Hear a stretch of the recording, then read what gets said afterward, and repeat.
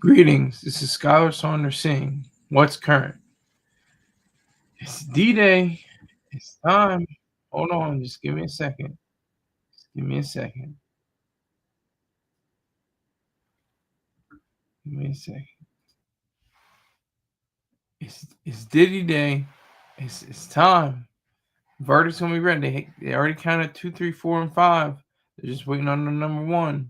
But I think they're gonna have that knocked out. I saw some from the BBC, ironically, talking about the 4th of July. They're saying how the power of a 3-day weekend can be very uh could be a draw for the jurors to come to a conclusion and to not drag it out or have a mistrial. I still don't know what the difference. I always try to look it up too. It's like a mistrial and a hung jury. I always forget what those two. They're similar, but they're not the same. Kind of like jail and prison and bail and bond. They're very similar, but they're not the exact same thing. But anyway, it's Diddy-Day. It's Diddy-Day.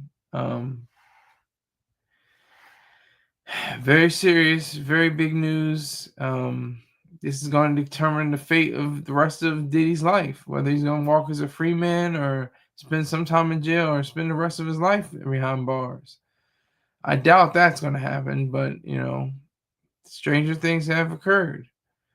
Um, it's a very touchy subject, no pun intended.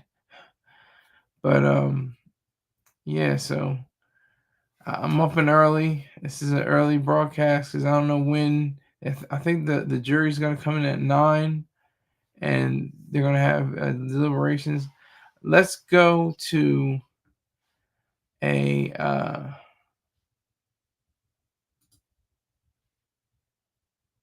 Let me share the screen.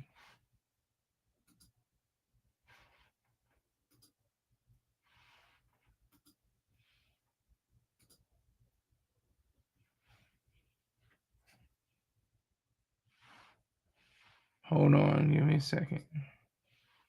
There we go. It's on. Let me see. It's on mute right now.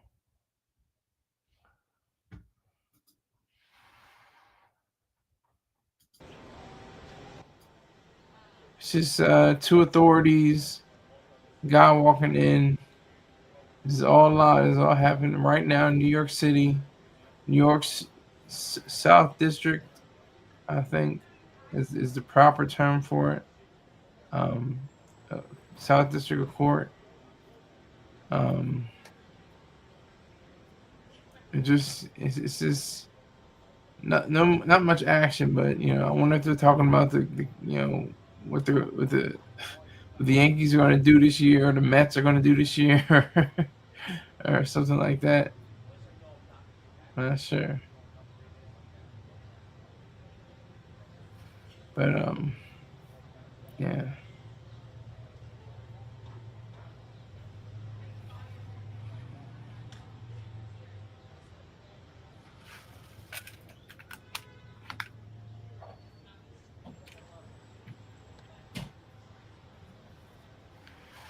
So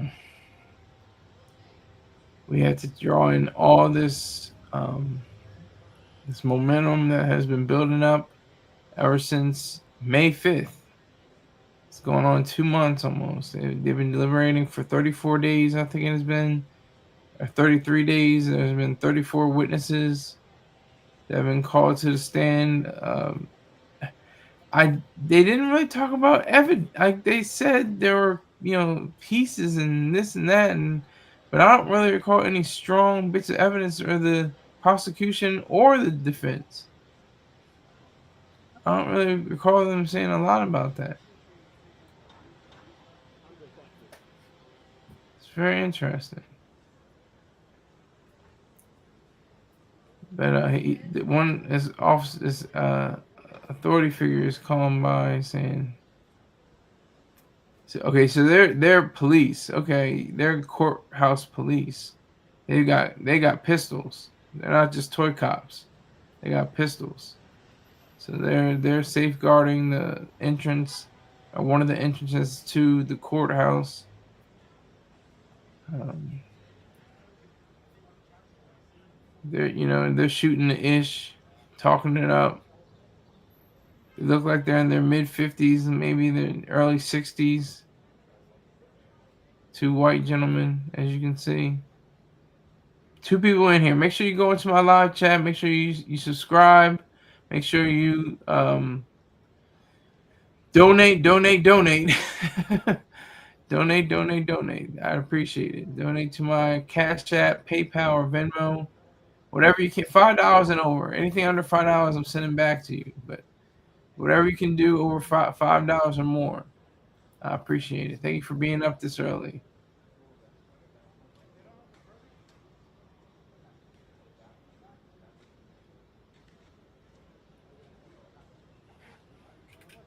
All right, that's a shot, ain't it?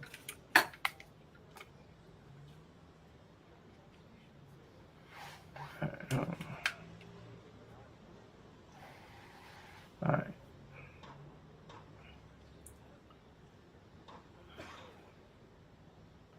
So this is the AP. So they're the standard bearer for journalism. They're usually the first ones on the scene, no matter where it is. They're the first ones to get the story not only down but get it right. They're the main source for a lot of other papers. They always say, according to the AP, according to the Associated Press, according to the Associated Press, they are the vanguard for making sure that the story is accurate and to the point and concise and true. So kudos to AP. Thank you for allowing me to stream your content, because this is fair use. It's just news content. But there's two people in here. Put one up in the live chat. Just let me see who you are. Put one up in the live chat.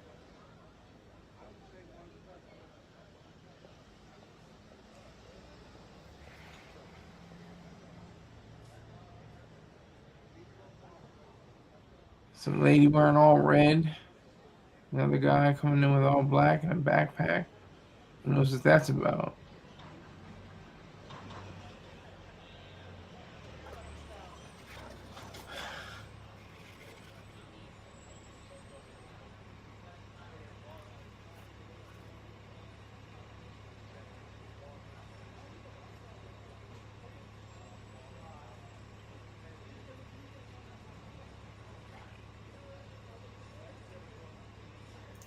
This is like the calm before the storm.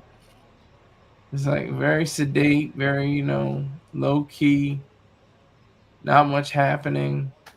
But I think some fireworks are gonna happen, no matter what. If he gets off on any charges or some charges, or is completely clear and free of any, if all charges have been dropped, or all they find him not guilty on all of his the charges, that's going to be an explosion. If he finds out that he has to spend the rest of his life behind bars, that's going to be an explosion. I doubt that'll happen, but it's not impossible. You got a craft services looking guy, got water, I guess, and some food items, I guess. I don't know what that was.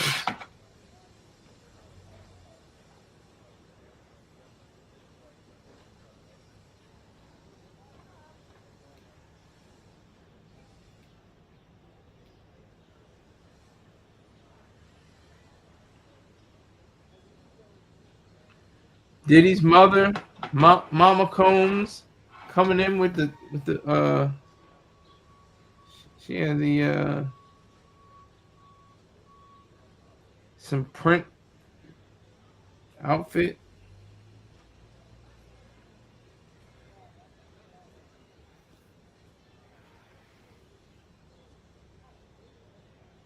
It's a partial verdict. Like I said, they have 2, 3, 4, and 5, but not number 1.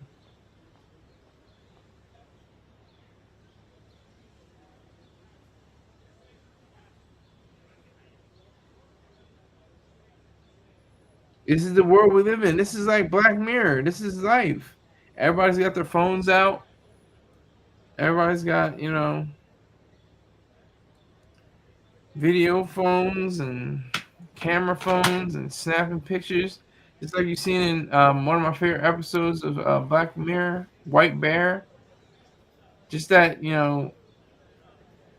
that weird. I don't even like using the camera for, taking selfies or something like that, but because I get to, like there's so many different aspects. Oh, you can change the color, you can change the temperature, you can change it's black and white, you can change there's just so many options. I'm like, oh, I'm not a photographer.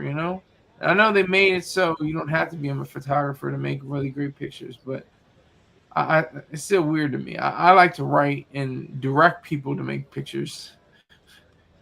I want a DP, director of photography.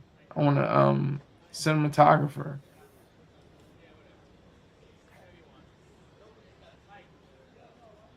So it's mainly just, white dudes in there with pot bellies.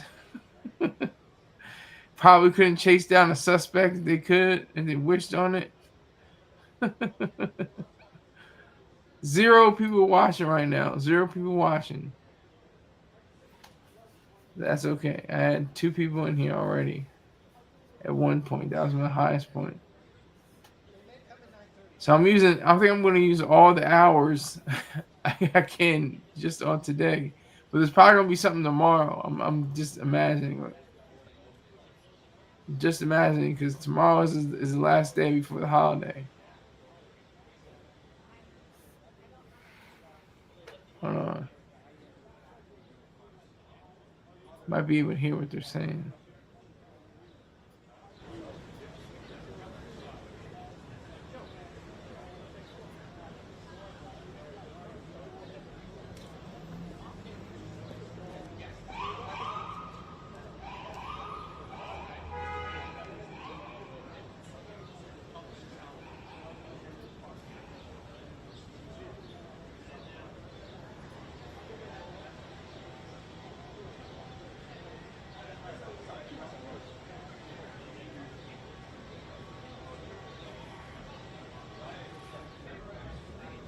So this is it. This is Diddy-Day. The verdict. That's what it's all about. That's why we do it.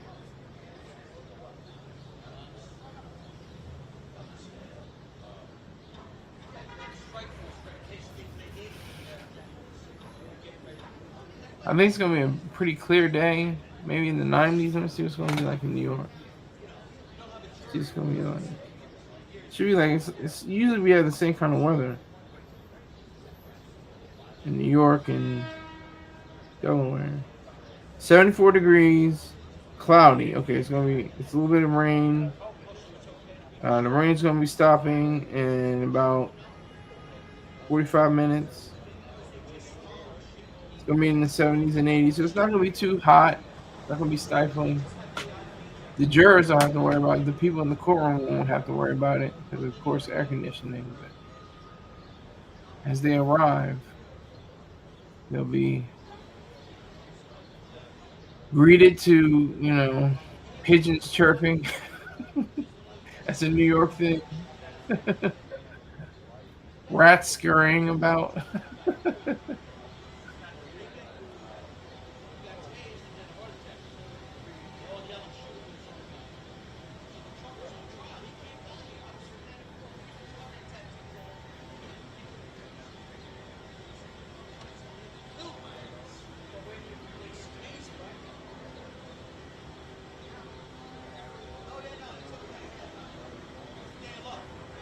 Yeah, so. And this it says 500 Pearl Street, 200 something. I can't make it out. I think it says 500 Pearl Street.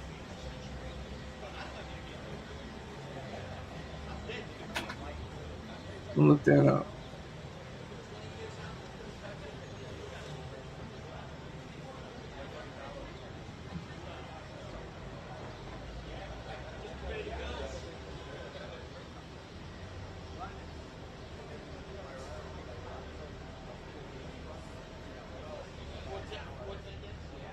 Yep, Southern District of New York. Yes, District Court.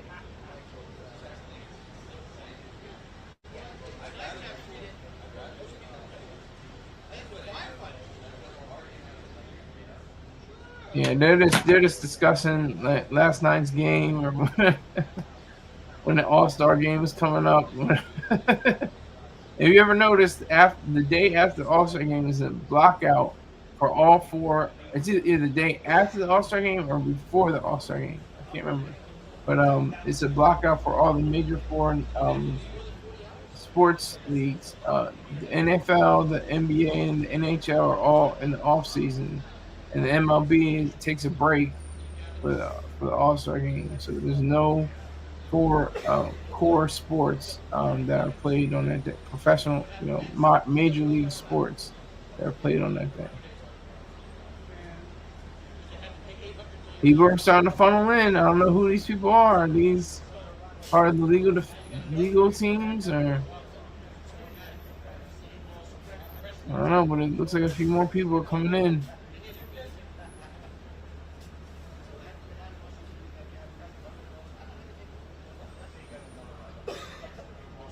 It's a shame. I still think it's a shame. You can't hit. With the defendant, please rise. That's when you know it gets real. That ASAP Rocky trial was like one of the best things I've ever seen. I remember watching clips and bits and pieces of the OJ Simpson trial and seeing some things like that. I was like, oh, okay, I got you. But when I grew up, the only trials I saw were I can't remember too many. I remember Tupac's trial when I was younger, but when I was an adult or a young adult, I don't recall too many trials especially this year. This is the trial of the century, um, so far. Um, there have been other trials this century, but this is the biggest so far. Thank you, one person in here. Don't be shy. Go to the live chat, put a one up. Say, say "F you, Sky." You ain't ish.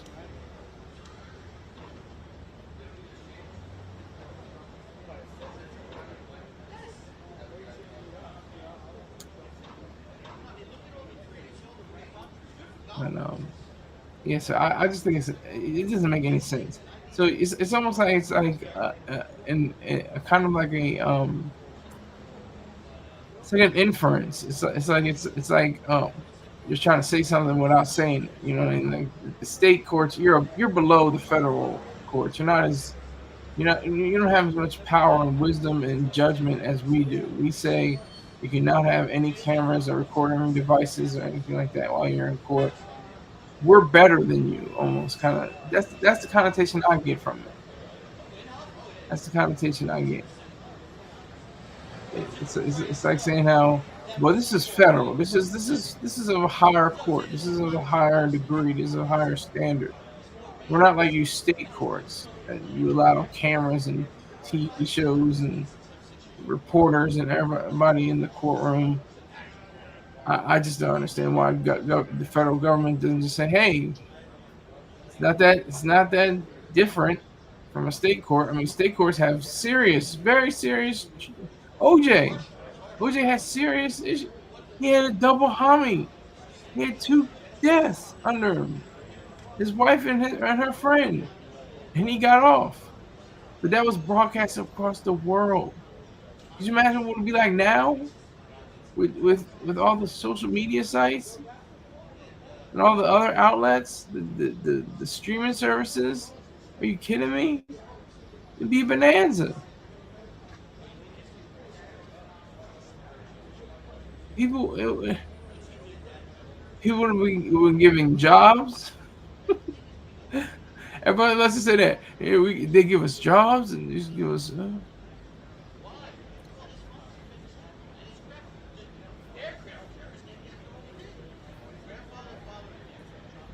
So this is very interesting to see this banter between, I guess, two old buddies, probably going back years.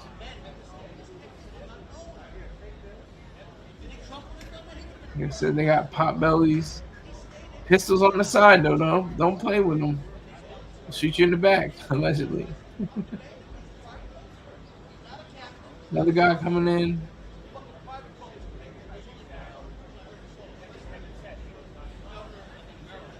I want to be ready. I want to be I want to be one of the first to ever see at least two, three, four, and five.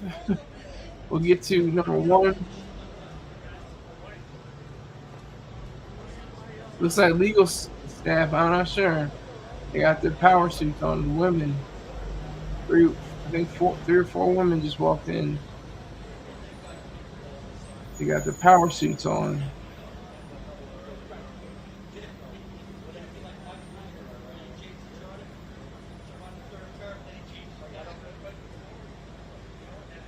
Who are you?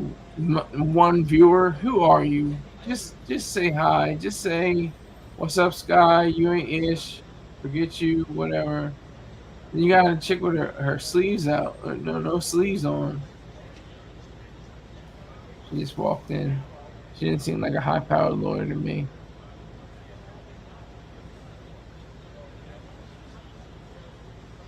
Another guy comes in.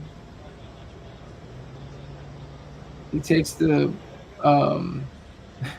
he went in through the handicap opening, the handicap entrance.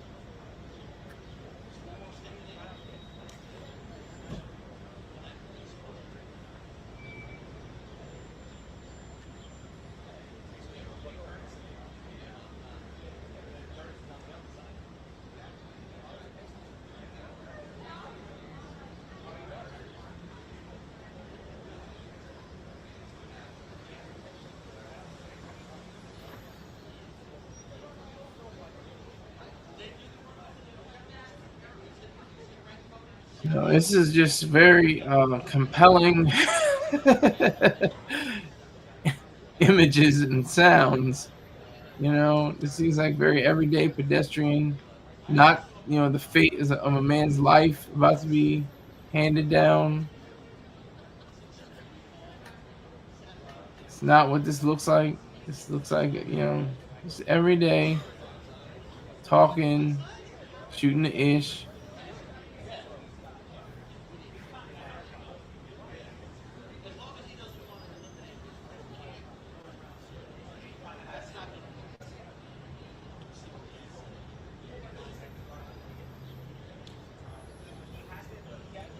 So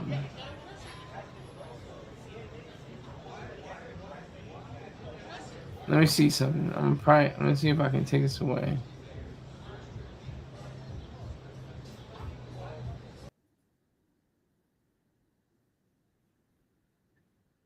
All right.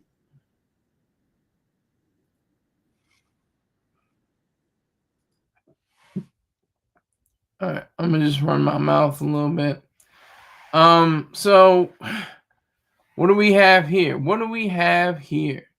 We have Diddy's case. Three people in here. So two people in here, three people. Just give me somebody to say something. Good morning. Did you get your coffee yet? Did you take your drugs yet? What happens?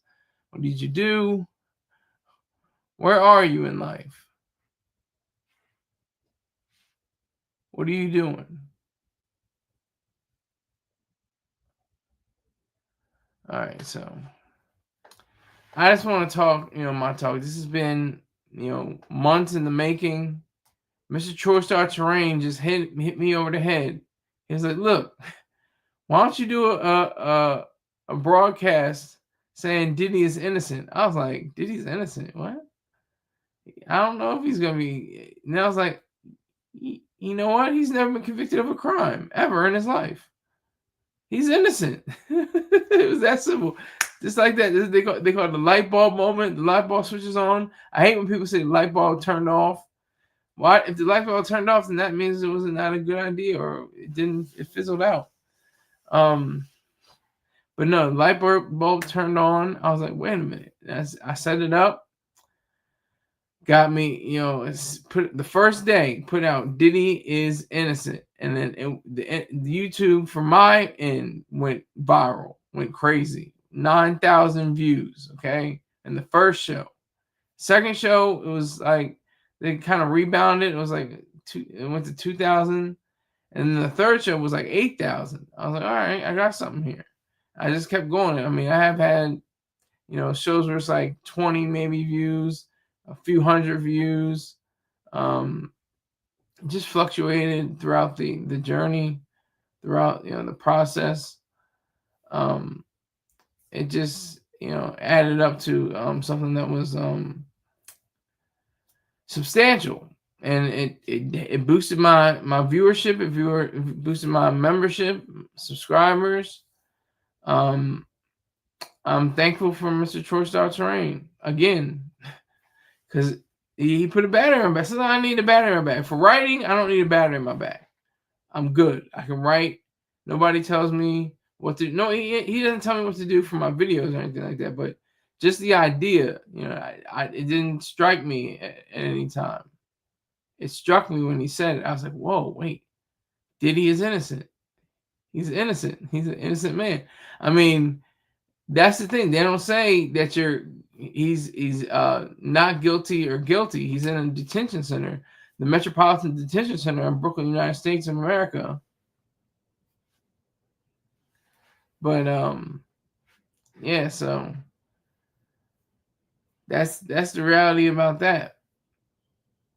That's the reality about that. That's what's so engrossing and entertaining, and because it is entertaining. It's entertainment, folks. Come on now, let's not get cute. Let's not say, oh well, this is very serious proceedings. Okay, but there are no bodies. Nobody got dropped. I mean, on record, on as the charges stand, nobody's got dropped. So you can quit your conspiracisms right there. But that's the extent of it. That's the extent of it. We have to come to grips with the reality that this could be Diddy's last hurrah. For real. Like I said, he may get 10 to 20 years. I think the minimum is like 15 for one. Maybe the other one is 10 years. He'll probably get like a little bit less than on both of those, with appeals and good behavior and stuff like that. He might be able to get out earlier. That's if he is convicted. We don't know if he's convicted or not. This is all conjecture. It's all conjecture. I'm not sure. We shall see. That's what this whole plan is. We're going to see if it's possible for him to come back from this hellish experience with his sweaters, with his Mr. Rogers sweaters, and his dress shirts.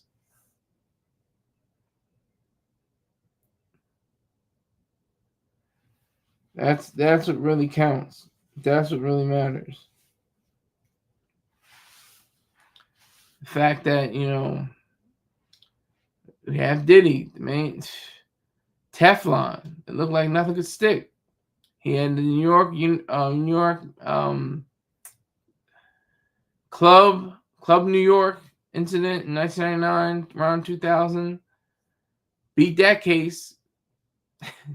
The late great Paul Mooney said he changed his name to P. Diddy. We should change his name to Lucky Nigga because he got off that easy with Johnny Cochran. Johnny Cochran, right? Rocking power to Johnny Cochran. Rocking power to Paul Mooney, but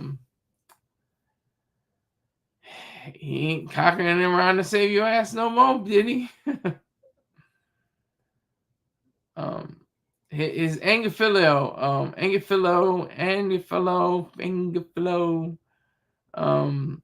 he I think with his team, with his team of defense attorneys, they probably have some kind of way of no matter what happens, they're gonna be in his life probably for the rest of his life. Just like I always bringing out Riri and Rocky, the third child, me named Joey. Here it is, Salute to King Hazy at 8:30 in the morning. 3 viewers. Yo, Sky, peace up. Exactly. Salute to you, sir. Thank you for chiming in, bringing more friends, bringing more followers, bringing more subscribers, bringing all the people you can. This is going to be a monumental case being maybe closed. I don't think it's going to be reopened or anything like that. I don't think so. I have to understand what the difference between a mistrial and a hung jury is. 4 people in here. Y'all are waking up in the morning. I'm feeling that. I might have to do my shows in the morning now. I'm kidding. I like the evenings. But yeah, so this is very this is a very good showing. Galt's conditioning. Salute Sky Lar. You're on this from day one. Who is John Galt? Salute to you, Galt's conditioning. Salute to you, sir. Or ma'am. I don't know. I guess it's a sir.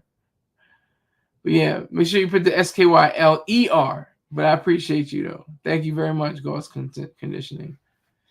Yeah, so yeah, I was here from the jump, from when it was first what was it? I think it was October when the trial started.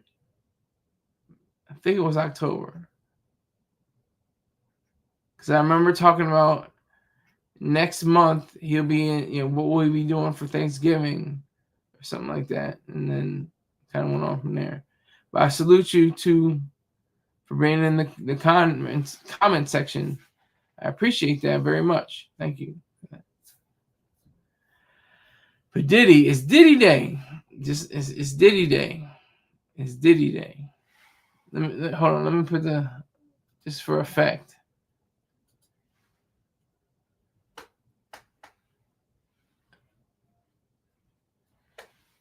Hold on.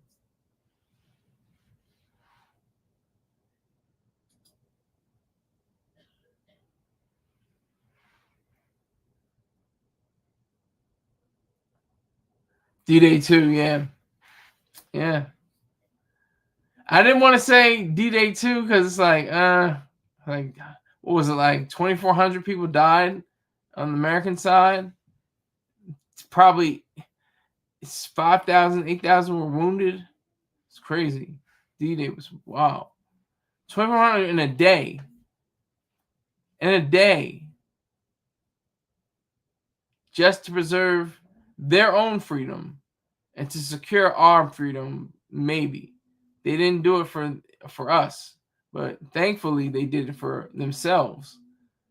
They did not sacrifice. Sacrifice would have been, oh, let's give up all the plans to the Germans. 2,400 freak offs or more. that was clever. I like that. But yeah, but like that's a sacrifice. Sacrifice is saying, okay, we're going to give up our positions to the Germans. We're going to hand over our weapons. We're going to let them take over. And that would have been a sacrifice. Literally. To give up a greater value for a lesser value. That's a sacrifice. An evil, vicious, ugly sacrifice. As that is.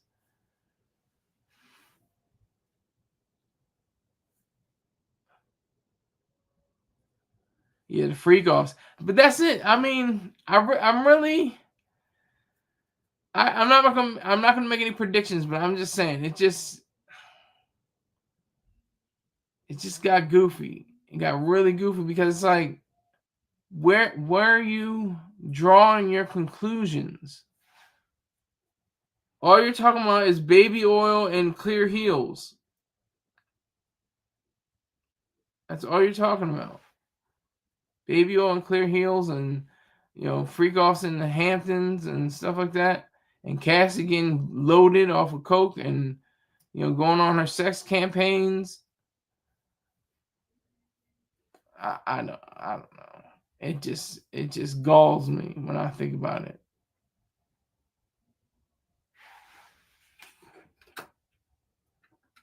I didn't even notice that. Hold on.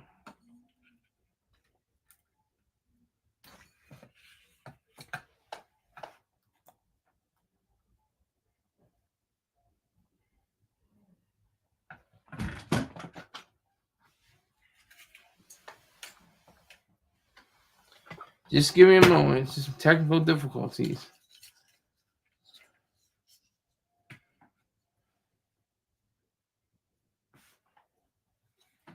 Okay. Now we're good. Don't forget about getting peed in her mouth. Exactly. Exactly. Cassie's no angel. She's no, perfect victim, babe in the woods.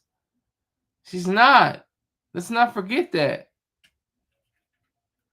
Let's not forget about that. She's not.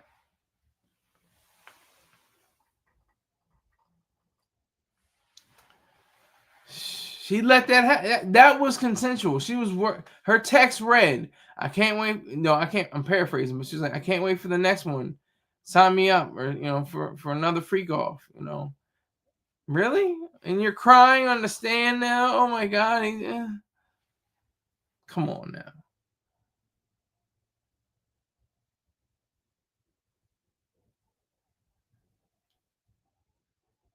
I wonder what the sketch artist is saying.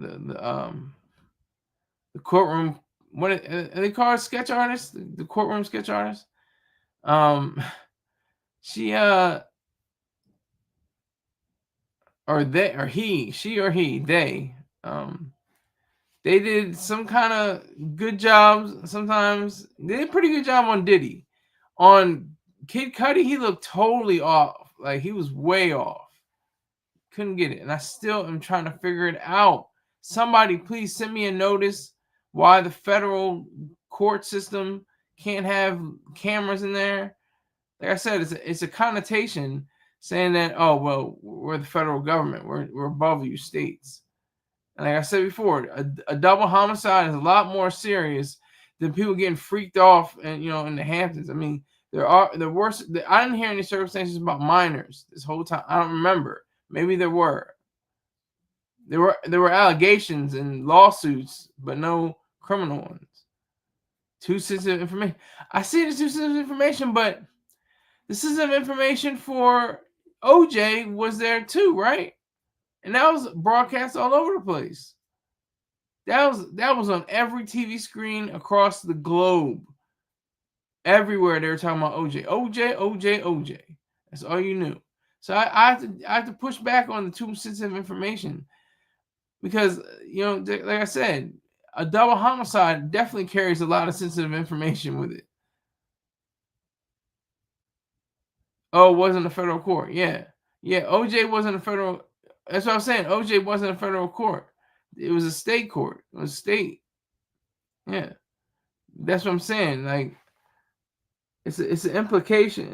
It's implying that federal courts are better than state courts because we handle bigger cases and stuff like that. But like I said, we get homicides. Maybe one day in the future, maybe our grandkids, your grandkids, will have you know floating mobile devices or something like that, and they'll hover around the courtroom and take in people's blood type and body temperature.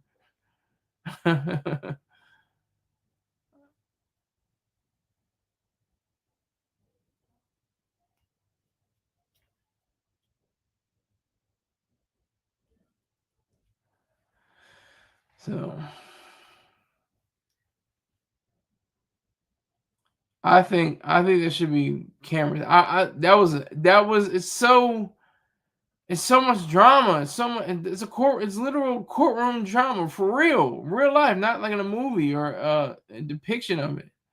Yeah, federal is way more thorough and strict and successful. Okay. Thank you for that, Hayes. Give me that amount. Give me that much. Give me that much. I was just looking into my phone. They said that the Southern District of New York federal court system, why there people were asking why it's so powerful. Let me see if I can pull that up. Hold on. Hold on.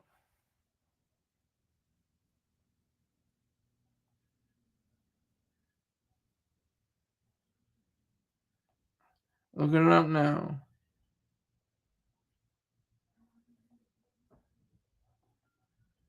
Okay, here we go. This is from Google. AI overview. The Southern District of New York, SDNY, is considered exceptionally powerful due to its jurisdiction over Manhattan, a major financial hub, which leads to a high volume of complex and high-profile cases involving white-collar crime, financial institutions, and national security. And baby oil. That's not in there. I just added that. Its reputation for independence, coupled with its history of groundbreaking prosecutions, further solidifies its influence. Jurisdiction over financial centers, complex and high-profile cases, this being one of them. Reputation for independence, prestige and influence, historical significance, high conviction rate, sovereign status. Okay, I thank you. That confirmed it. What you said confirmed my suspicions, King Hazy. Because I just wondered, I'm like, what the hell? Yeah, so federal courts have higher conviction rates, higher, they're more powerful in the sense of influence and in regard to processing these cases. Okay, you got me. I'll just say, state courts ain't ish. They ain't nothing compared to federal courts. Federal courts is real. They're not playing around.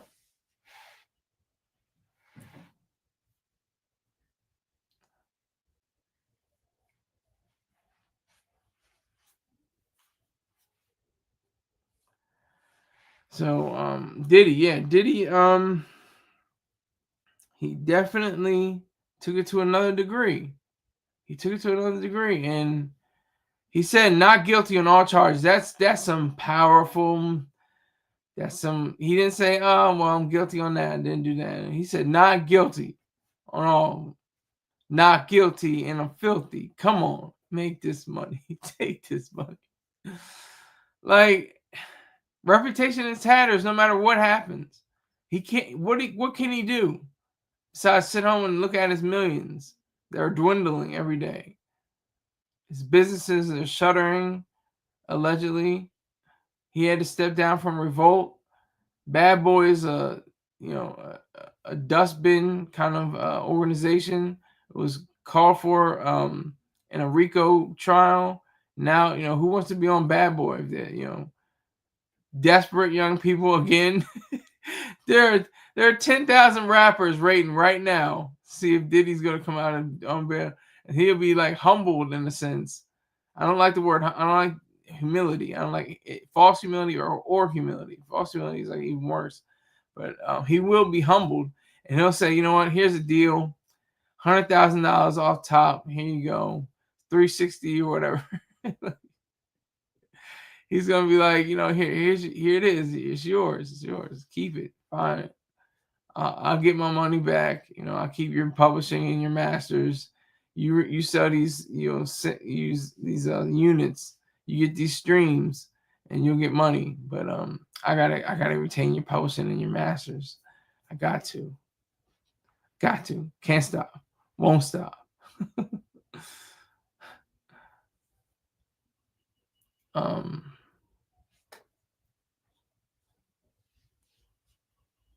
But yeah, so whoever that juror is, if he holds strong, he gonna be rich. Oh wow! Why do you say that, King Hazy?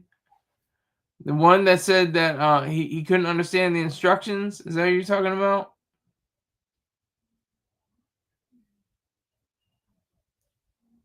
Is that the one, King Hazy? The one who said he couldn't understand the instructions, or the one that got uh vertigo? Yeah, okay, the one. Yeah, okay. Yeah, there was a juror that didn't understand the instructions. He was a 51-year-old neurobiologist or some kind of scientist living in Manhattan, and he purposefully said that he didn't understand the instructions or something like that, or he couldn't process them properly. Why do you say he's going to be rich though, King Hazy? Why do you say that? I can't draw a distinction. What do you mean he's going to be rich? Why do you say that? Is he going to have to sell a book? Is he going to have a TV deal? Is that what you mean? What do you mean he's going to be rich?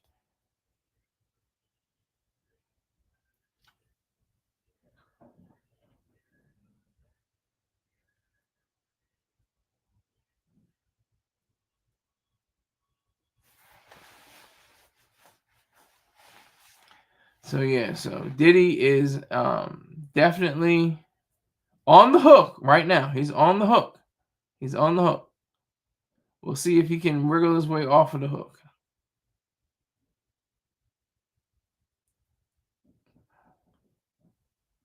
But I want to know how this juror can be rich one day, King Hazy. Explain that to me in Barney style. Break that down to me like I'm 5 years old.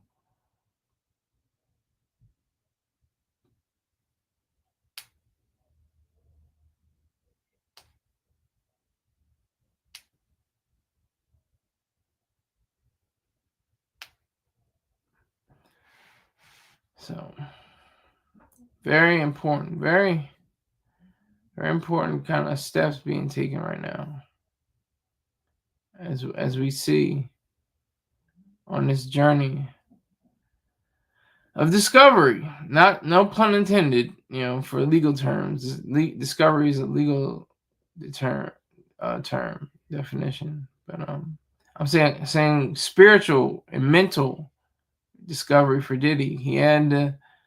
He's continuing to live in relative squalor. You know, yeah, he has to contend with that.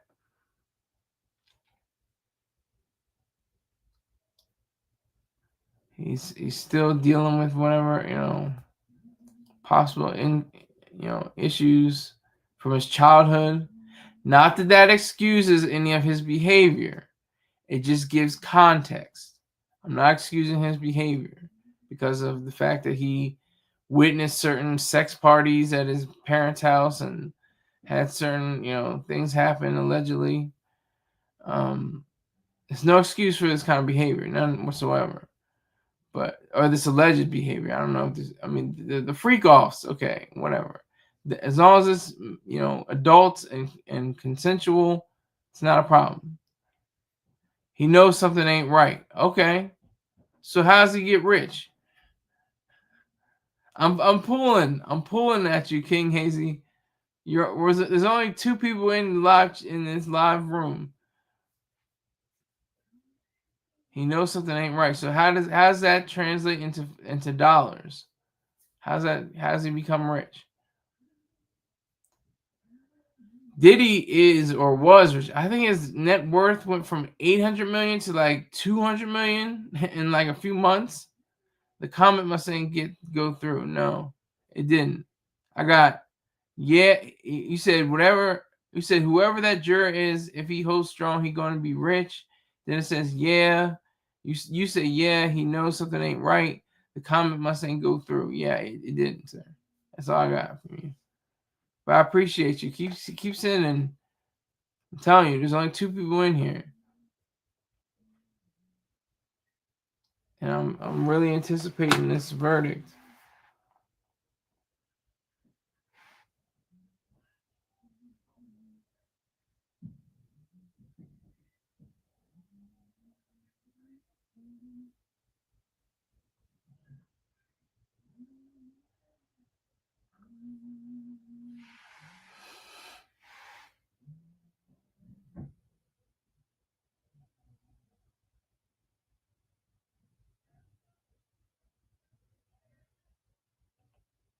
I'm looking at the different well, I just asked what happened to his businesses.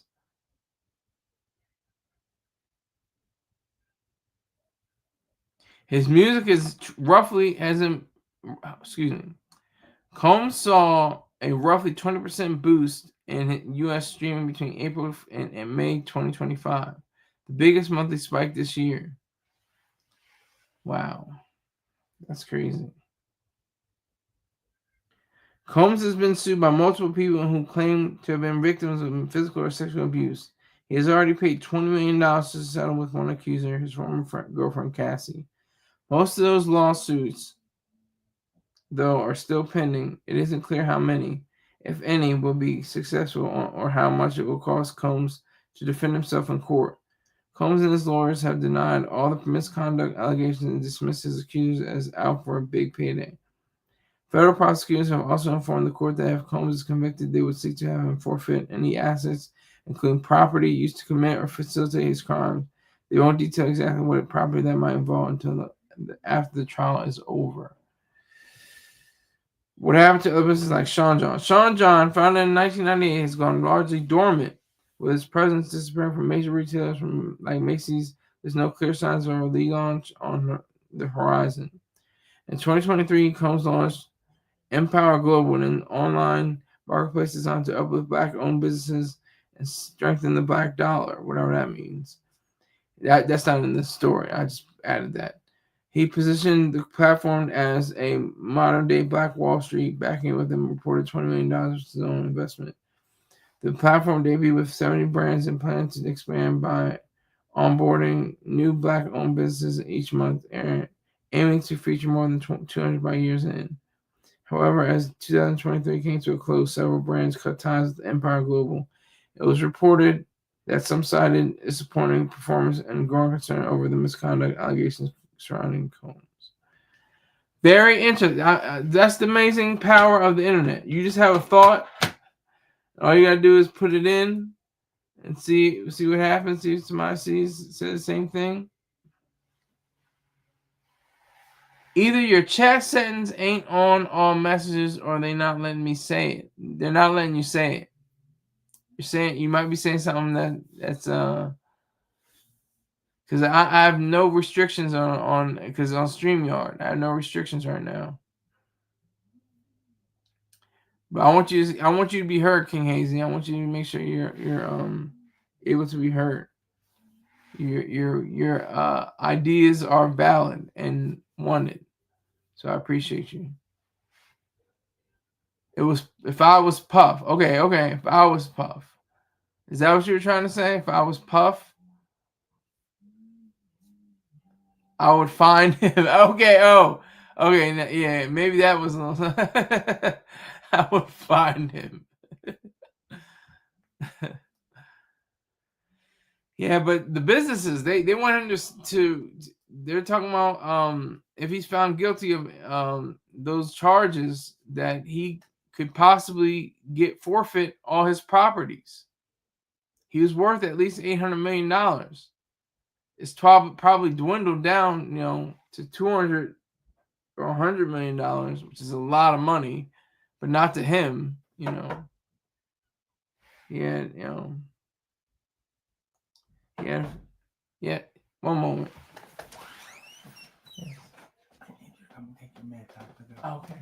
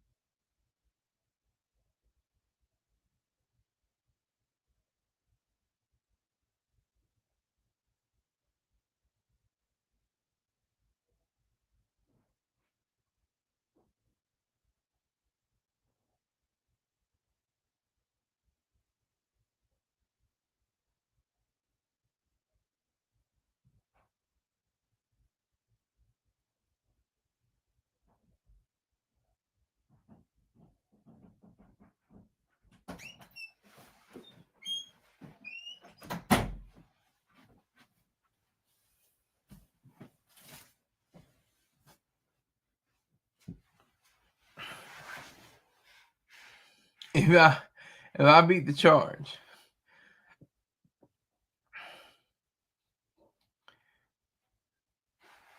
well, we're not inciting any violence, of course. And I don't know if your implication is to say that you incite any kind of bodily harm. We're not going to go that far. But But what is your main gripe with them? What, because he's like he's upholding the or he's going against the grain. Is that what you're saying, King Hazy? He's being obstinate or something like that. And this is why this the court system just mystifies me. You can find people with a partial verdict. They got 2, 3, 4, and 5, but they're waiting on number 1. It's either have all or nothing, right? Or like I don't understand. I have no clue how this. I've been trying to discover again, no pun intended. I've been trying to figure out what it really means to have this specific case brought to the light.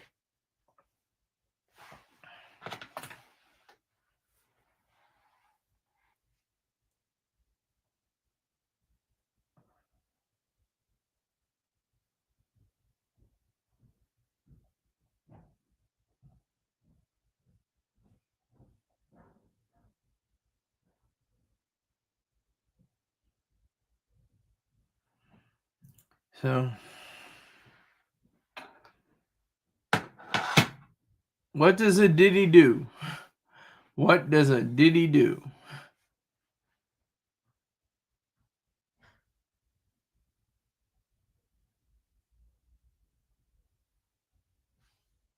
All right, so it's going on 9 o'clock. I might switch back to the scenery, see what happens.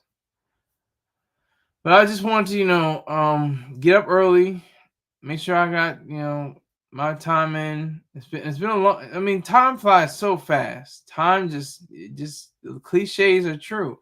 Time flies fast when you're having fun, But time marches on. Time waits for no one. I mean, it's just the truth. But it's just so overused and so overblown. The things I don't like when people say is that like you know life is short. Life is not short. Life is long. I mean, for the fully semi-capitalist society in which we live, 70 dying at 75, 80 is like that's kind of young. People going into their mid-90s and early hundreds nowadays because of the advancement in medicine and technology. Things are happening at a rapid pace. The standard of living and the cost of living and the cost of living is going down in certain circumstances. Standard of living is going up. Uh, the living conditions have improved.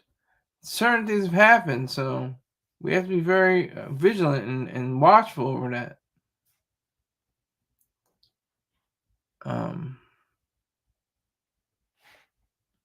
Coming up on the hour, I'm gonna bring in the feed, see what they're saying. See that.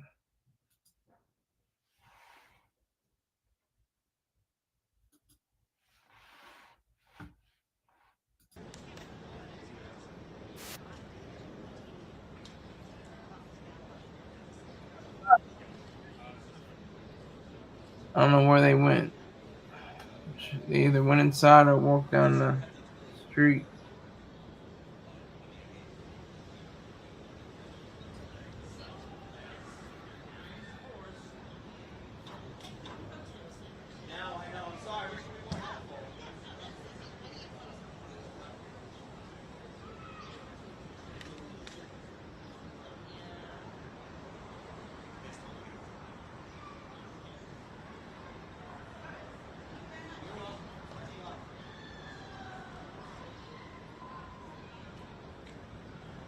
Some other ladies walking in, another one walking by.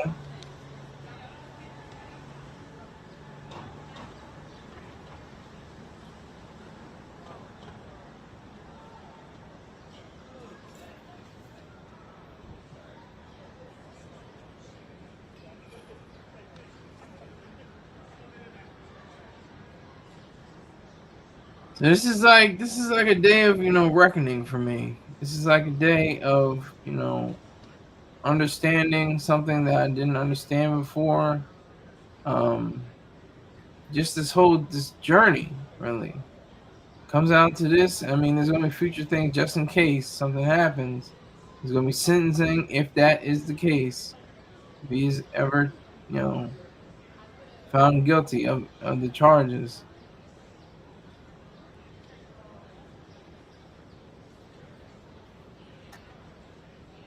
But these things are expensive, and he's got high-powered lawyers.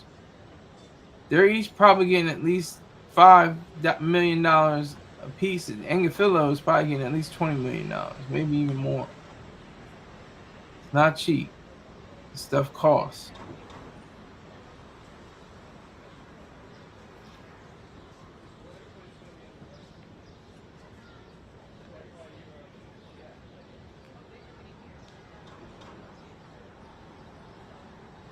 But what I think is that the prosecution fumbled. They bigly fumbled. Yeah, okay. Sister girl walking across the screen. Okay. But anyway, they fumbled in a huge way. They fumbled so hard, like it's nasty. They did a replay. They showed them fumbling right at the goal line, with on the fourth down. And it's nasty.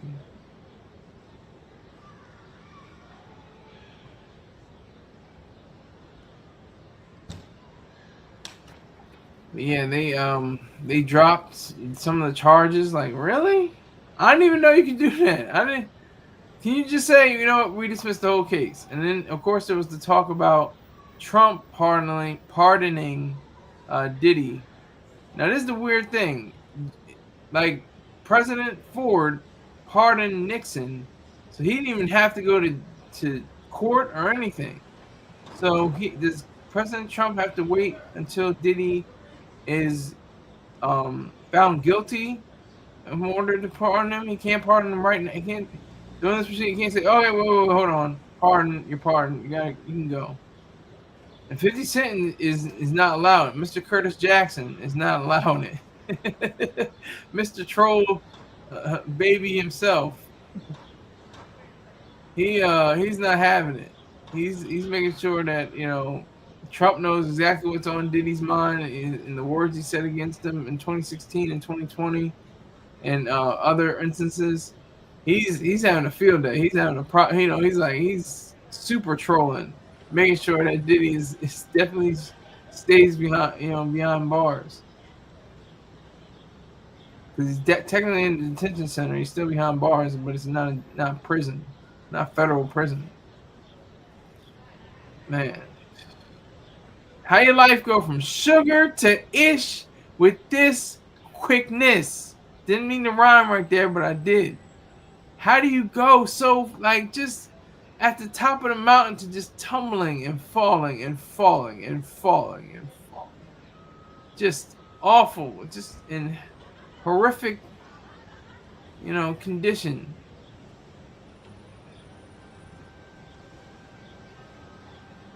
In horrific fashion.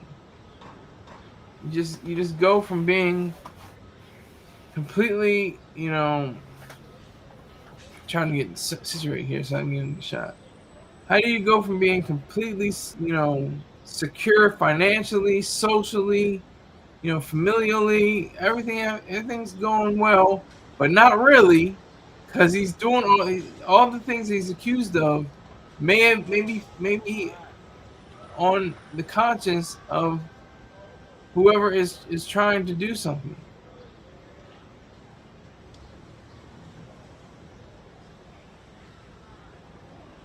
Okay, we have our middle-aged cop, court cop. He just left out the door. I guess he went to the little boy's room or something. I don't know, but he's a real cop. He's a real police enforcer of the law. He has a pistol on him, so you don't want to test him. He might have some age and a gut, but he probably has got aim. So he's a young man with some short locks and a camera, or some kind of device. He's got the fresh Nikes on. A young woman walks out. She's going into the rest of her day.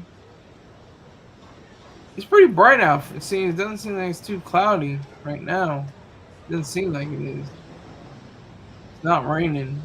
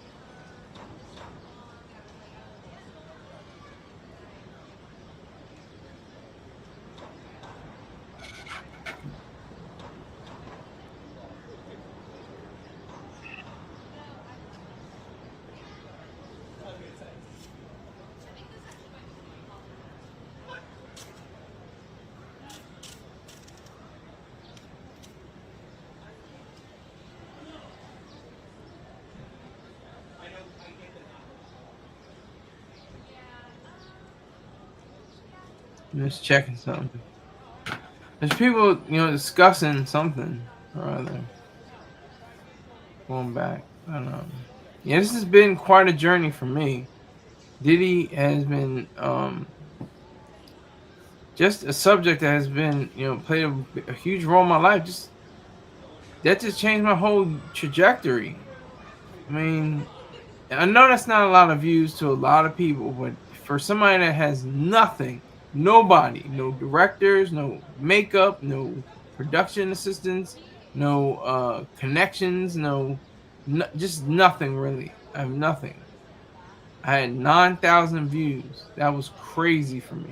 I had 6,000 views prior to that. That was the highest amount I had for the Dame Dash. He said something. I covered that. But you know, this is way bigger than that.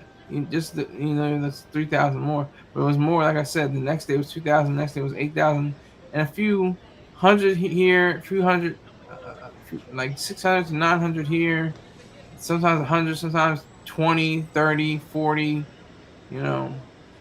50. But it all adds up, and I appreciate it all.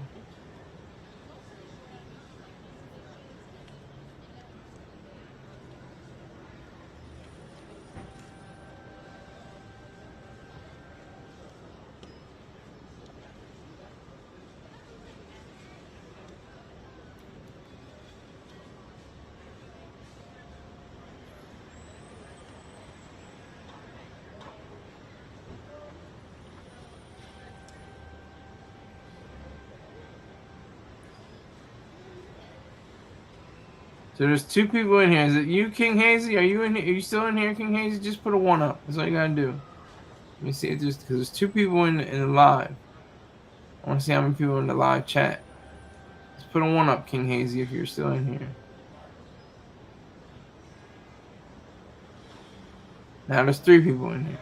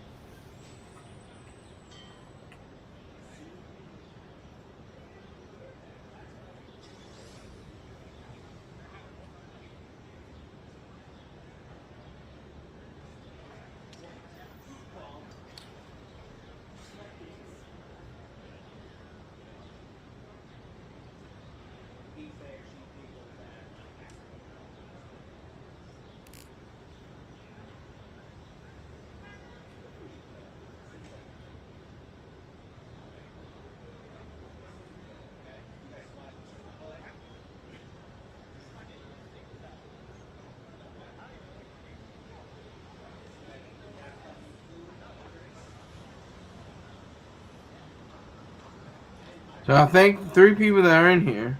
I appreciate you.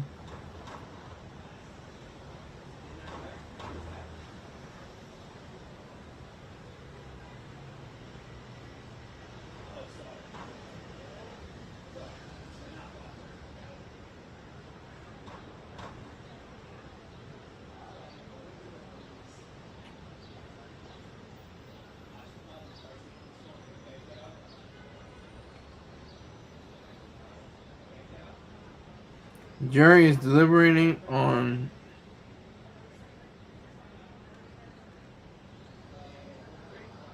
final charge after reaching partial verdict. Jury, okay, in the trial, Sean Diddy comes after reaching a verdict on charges of sex trafficking, transportation, and prostitution. Follow the latest below. Yeah, so we just wait. We just wait and we see. We take our time. I guess King's Hazy is the only one in here, huh? I don't know. Let's have a rundown of the people that are in here. See your faces. It'd be awesome. Or at least your initials or something.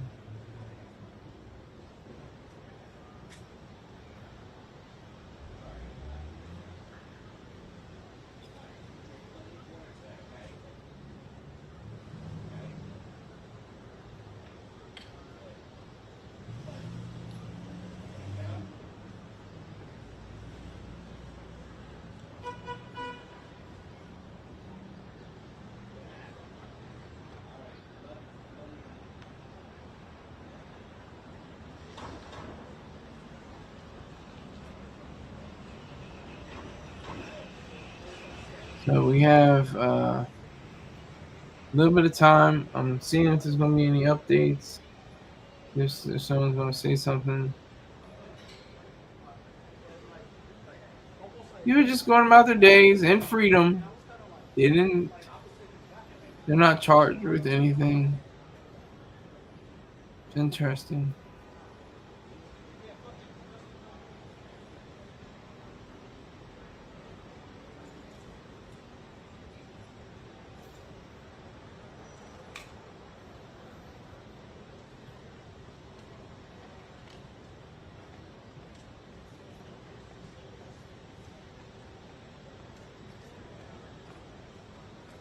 Excuse me.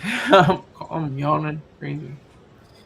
Yeah, it's AP, Associated Press, one of the most prestigious, probably the most prestigious American um, news outlets. Of course, the BBC is probably the most prestigious news outlet in the world, um, just because of its reach.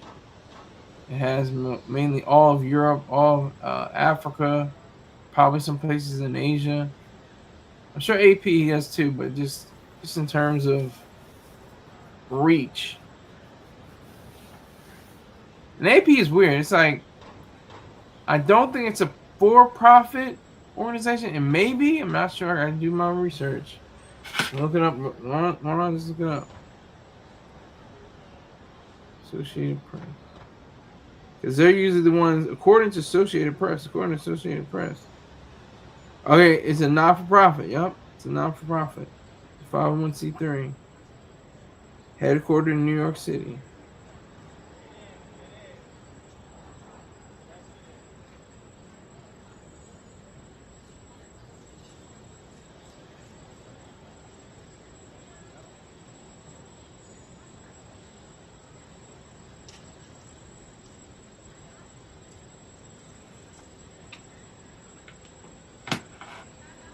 So one viewer, whoever you are, put one up in the live chat. So I know you're one of the viewers. Okay, we got our two. I'm calling Mo and Curly. Mo and Curly. Curly's on the right. Mo is on the left. There's what he's got his hands going back and forth. They look like they're kind of waiting for the rush. I think there's gonna be a rush. Of people coming in, standing in a very dominant looking stance. They got their hands on their hips, the legs 45 inches, you know, a 45-degree angle, shoulder width apart. One looks like he's very pensive, very, in thought. The other one just looks over. And they're getting paid. They're getting paid just to stand and be vigilant and look over.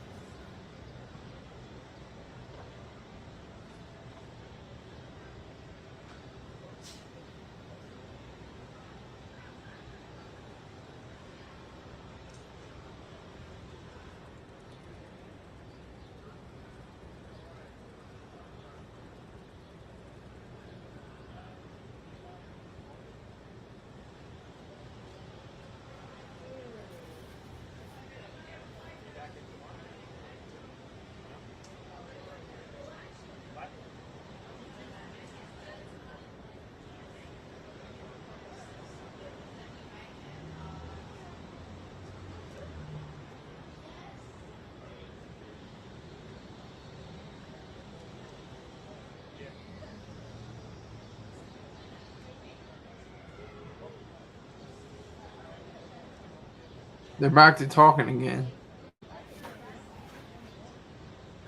Shooting ish. I don't know. They seem antsy. Well, at least Mo does. Curly's just standing there on the left.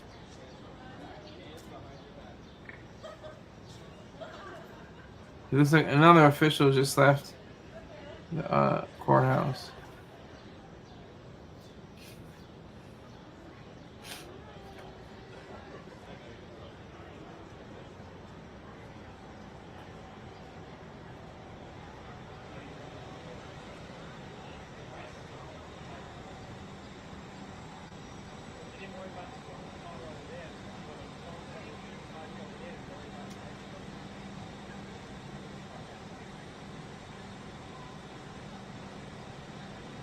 So I know I had some dead air going on in here, but I'm just it's not. There's no content really, otherwise, except for these two security personnel.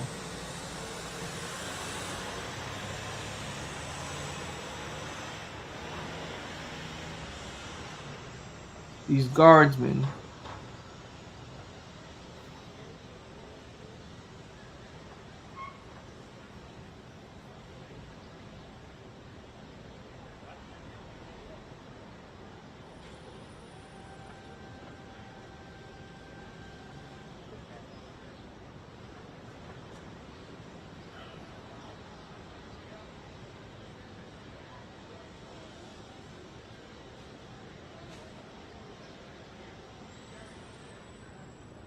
Now Mo's on the left side and Curly's on the right.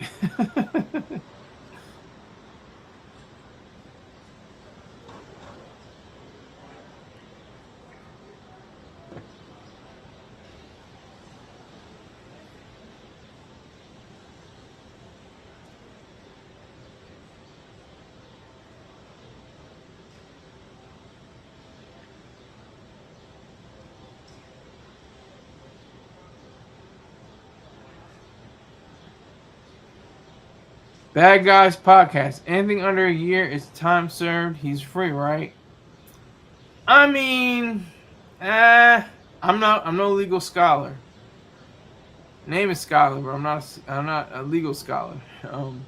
That's a good question, Bad Guys Podcast. Anything under a year is time served. He's free, right? I don't know. To be honest, I just don't know. I don't know.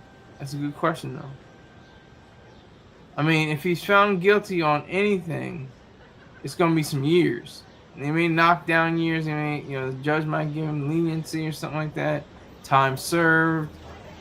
He might be free, based on, other charges that are knocked out. But I don't know if it's under a year. I don't know if the under a year applies. If he does get convicted of anything, he most likely will get time served. Which was what was that like? Say I was 9. This is 7. That's 10 months. Yeah, it's 10 months.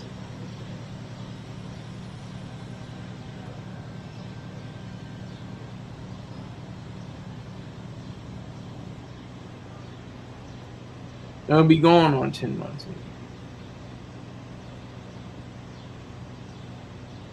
I want to hear what you guys are thinking about what they were talking about, what Mo and Curly were saying.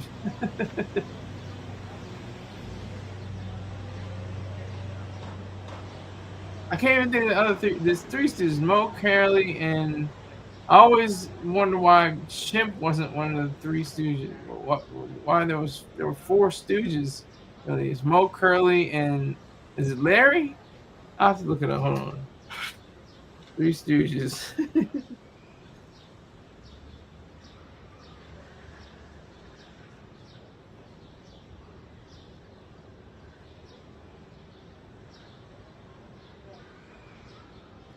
Yeah, Mo, Larry, and Curly. Joe Besser. Curly Joe. I don't know.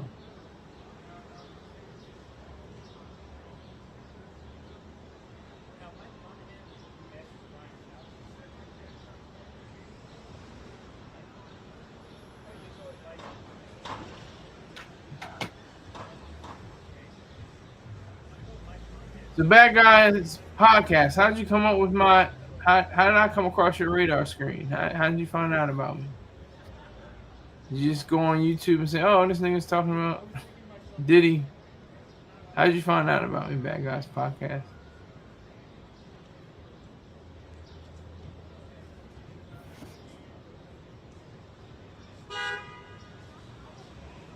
I don't think I'll be getting 9,000 viewers today. I doubt that highly. Two ladies, getting directions.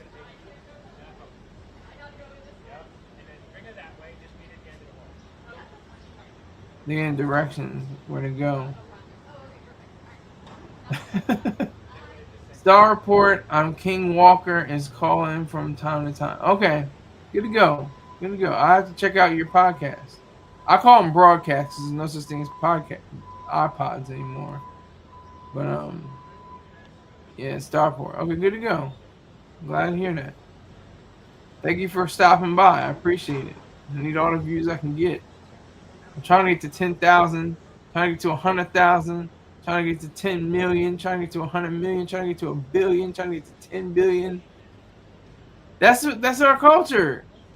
Nobody, he's an underdog. Yeah.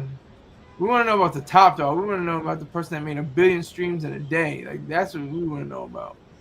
We don't care about the guy. Oh well, ho hum. You tried. Good job. No one wants to hear that. Here's your participation medal. And the kids, that's the thing with the participation medals. All kids know that they want to win.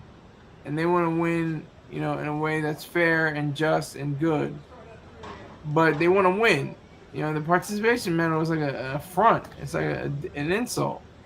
Saying like, oh, you were just here, but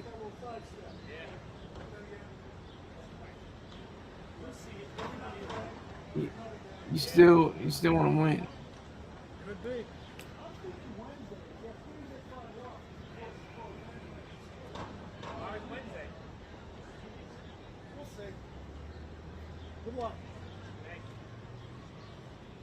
Okay, so it seemed like there was a photographer, a member of the photography uh, um, levels who was asking Mo Curly about his about whether he can have his setup. He had the tripod out. Bad Guys podcast says I watch everything when I can. I watch you a good amount. Thank you, Bad Guys podcast. I salute you, sir. Thank you for that. Make sure you tell 12,000 people about me. Make sure you tell your audience about it. Say this is some goofy nigga named Sky. He has some good ideas, but he's just crazy anyway. But you can enjoy some of his stuff.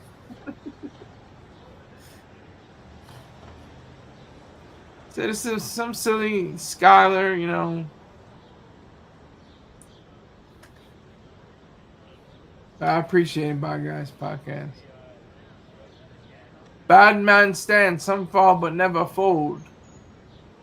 You can tell me who said that. I'll give you 3 cents.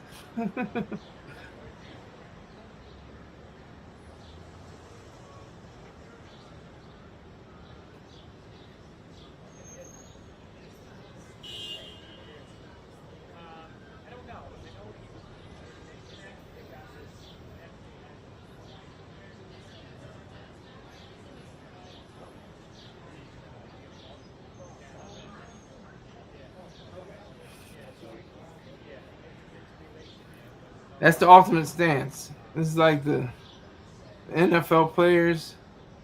They have their collar. I'm always fucking on the show. Okay, so I definitely have to look up Bad Guys Podcast. So that's a very catchy name. It's a good name you have. Bad Guys Podcast. Very to the point. You're playing on some kind of way of saying Bad Guys Podcast. You're like saying, we're the bad guy. We're the bad guy.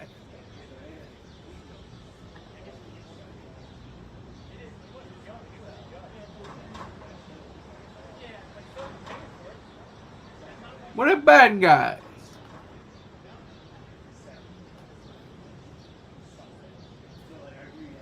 So this is their life. This is what they do for this is their work. They're working right now. They're working. Just standing. One got his face up to his mouth. One, got the collar. Look, it's crazy.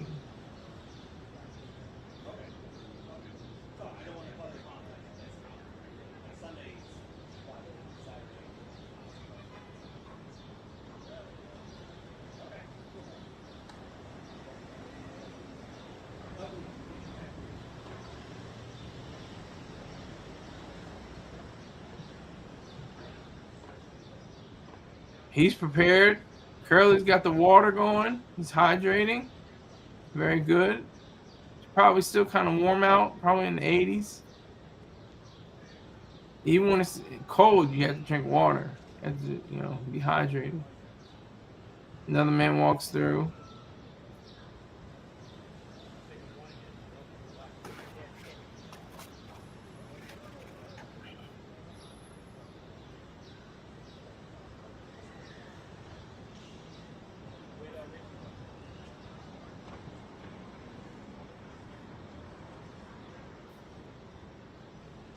Them two could be physically overpowered. They would always have to use a weapon. That's what I just said. I said they probably couldn't run down a suspect, but they probably would shoot him in the back or the calf muscle or something. They probably go to the range. They probably have really good eyesight. They have really good aim because they're not chasing down a 19-year-old who ran track in high school. It's not gonna happen. They got people coming up to. There's a young man that came up to him, asked him about some papers. It looks like he's trying to figure out. Now he's getting directions. That's their job. They just fold your arms and look around. And what do they get paid? Maybe $25, $30 an hour, maybe if that. They probably got 5-10 years left on their tour of duty, their watch. They're about to get a pension, probably $6,000 or $7,000 a month. I'm just mapping out their lives right now.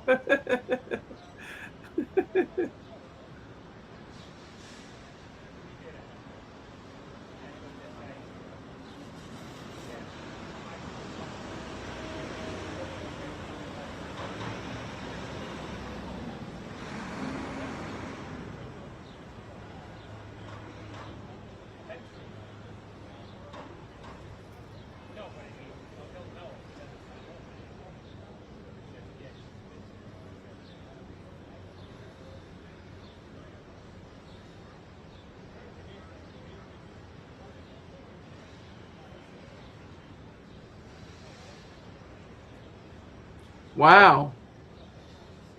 $90,000 a year. Wow, okay. Did you just look that up? I didn't see that. I would imagine it's probably $90,000 a year, and they're gonna get a pension worth $7,000 to $10,000 a month. Watch, because they're in their mid-50s at least. They have to be in the mid-50s or early 60s. Diddy's 55, and these niggas, they look like at least 62. At least.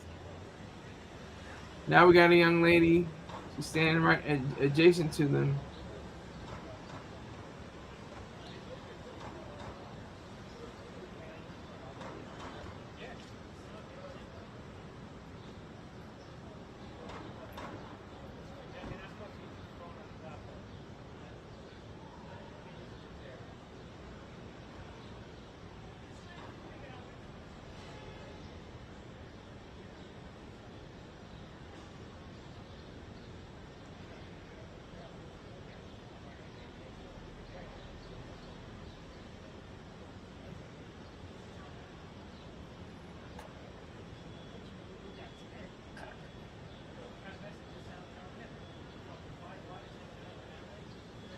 This is gonna be turned into a Damon.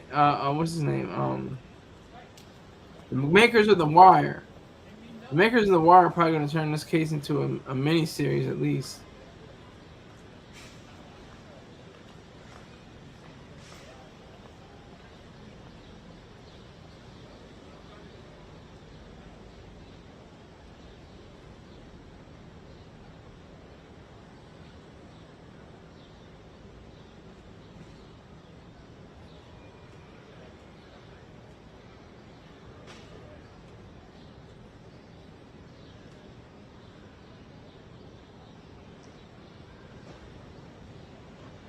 I just like the fact that they're just taking in the views, taking in the city.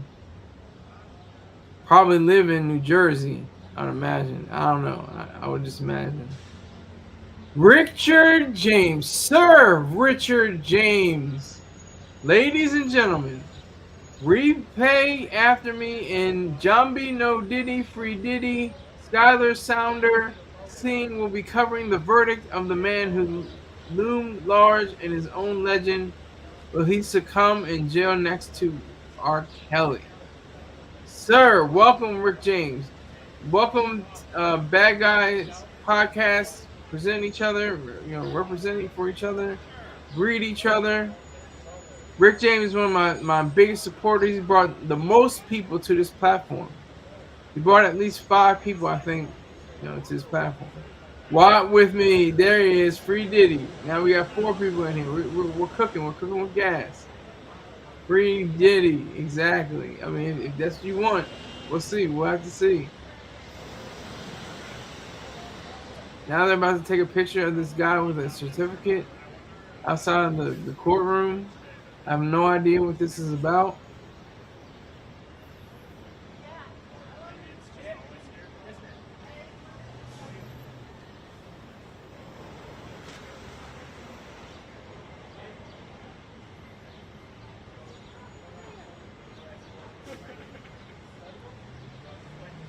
Just another day in New York. Nerd boy arrested him and said fact.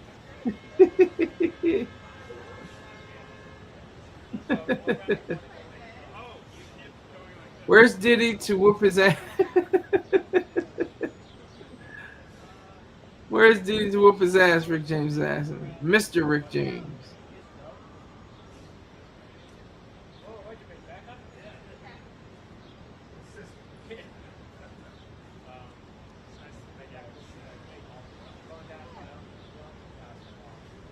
I don't understand the point of the revolving door.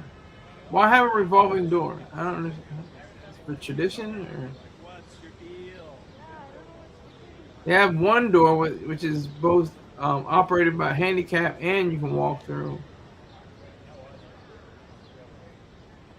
You got to get through me, Rick. You're earthly, sir. I'm having my porridge. Salute to you, Rock. Fact. Yeah. I'm too early. Usually I'm super late. I had to get up early to see this verdict. Had to see this verdict go down.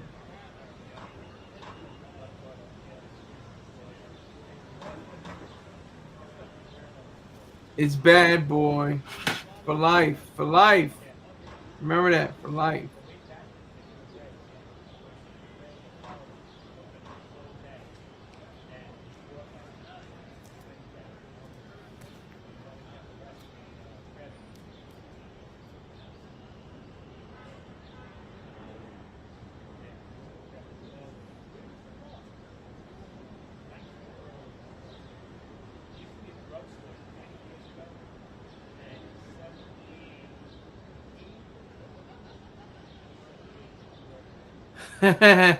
Skylar still zooted thus early. I just took my drugs.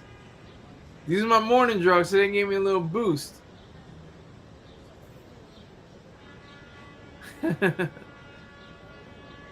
Night drugs are crazy. Those are the ones that put me on. I'm all woozy. Like, you know what? That's cool. But my morning drugs are like keep me peppy. Your uppers mostly. Right with me is probably like, damn.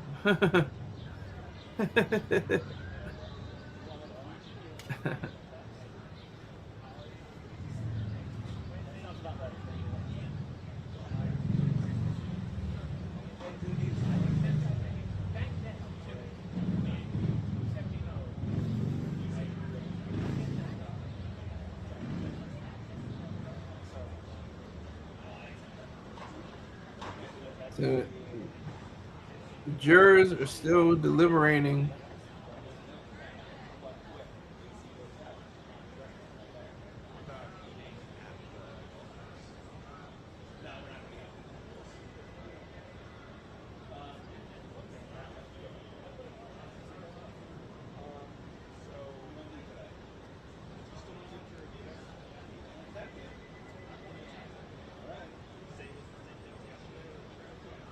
Combs sat alone, reading at the defense table while his attorneys huddled against the wall, gesticulating and conversing. What's gesticulating? They gotta use the big verbs or words. Excuse me. Gotta use the big words. Gesticulate. For I think it's to talk or use gestures, especially dramatic ones, instead of reverse instead of speaking. The defendant's mother, Janice Combs, Mama Combs, and children are seated in court, chatting with people around them. Prosecutors have not entered the courtroom yet. That was 7 minutes ago.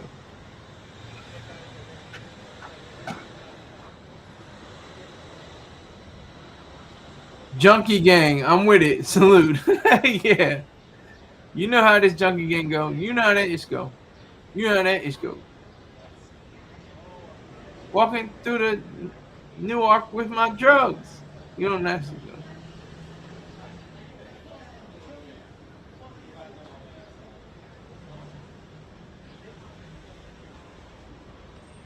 Salute to rock with me.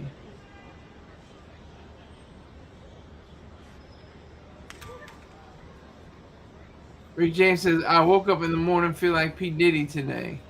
Sounds like a Kesha song. She actually changed the lyrics to her song to not reflect Diddy anymore. That's just a part of it. It's part of his life now. I mean, people are taking him down. A little bit more activity, people going in and out, looking for directions. Mo and Curly are there. And kids, if you don't know who Mo and Curly are, you should be ashamed of yourselves. No, it's not. Sorry. I'll explain. Mo, Curly, and Larry were the Three Stooges. They had like alternates. They had like Shemp and stuff like that. That was weird. Those are the main three: Larry, Murray, and Curly.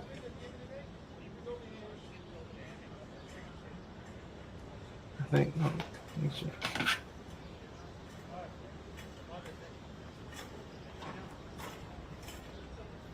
Mo, not Murray. Mo, Larry, Mo, and Curly. The Three Stooges.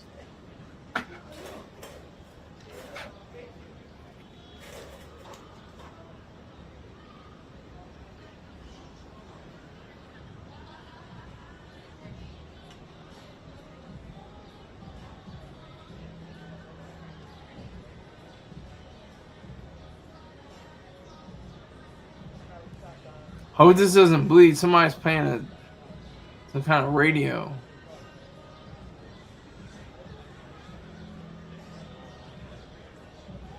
It's better not mess up my stream. I swear to you, if it messes up my stream, I'm done. Yeah, turn that off.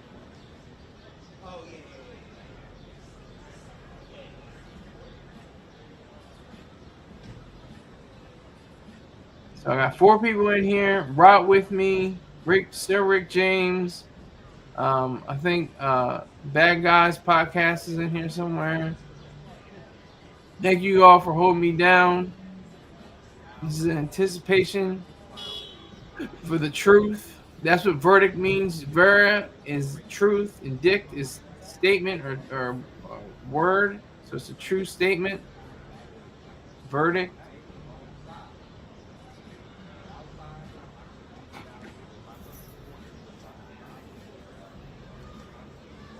I just gotta update.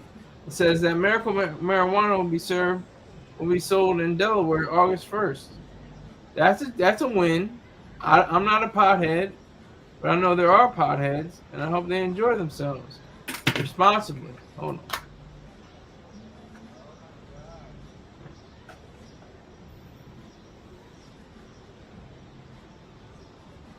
I mean, it's just ridiculous. I mean, weed should be legal. Everything should be legal. Coke, heroin, fentanyl, everything should be legal across the board. Everybody's saying, "Oh, well, there will be drunk and there'll be druggies and base heads and stuff like that all over the place, and our whole society would collapse." No, it wouldn't. It's the same thing with alcohol. Alcohol was outlawed, and it created one of the worst police disasters of all time. It was the highest rate of cops being killed in our nation's history because of the prohibition. We have a prohibition 2.0 with the drugs, and they try to declare a war on it. How do you declare war upon a inanimate object? I do not know. Rottweiler says this is a holdup. Diddy NY in 7. Hell no. Let the black market thrive. Exactly. It won't even be a black market. It'll be just a clear market. It wouldn't be white, black, or anything else. It'd just be free and open. Open up the market.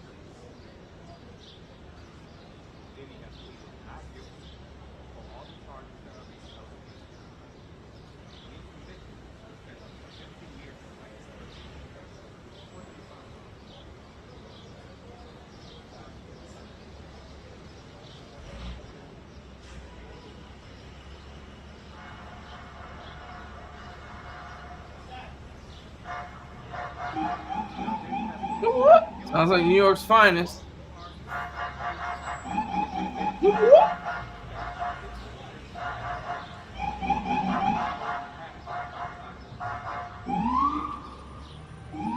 Or is that New York's bravest? I can't tell. I think that's New York's bravest. Okay, Mo and Curly are out of the shot again.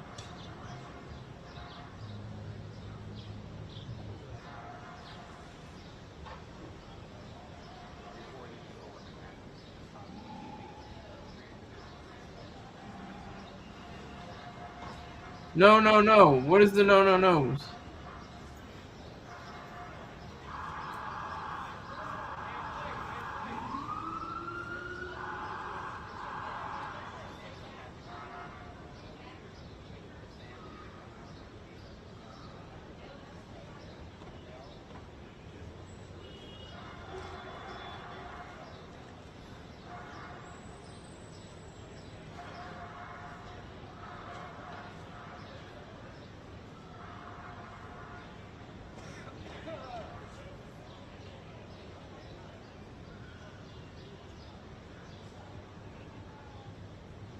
Down to 3 viewers.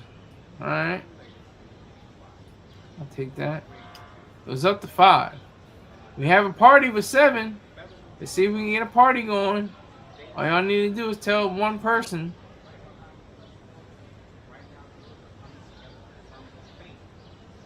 Tell 2 people.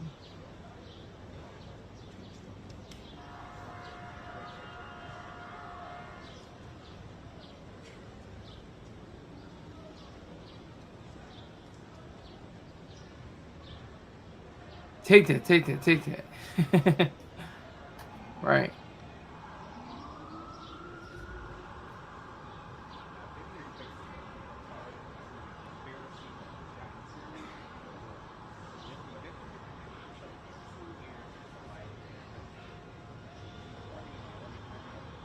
I want it'd be funny if like anybody remember the scene from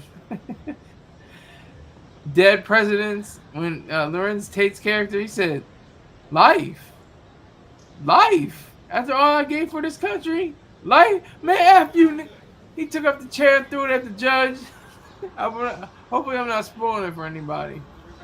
But that was a dramatic scene. That was crazy. He said, life. What the heck do you mean, life? You talking about life? Yeah, I don't know if the family's gonna come, but I'm so up. We're gonna come down. So hot though. I'm down, man. Girls nodding his head back and forth. Is that your thinking or are you thinking around? There's somebody talking in the background. I can't decipher exactly what they're saying. I'm gonna go charge up my shit.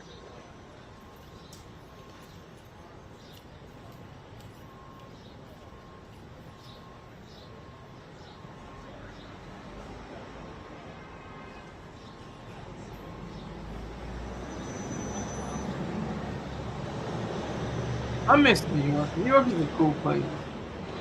I didn't get to the nitty gritty. Well, actually, I kind of was in the nitty gritty in Brooklyn. I was in the nitty gritty. We had a hotel room in Brooklyn, and it was like in the middle of the night. We just heard bang, bang, bang, bang, bang. It was like he said, "Barbara," bang, bang, bang, bang, bang. Barbara, it's little. Open up. Like that was like such a New York moment. Like you think, oh, that's not gonna happen. That's not gonna. That's cliche. But these moments happen. There was one lady at a Target or Target, whatever you want to say, and she was like, this woman kept on coming up to her for free samples. She was like, I said no. Just that attitude, that bravado and the bravura that New Yorkers have. It's so authentic. It's like you can't mistake it.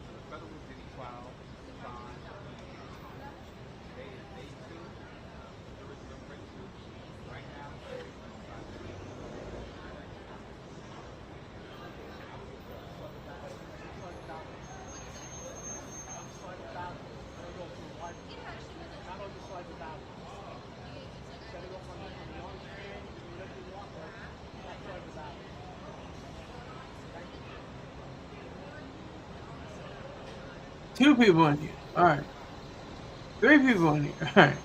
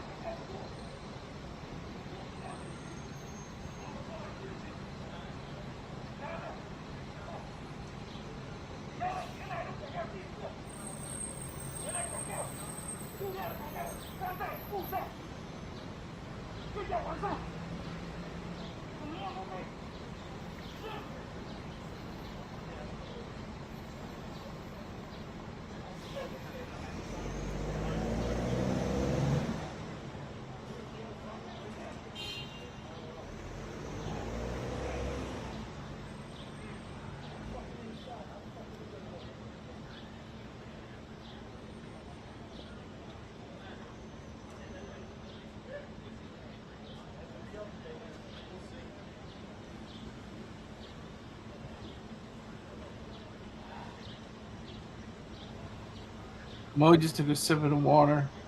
I think Carolyn's got some water too. Yeah. He's like, shoot, my partner's getting some water. I'm gonna get some too. I'm thirsty. Oh, and Carolyn drinking together, having a cool one. Not a cold one, but a cool one. Drinking water.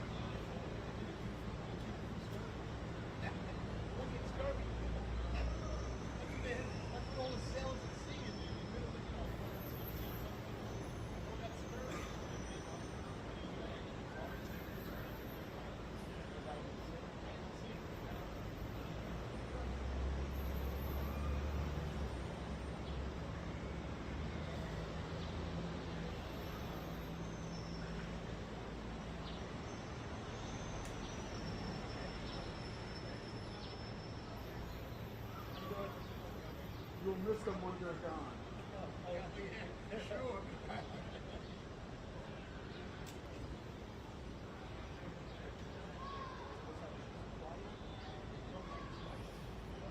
Two people in here. Oh, wait a minute. He lost sound for a second.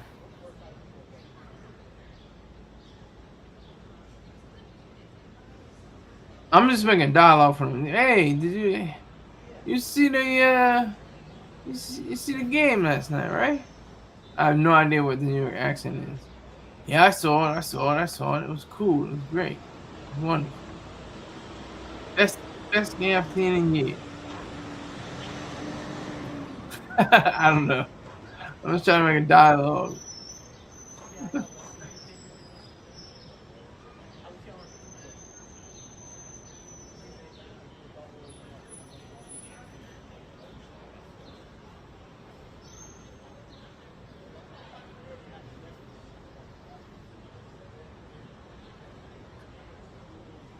What does it say?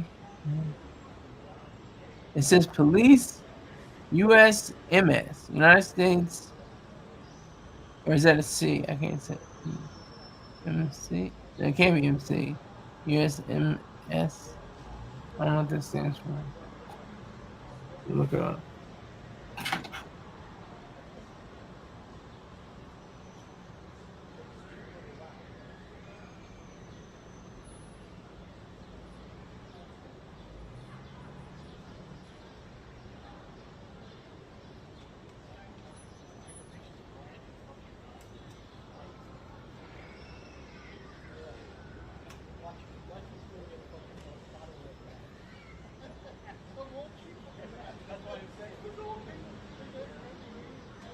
Now Diddy's praying. He's praying.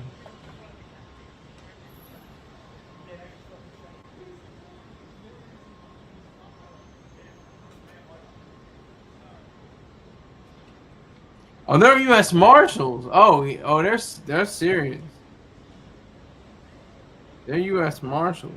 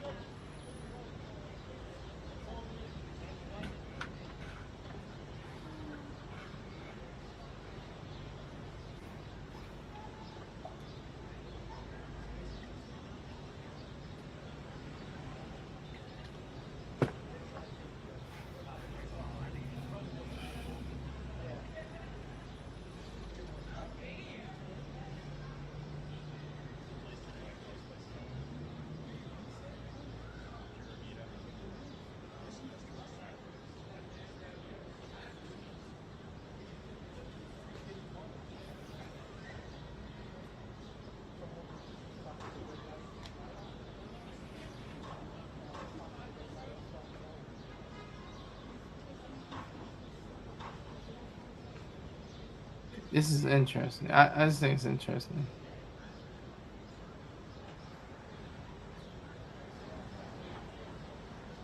They're not running down a perp. They haven't run down a perp in 14 years. And and the perp may have gotten away.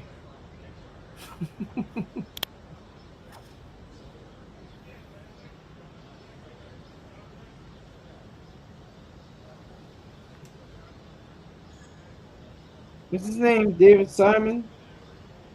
David Simon's gonna be like, let me do this Diddy case.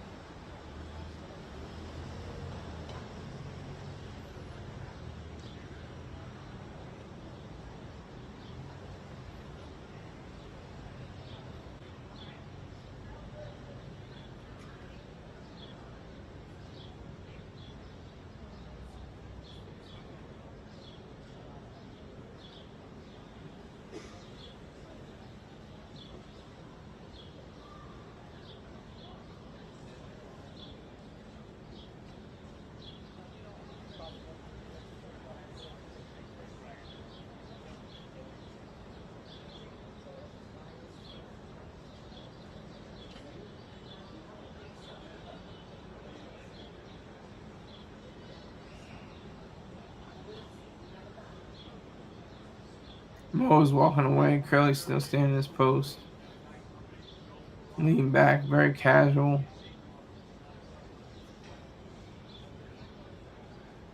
Not one foot in front of the other. I'm gonna continue with these updates. Let's see what happens.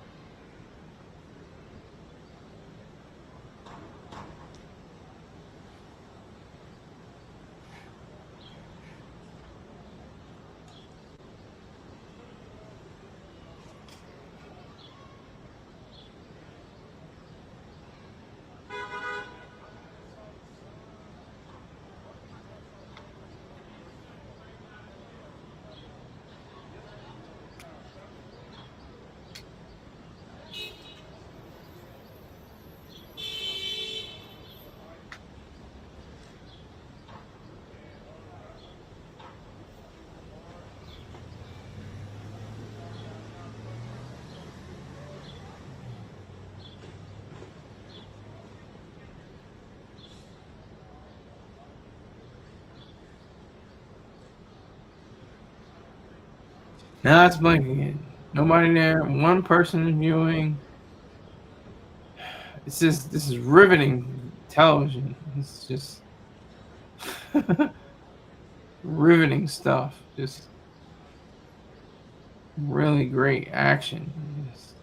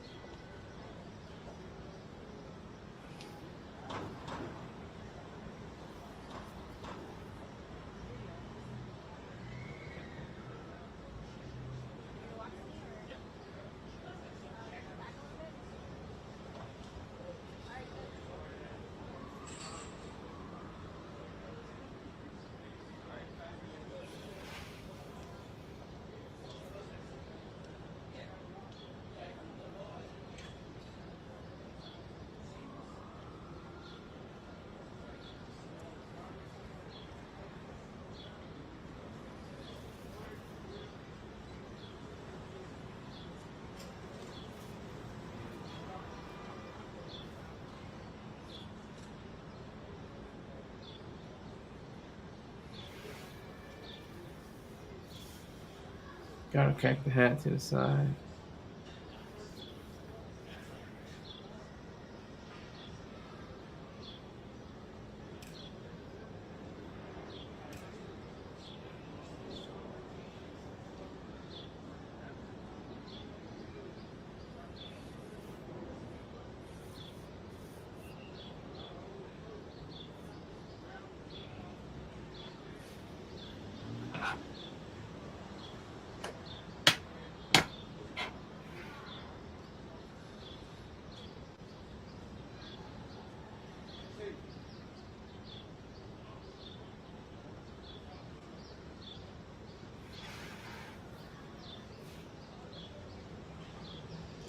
So over the course of these proceedings, I think some of the most, it's just human nature. There's parts of the court where you laugh, some parts where people cry.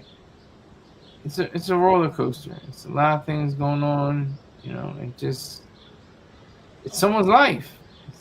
It's, Prison term life is life. That's what it is. For the remainder of your existence. You're gonna be locked behind bars. That's something that you have to, contend with, if that is going to be the case here.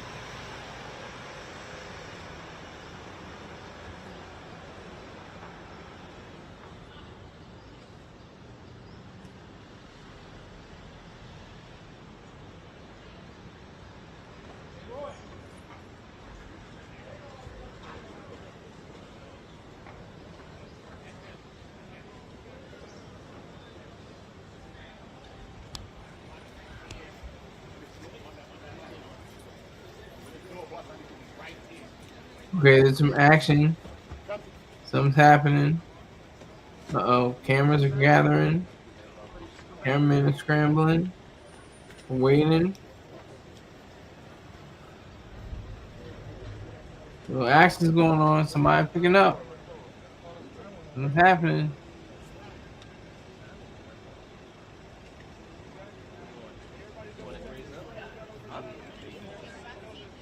No, I think it's okay. Oh, come on.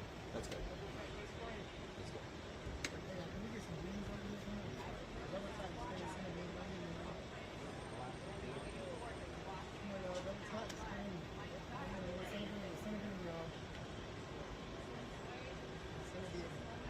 They're focusing on a black van. Some activity going on. Suspecting somebody to step out.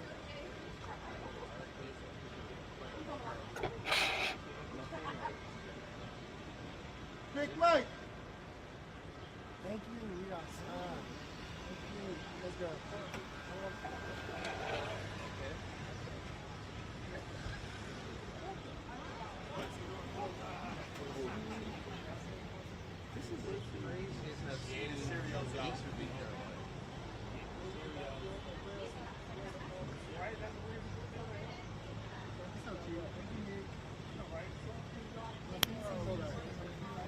I find it a little odd.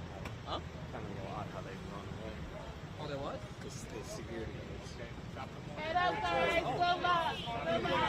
I don't know who that is, but somebody big.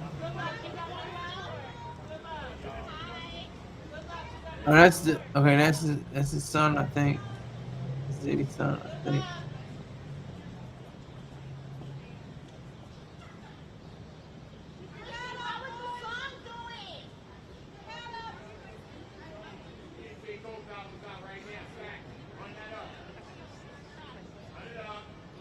I don't know who that was.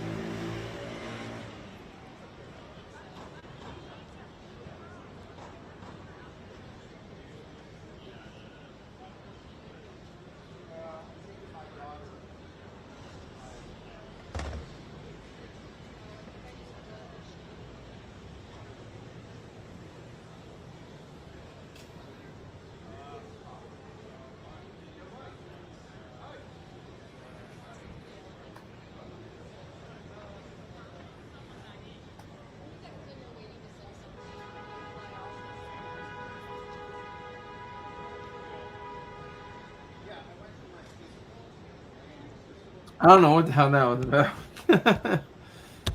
Somebody famous, I think. I didn't recognize him. I think his son, maybe. Diddy's son. I don't recognize him.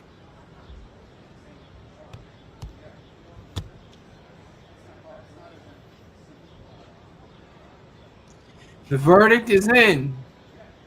The jury has alerted the court that it has decided on all 5 of Combs' charges.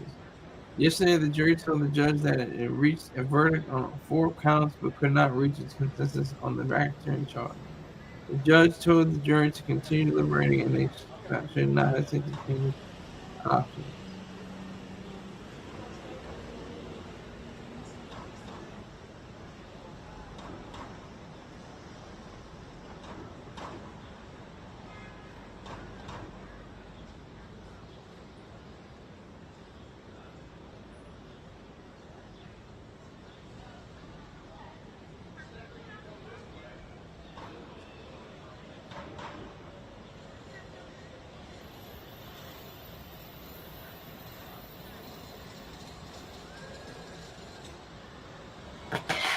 The verdict is in. We gonna see.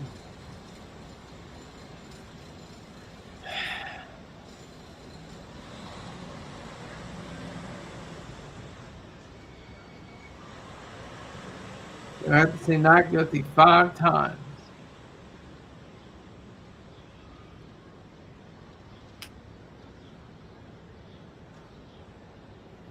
He doesn't have any chance at his freedom. Full freedom.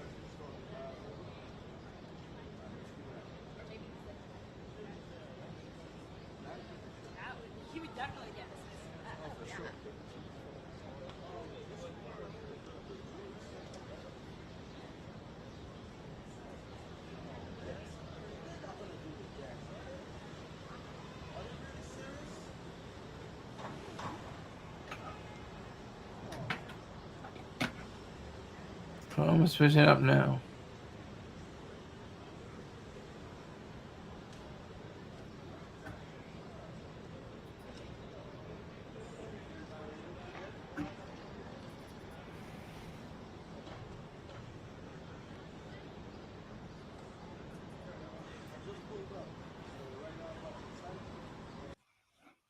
That's not giving me much. Let's see what we do with this. Combs was facing, even though they were able to find unanimous verdicts on 4 counts facing Diddy. But here we are, just an hour in, going home, sleeping on it. The 12 members of the jury returning a verdict.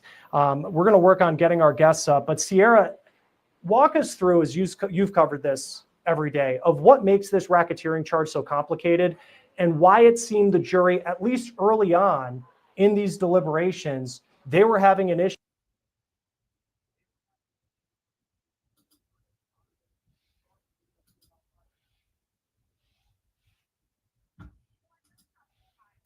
Coming to a verdict on this charge leading racketeering conspiracy. And this is something we've talked at length about with the predicate crimes, things like arson, bribery, forced labor, kidnapping. And it's got to be confusing. I mean, for me, who doesn't have a law degree, I've been covering this case for quite some time now. Even at times I waver and I'm like, wait, what is this about? Let's, make sure to go back and really think about it. And I think for jurors, that's what it's got to be, right? It's now become their job to figure this out. However, they weren't watching P. Diddy before all of this. They might have seen his name in the news, but they weren't really zoning in on racketeering conspiracy. And I think the biggest issue in all of this is likely that it's a conspiracy, right? Multiple people had to take part in this conspiracy, and yet there was only one person charged, one defendant, P. Diddy. And to me, that could be the question mark in all of this. And I do want to say, before we throw back to our guests really quickly, we were not expecting this verdict. P. Diddy's family walked out of the courtroom. I watched him go. Everyone thought, okay, that's the way it's going to be. And all of a sudden, they're coming right back in. We're getting the rush. And again, it just wasn't expected after 1 hour of deliberation this morning.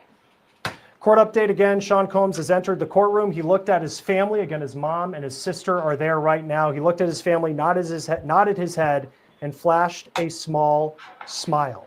Let's bring in our experts right now. Candace Kelly, legal analyst. William Corbin, good to see you again. What is your reaction, Candace? I'll start with you. William Corbin, criminal defense attorney, by the way. But Candace, I'll start with you. Your reaction to the jury reaching this verdict. Well, listen, I'm not surprised. I know that we talked about lunch just a few minutes ago. I'm a little quiet now because I'm in a TV studio. You probably see people running behind me, by the way. But I'm not surprised because, listen, we know that there was a point where they were coming to a conclusion in all this, and we thought that it was going to be today. I think what happened is that when they slept on it, maybe a lot of them made their decisions and came to a conclusion when they got to court, because that was very quick. It's 10:13 right now. Not a lot of discussions, probably just a lot of voting on each of the charges and then moving on. It'll be fascinating to hear just how many people yesterday were on one side compared to the others, on this charge, the 12 jurors. William, what's your reaction that they were able to, in about an hour today, find a verdict? This is why I never bet on how long it's going to take to reach a verdict. Right. Because I think both Candace and I were looking at noon or a little bit after noon, yes. And that was about 6 minutes ago. So we're both way off. I agree with Candace. I think that, giving them the night off, giving them the pause, allowed whoever it was that needed to do some internal soul searching, whoever it was that needed to marshal their arguments to convince whatever holdouts there were, they did their job. And so now here we are. Again, as I mentioned a little while ago, sitting around waiting for a verdict is very taxing. Thing worse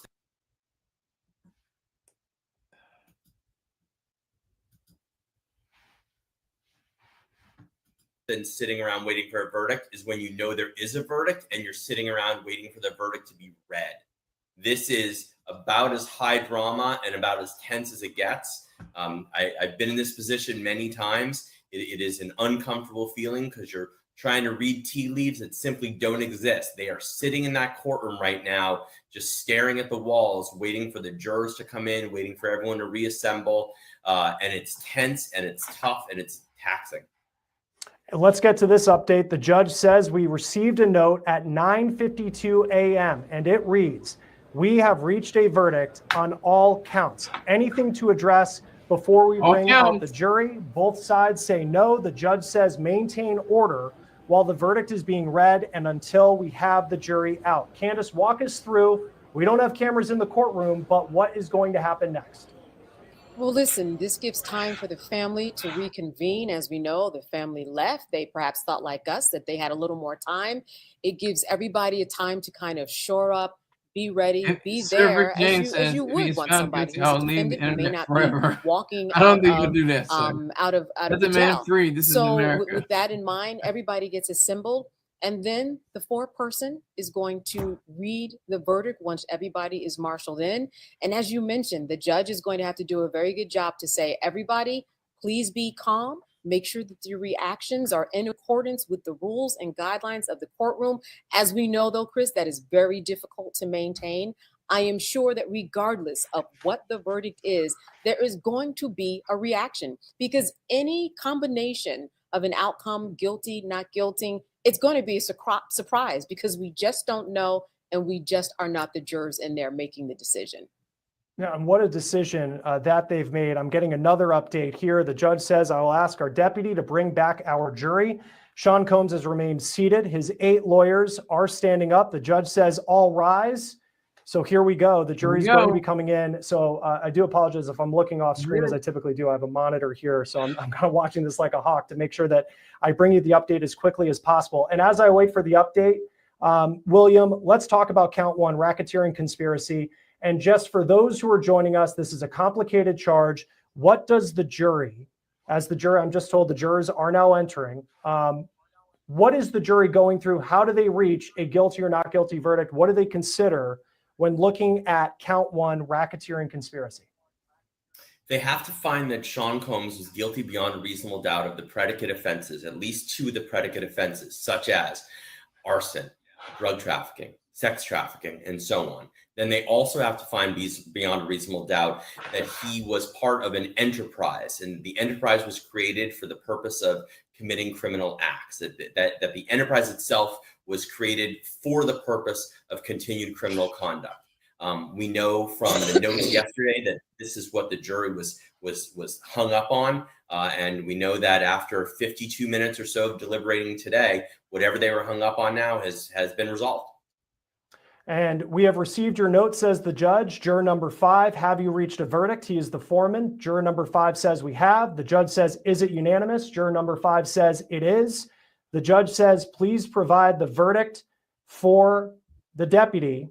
And I'm waiting for another update to come in. But Candace, and I may cut you off here, take us inside what's probably the courtroom right now. And we do have, before that verdict comes in, we do have a poll up if you want to weigh in, everybody watching, on what you think the verdict may be. But take us inside, paint a picture of what it is like to be in that room right now.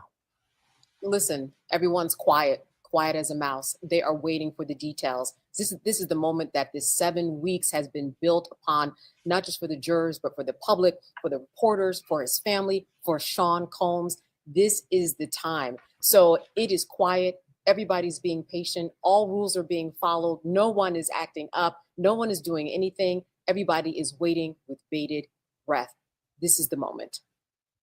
Yeah, it's a moment as I'm seeing one of my producers writing here. So I apologize, just waiting here to see if we do have the update on what that count is. They're reading this charge. I think of this morning when Sean Combs, we were talking with Elizabeth Milner, who's in the courtroom right now, that Sean Combs was praying with his family. And here is the verdict. The judge says the deputy will inquire as to the verdict. The deputy says, in the matter of the U.S. versus Sean Combs, count one, juror number 5, not guilty. Deputy, sex trafficking of Cassandra Ventura, juror number 5, not guilty.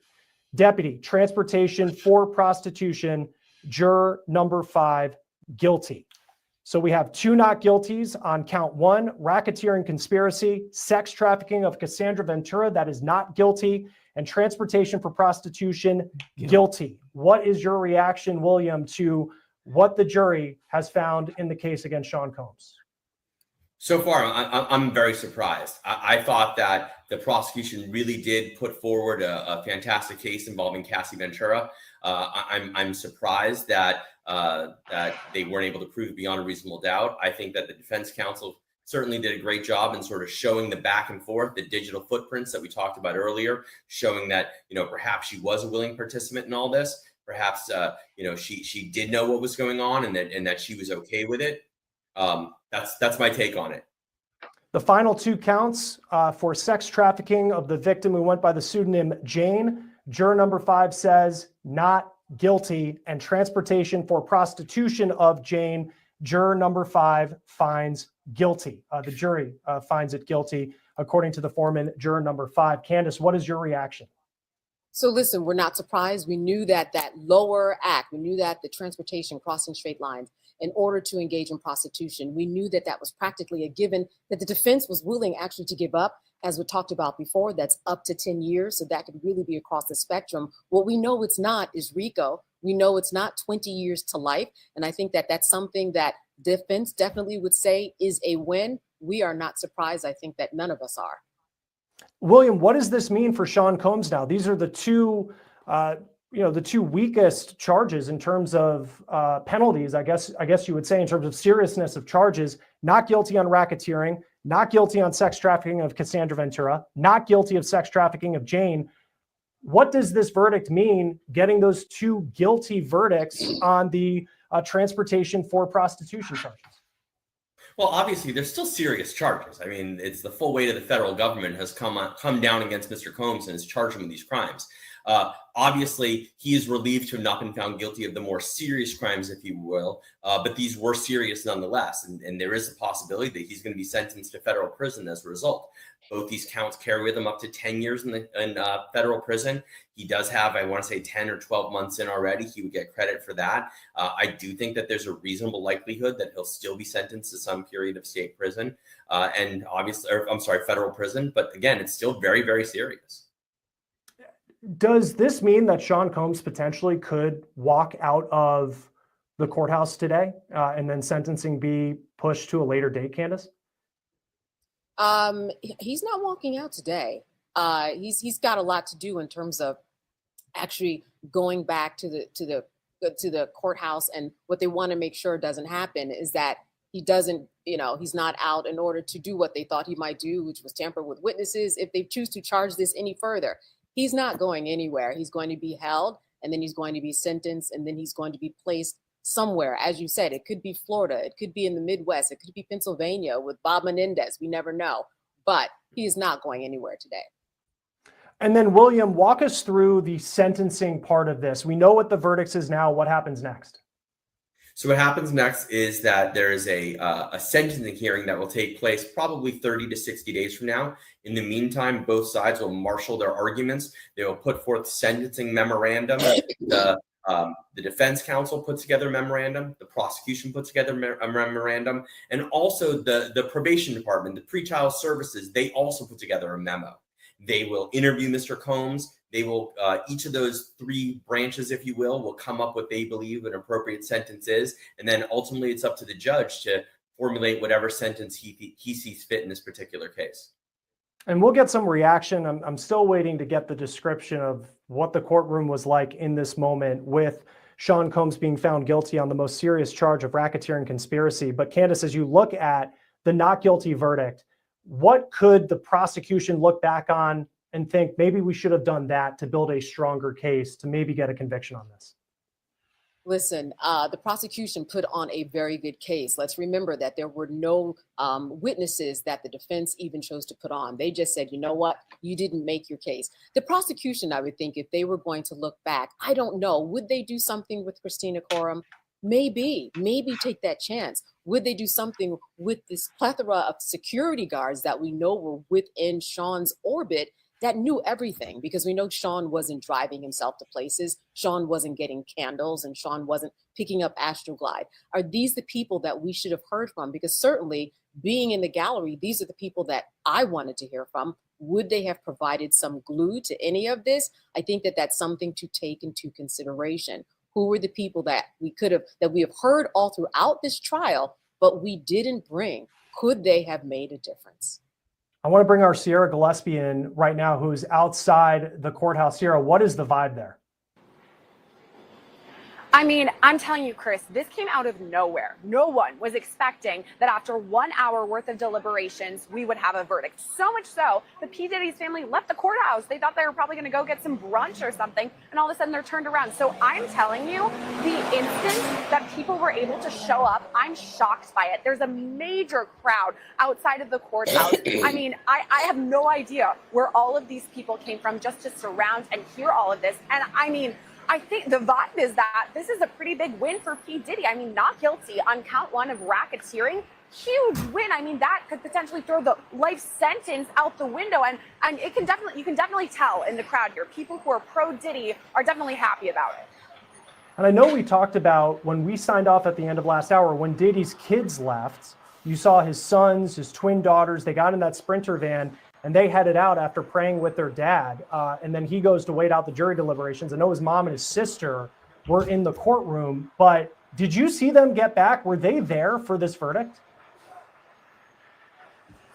I believe so that they were. And I'm telling you, straightforwardly, everything was a mess when we heard the verdict. Elizabeth Milner got up, ran inside. I jumped in, plugged in my microphone and my IFB, ready to go. So it was almost like a frenzy here. You can kind of feel the vibes. And that's what I'm trying to convey to you all, by the way, that here, everyone can kind of feel the vibes that something wild is going on. I did see the commotion behind me. I did see the Sprinter van, but honestly, I was plugging in during all of this, so I didn't physically see them with my eyes, but I do believe that they were there in the courtroom.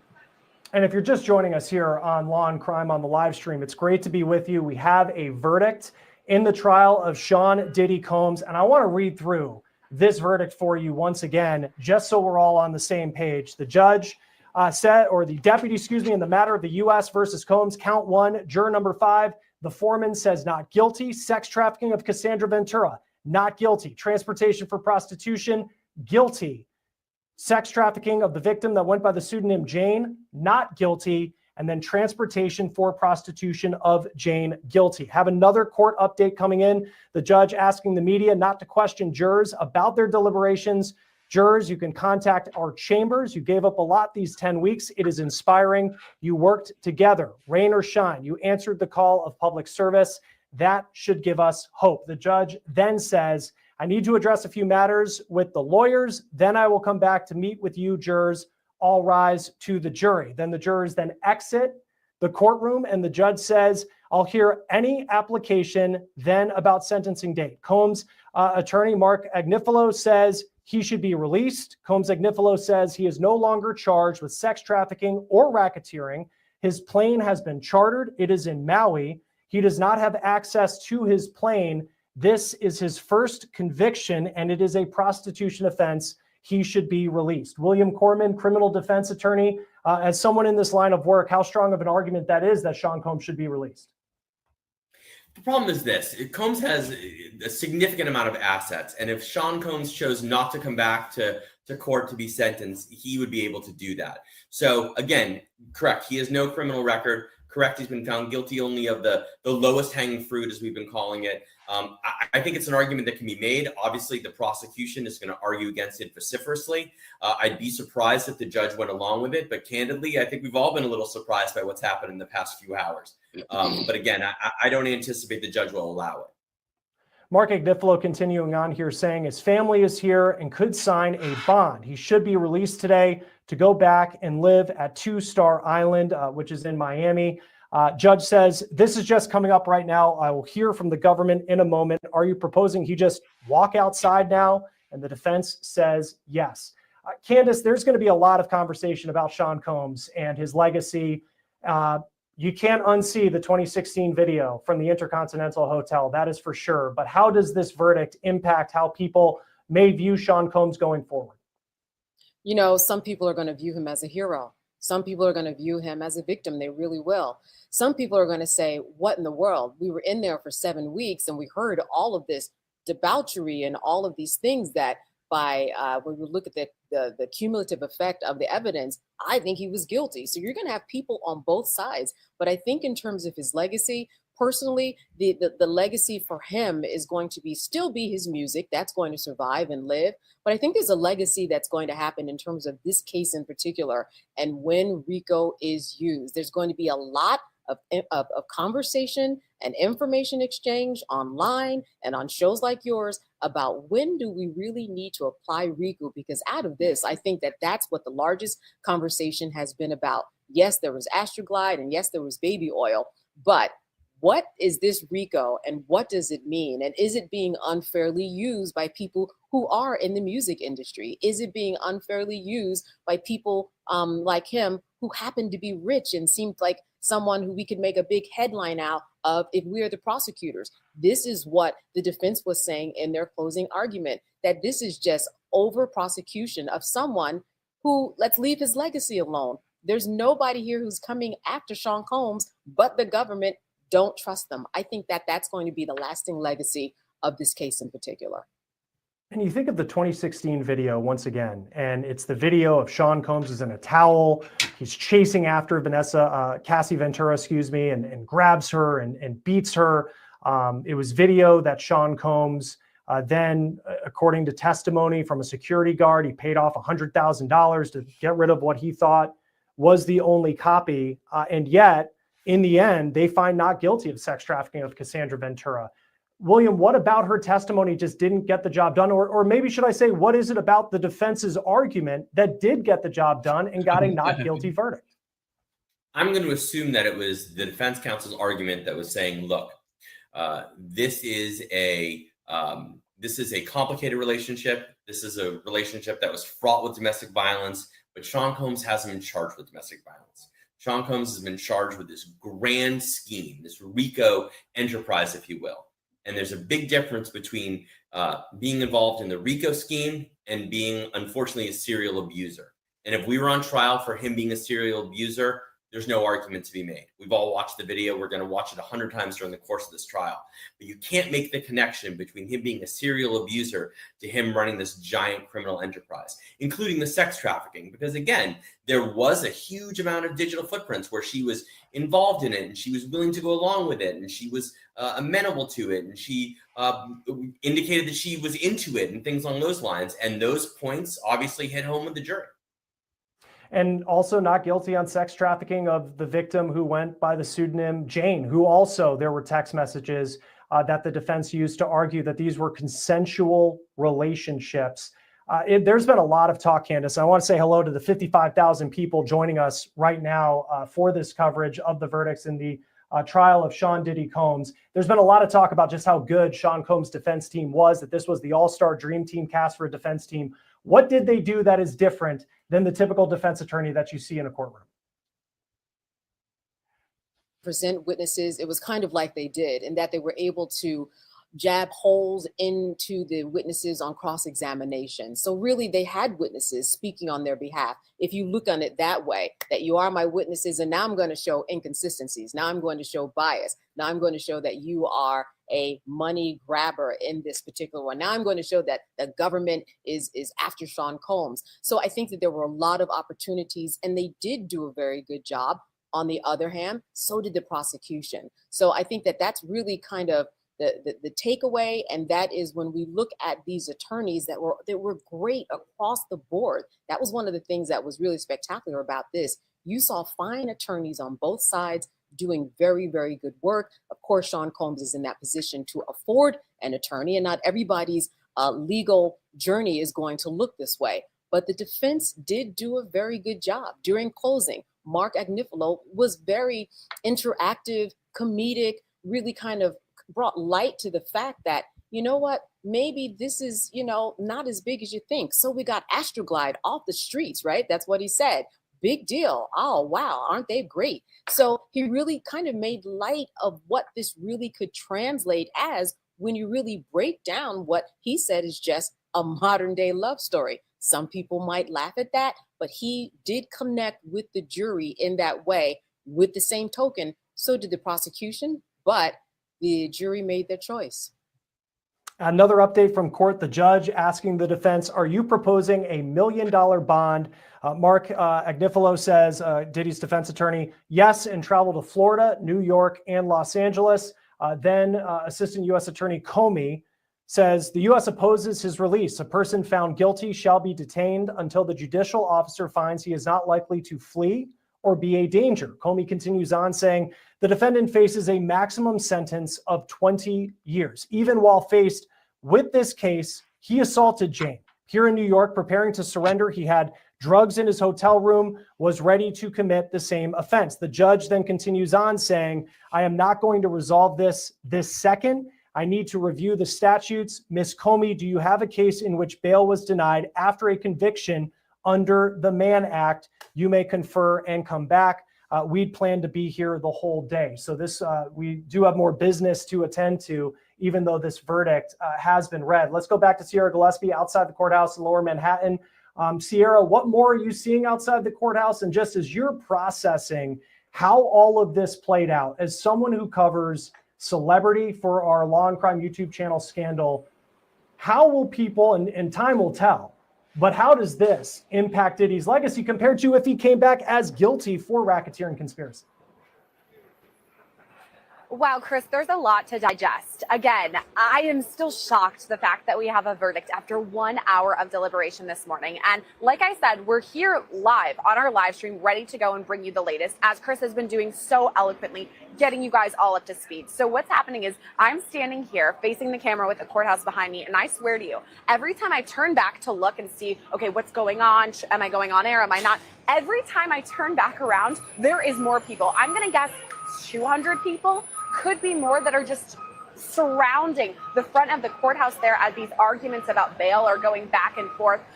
You can feel the vibes here, right? And I think going to your next question, Chris, about what does this mean for P. Diddy's legacy, overall, I think this is a win for him, especially the fact that at first this is a hung jury when we're talking about racketeering conspiracy. You know, either side, we aren't able to decide. You know, maybe if it ends in a hung jury, there could be a retrial down the line. We don't know. It's still up in the air. But the fact that it's not guilty, they're major win. The fact that it's not guilty on 2 more of the charges, the fact that he is only found guilty on the transportation to engage in prostitution, I think that's a major win for him. And especially in the way that celebrity lives are different than the ordinary people, quote unquote. And I'll call myself an ordinary person. My life is a little bit different than P. Diddy's. But I mean, as far as all of that goes, honestly, they talked about this during the ongoing trial. They talked about how there was another famous rapper who took part in these freak-offs, you know, with the transportation to engage in prostitution, kind of going to that. Now, I'm not saying this person has been charged at all, but what I'm trying to say is that in the celebrity world, this is more acceptable. This is just something that happens. It's not something that people usually get charged for. So honestly, P. Diddy's reputation is not as down in the dumps, I think, as perhaps it maybe once was.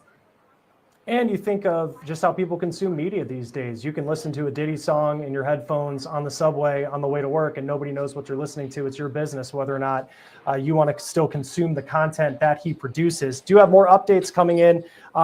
The Assistant U.S. Attorney Comey continuing to say, I'm aware of cases. This is as far as whether Sean Combs, what bail, if bail should be set, because he's been found guilty on 2 counts related to the Mann Act, transportation to engage in prostitution. She says, I'm aware of cases involving minors, but we intend to raise relevant conduct at sentencing, the drugs and violence. The judge says, I like the letters from each side. When? A few hours. So we're expecting to hear something related to bail, moving and at least at some point today, potentially. The judge then says, I think that makes sense. Mr. Combs does not want to go back to the MDC, and Mr. Combs is shaking his head. So 1 p.m. letters, and we'll convene in the afternoon. I'll let the parties know when. Mark Agnifilo says he would be a fool, which he is not, to violate any condition. So the judge says for now, they are adjourned. So there you go, adjourned until 1 o'clock in the afternoon when I believe the prosecution and defense will be making some sort of argument about what happens now to Sean Diddy Combs ahead of any potential sentence related to the 2 charges that he was found guilty of, transportation to engage in prostitution. Have a poll, a big poll result, more than 24,000 of you voting on this. Predictions on the verdict. At the time, we had guilty on some counts at 48%. So you were correct. Guilty on all counts, 36%, not guilty at 14%. William, I'm going to bring you back in because I asked Candace just what this defense team did well for Sean Diddy Combs, though he is still convicted on 2 pretty serious charges and could end up going to federal prison. But when you look at this defense team, this all-star cast, what did they do that's just a little bit different than the typical defense attorney that someone might get if they don't have the money that Sean Diddy Combs has?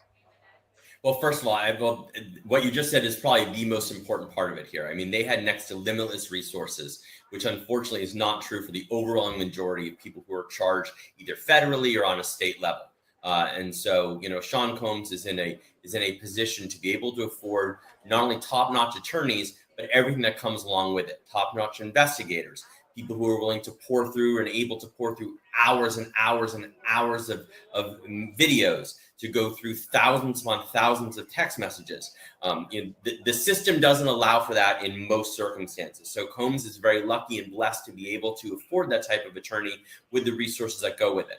As far as the lawyers themselves go, look, they did a fantastic job here. One of the things that they did during a closing argument was they humanized Sean Combs as much as they could. They did everything they could to take the sting out of that 2016 video that we've all seen 1,000 times now. They were successful in doing that.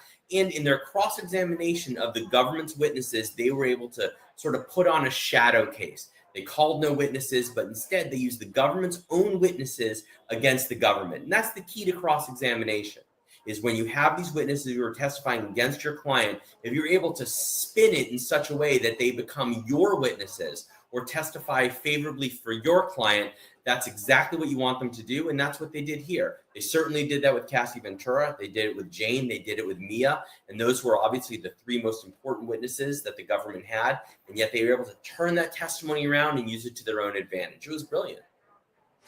Programming update for today, as we are following this coverage live of the verdicts related to Sean Diddy Combs. We'll run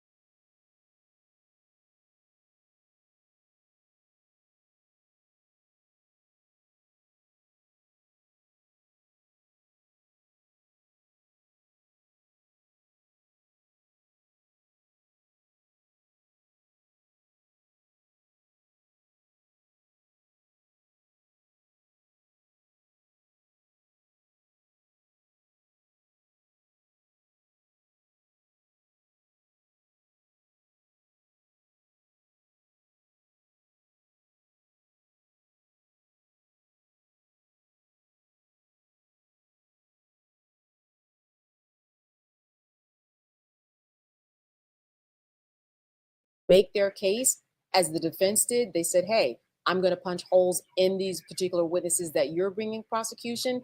And apparently it worked. But I think that one thing that people have to remember is this. When it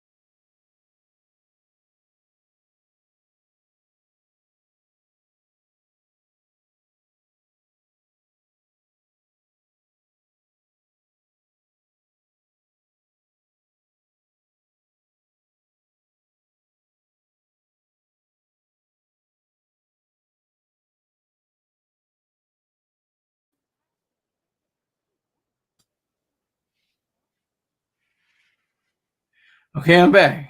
There's 0 viewers right now.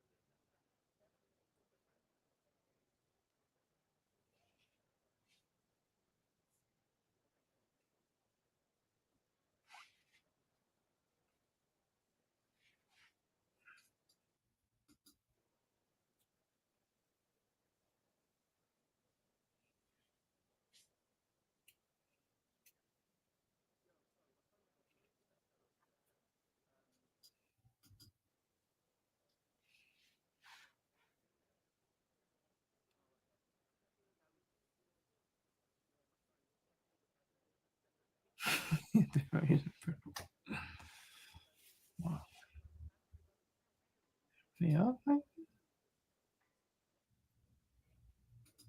On the 2 major counts, the mandatory jail time counts, and then the racketeering count, which carried life in prison.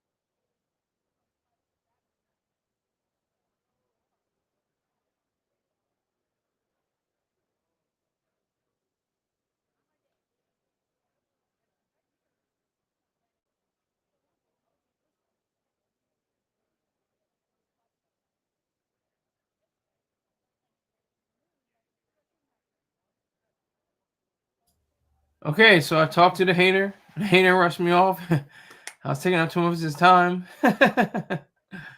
So that's how it rolls sometimes. But I'm not a soothsayer. I'm not a psychic. I'm not a medium.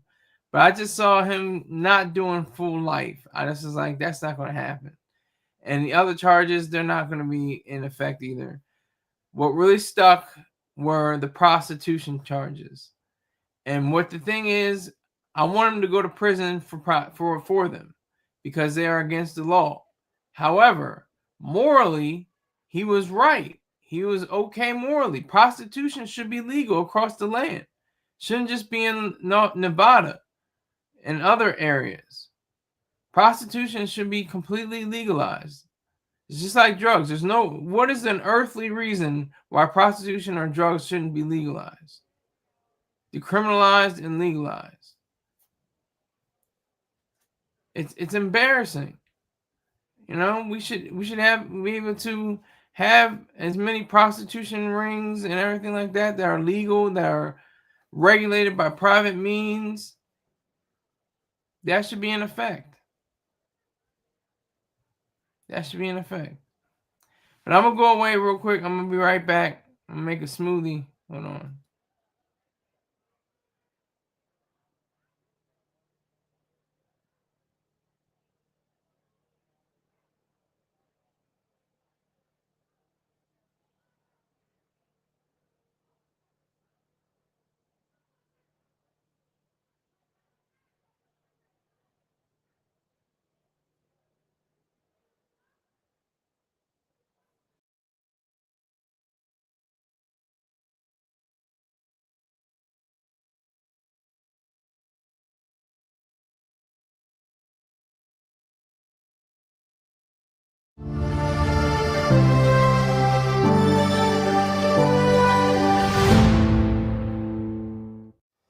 Hey there, everybody. I'm Jesse Weber, and welcome to our continued coverage of the Sean Combs criminal case. What a day. The verdict is in. Sean Combs has been acquitted of all charges except 2, transportation to engage in prostitution, the Mann Act violations.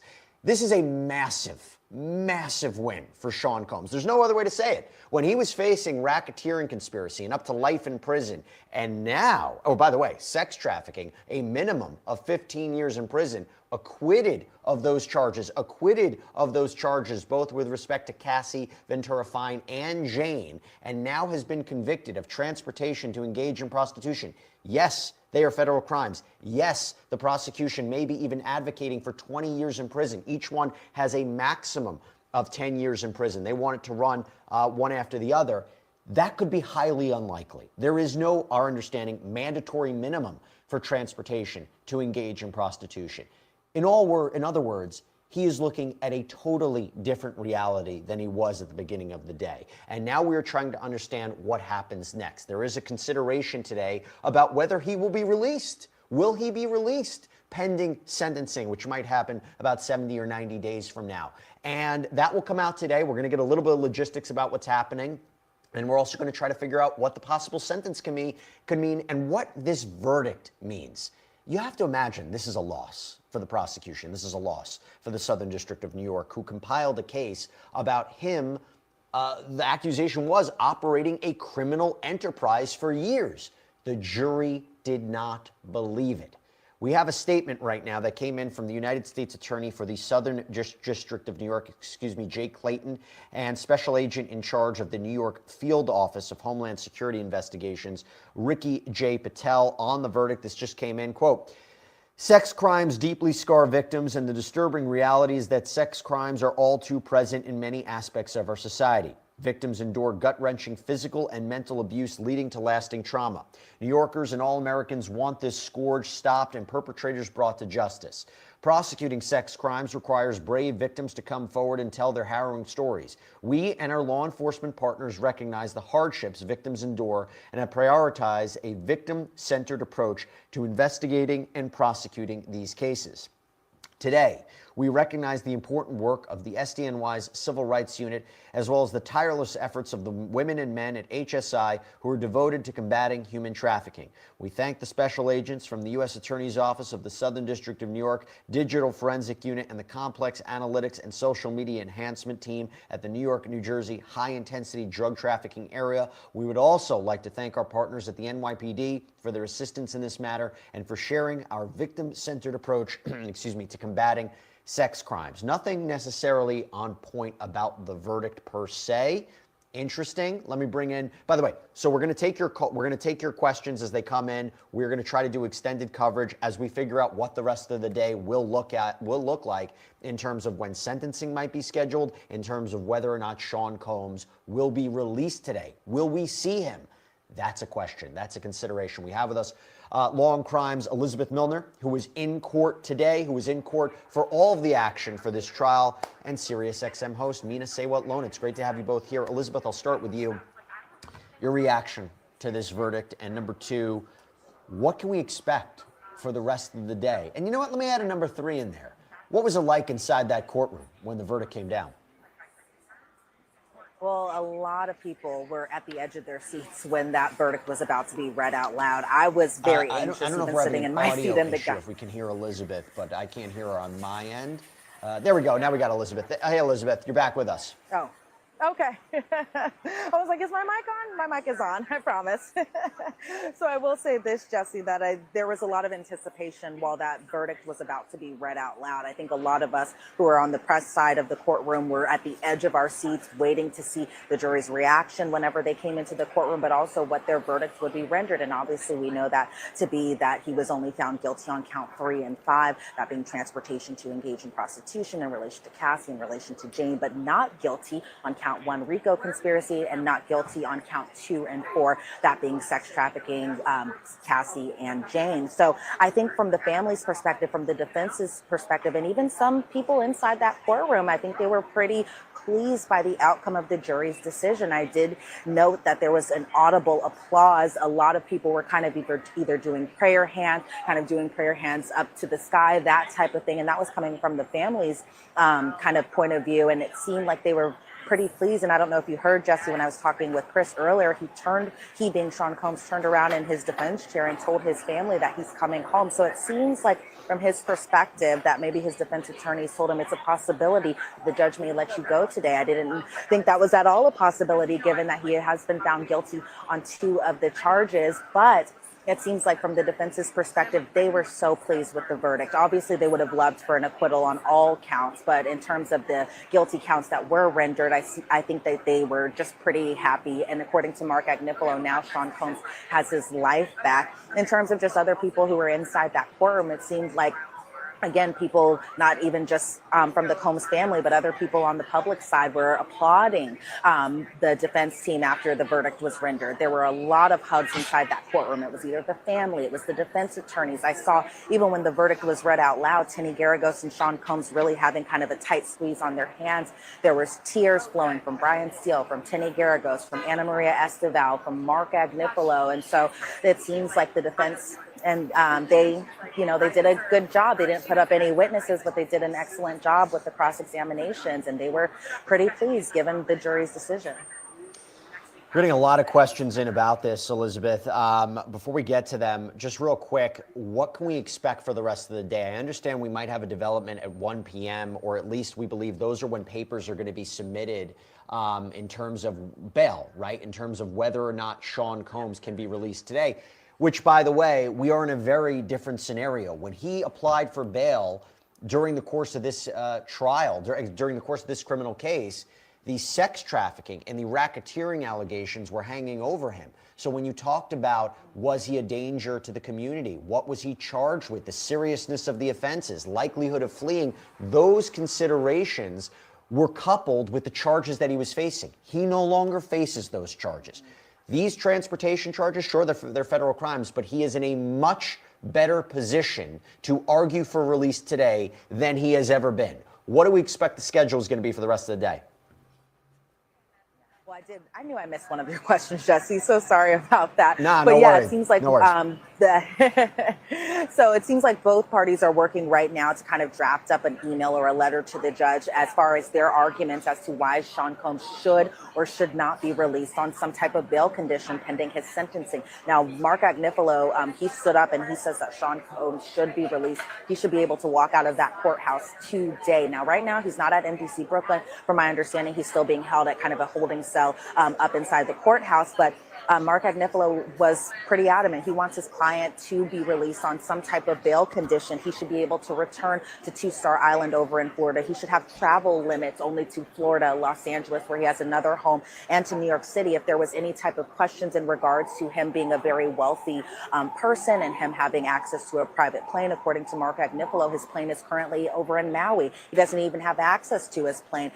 In terms of just even Sean Combs' passport, Mark Agnifilo said both he he and Tini Garagos have possession of his passport and that they would return it to pretrial services, even proposing that he be released on a $1 million bail, given that he was acquitted on RICO conspiracy and given that he was also acquitted on 2 counts of sex trafficking. And so they said that even the family who was inside that courtroom for the verdict, that they would be able to kind of sign some type of condition to help him be allowed to leave on bail conditions if the judge goes for it. And obviously from the government side, they were saying that the defense is being a little too lenient, given that Sean Combs was still found guilty on 2 charges, but we'll see what those arguments look like when they return later this afternoon.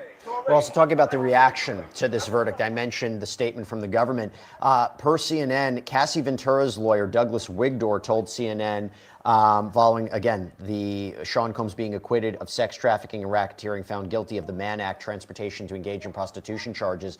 There was a lot of mixed emotions in that courtroom. Obviously, we would have liked to have seen convictions on the RICO charges and the sex trafficking charges, but Cassie prompted this investigation by the Southern District, and now Sean Combs stands before this court as a convicted felon of 2 crimes. To be very clear, he was acquitted with respect to the sex trafficking of Cassie Ventura. He was found guilty of transportation to engage in prostitution with respect to Cassie. So Cassie and her testimony did support one of the convictions in this case. Let me bring in Mina Sewat-Lona. Mina, so good to see you. Thanks so much for joining us. We have a number of Super Chat questions that are coming in. For example, we have a Super Chat question from JB Dub. Thank you so much. Jesse, man, just want to say thank you for everything, man. Great job covering this. That's so kind. Thank you so much. This is an interesting one we had here from Super Chat. This is from JAM. Thank you so much. How does this verdict impact the civil sexual assault lawsuits that he faces? Mina, you and I both know, different standard of law, right? Different burden of proof. But I do wonder if we see some sort of movement or action as a result of this verdict. I mean, there's no way to foresee that, but I would say I don't think it's going to change anything. I think that he's going to still have to fight those allegations.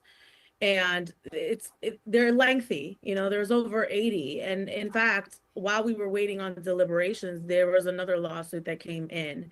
So I don't think this affects that.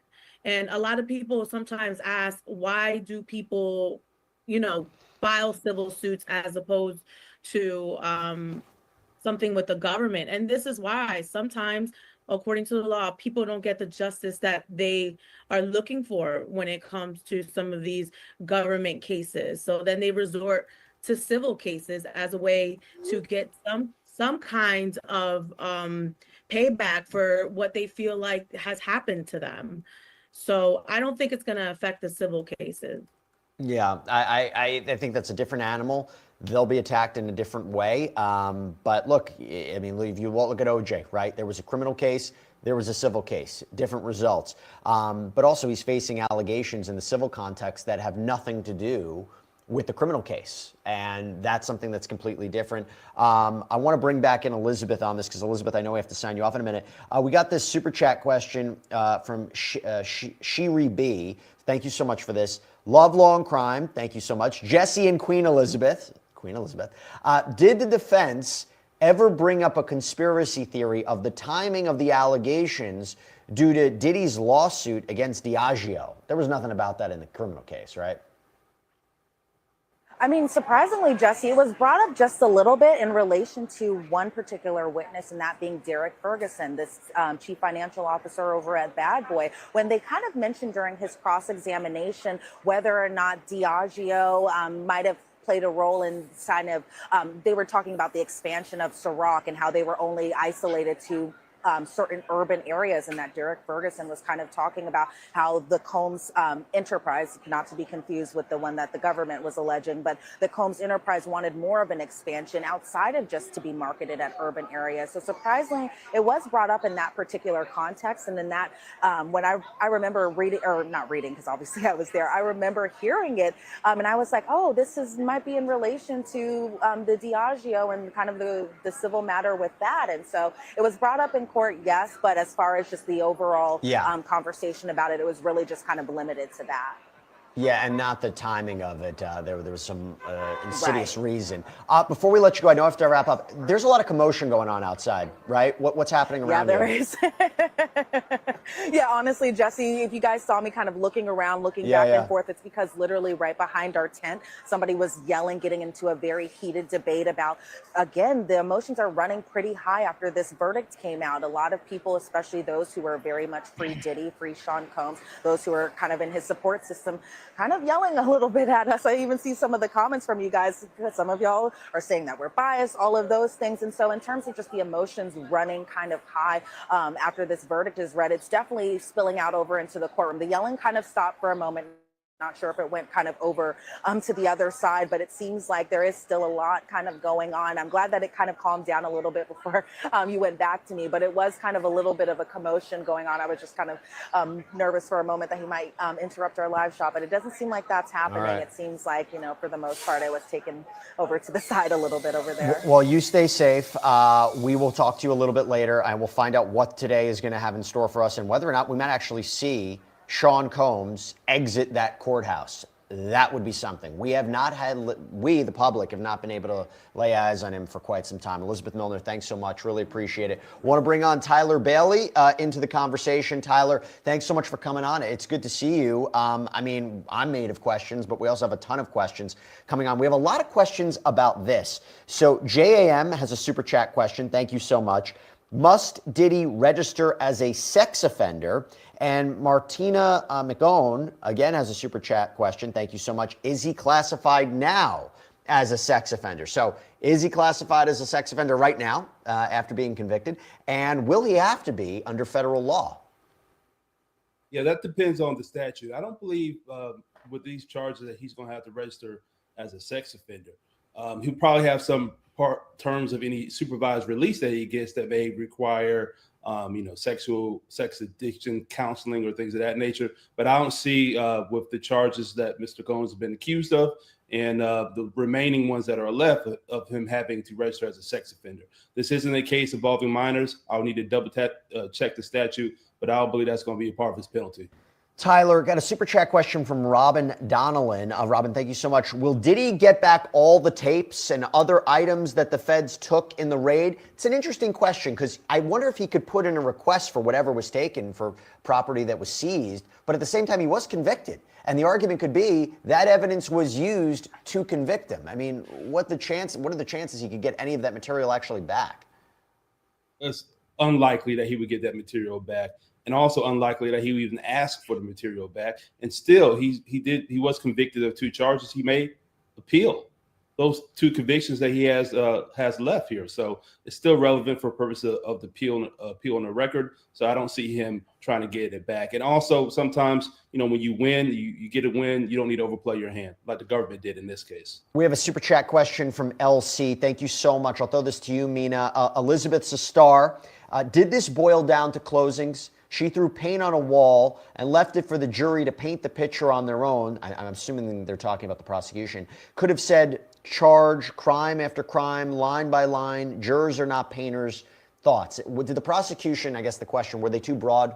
Did they just give too much for the jury to consider? Was it, a little too, too much when you look at all the underlying predicate crimes of kidnapping, arson, forced labor, sex trafficking, transportation to engage in prostitution? I know they were trying to set up a criminal enterprise, but was it too much, Mina?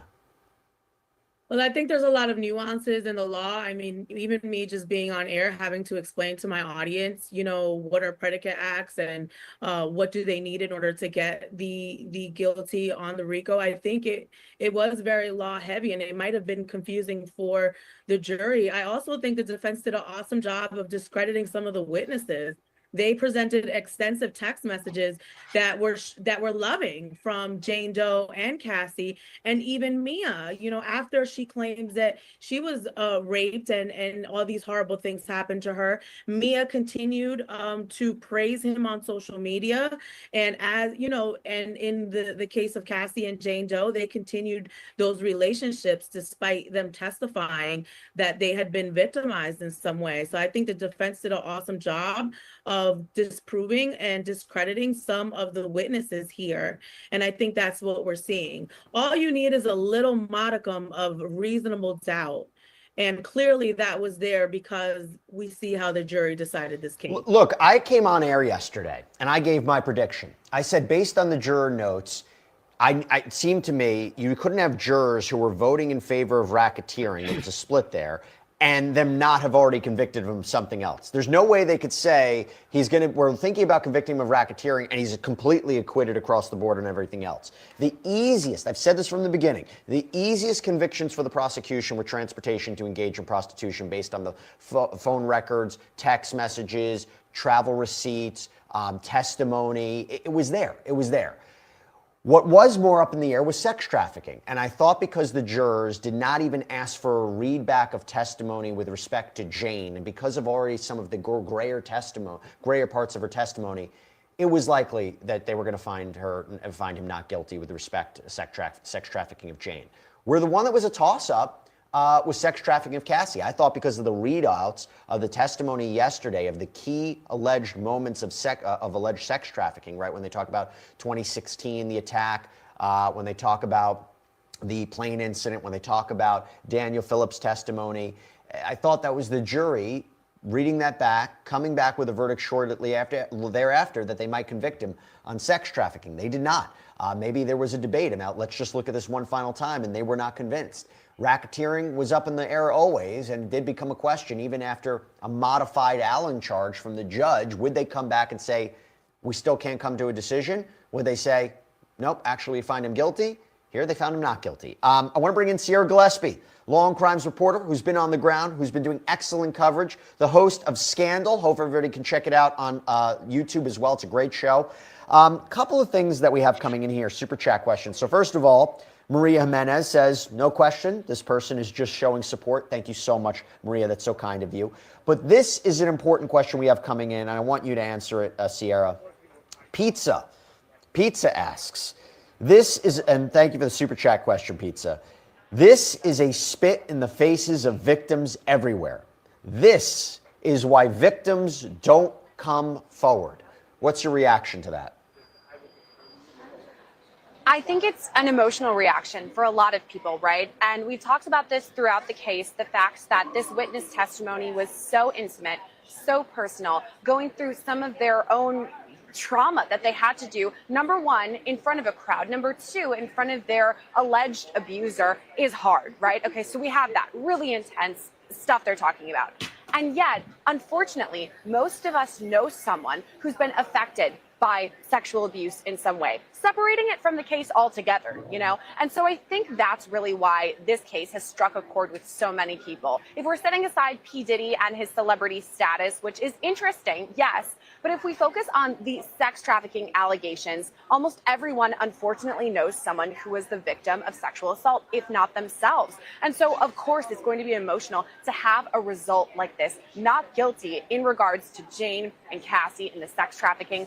Honestly, I heard what you were saying, Jesse, before you called me up, and I tend to agree with you. I thought, Jane, I could see that being not guilty, but with Cassie, that's not at all what I was expecting. And I don't know if I can say exactly what our viewer said about this being a spit in the face situation, but I do think, I mean, maybe it's true. If we're believing what the government had to say in some of their statements, they were saying this could deter other victims in other cases unrelated to P. Diddy from coming forward. This is very important. A lot of cases rely or hinder on the testimony from these witnesses or alleged survivors and abusers because sometimes it takes a while to come forward. Sometimes there's no longer that DNA or it happened way back when if we're talking a civil suit. So I do think it's a statement at the very least.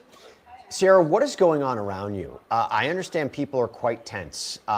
Who's around you? What are they saying? What is happening right now after the verdict?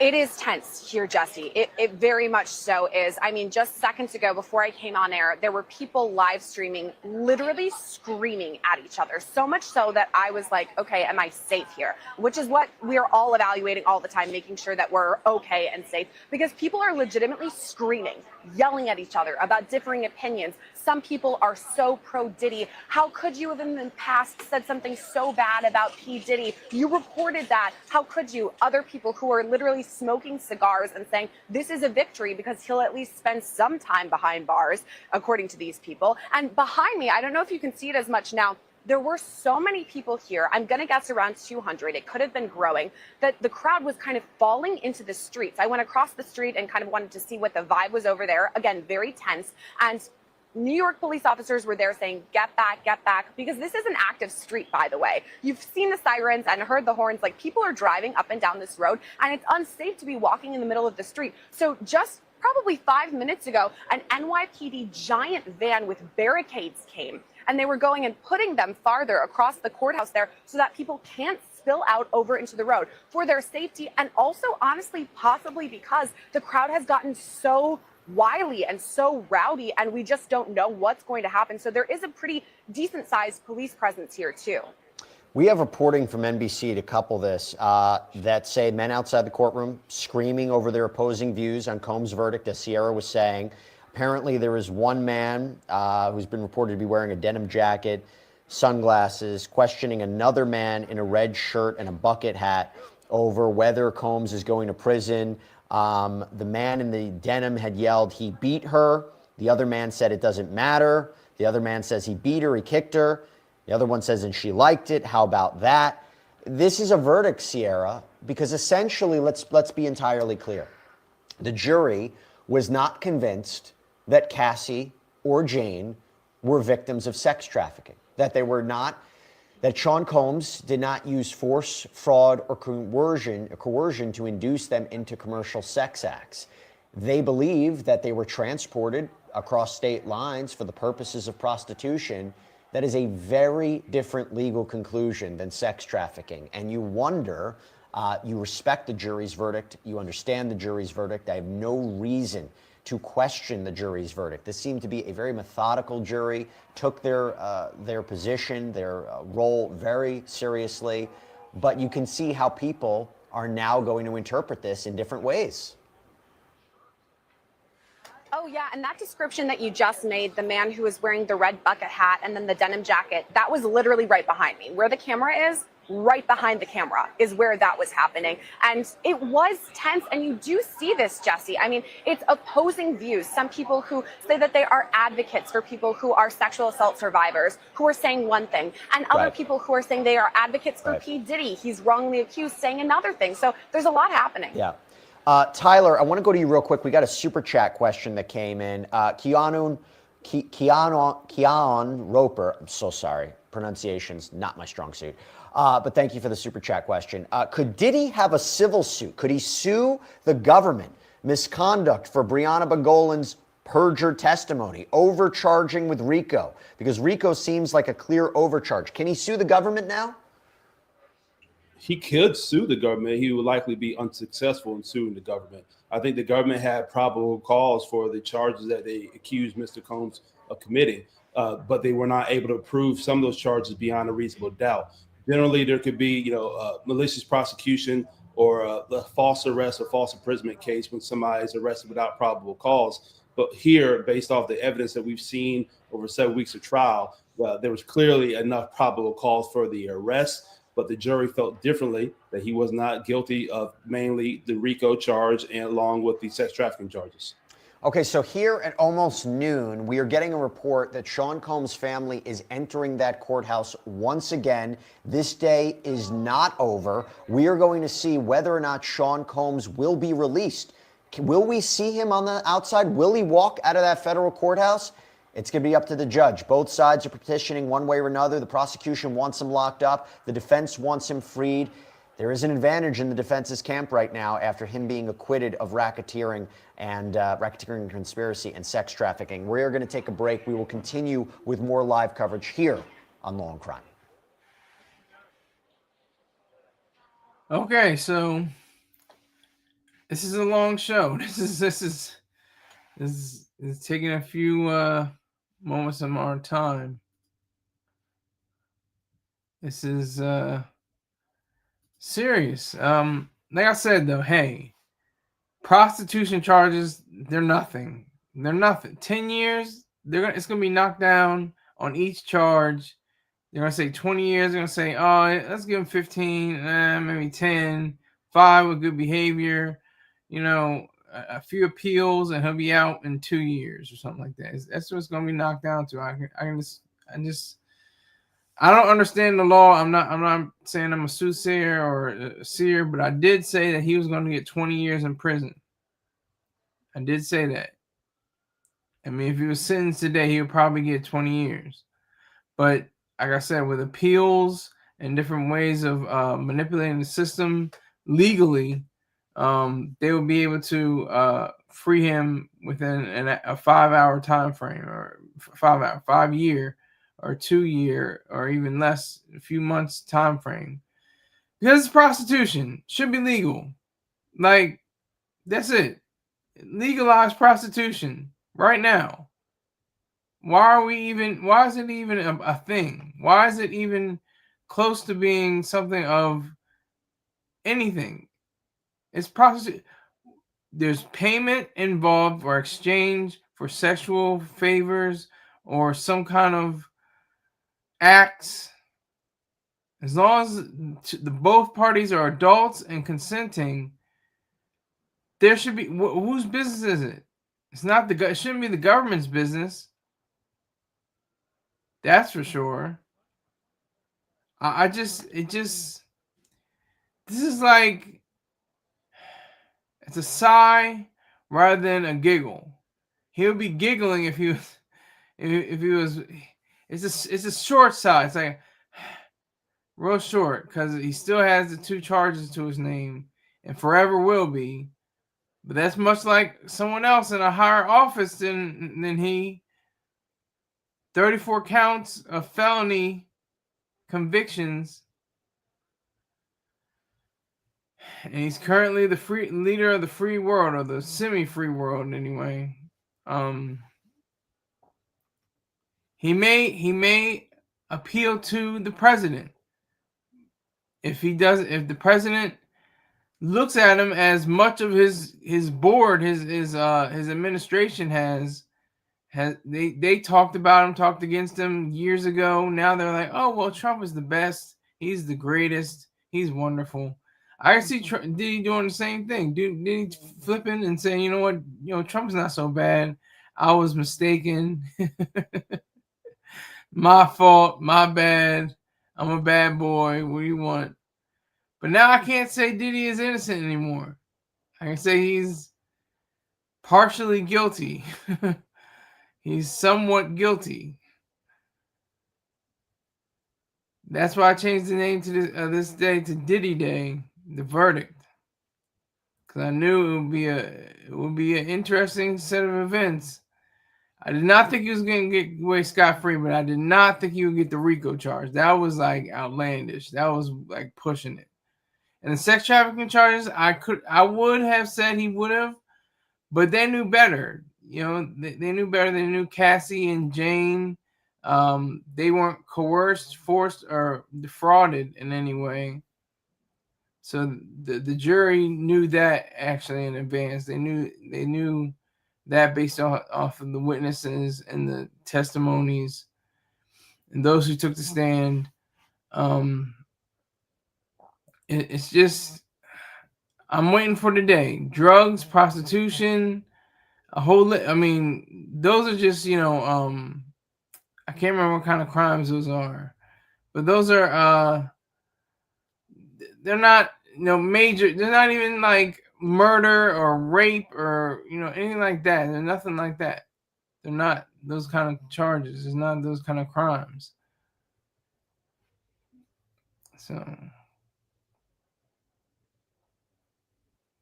I'm just waiting on the day when they say, Free at last, free at last. Thank God Almighty. Prostitution and drugs, all scheduled narcotics and drugs are free at last. And it's not just narcotics or scheduled drugs.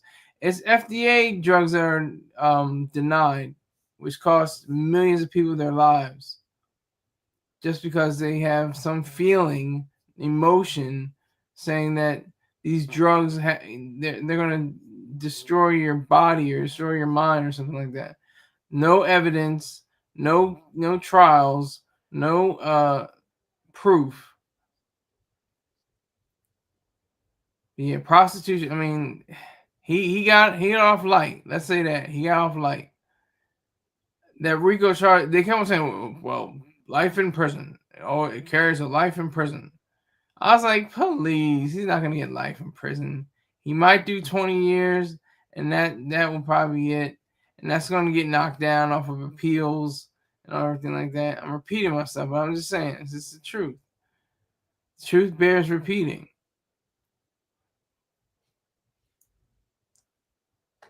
He had it in his mind.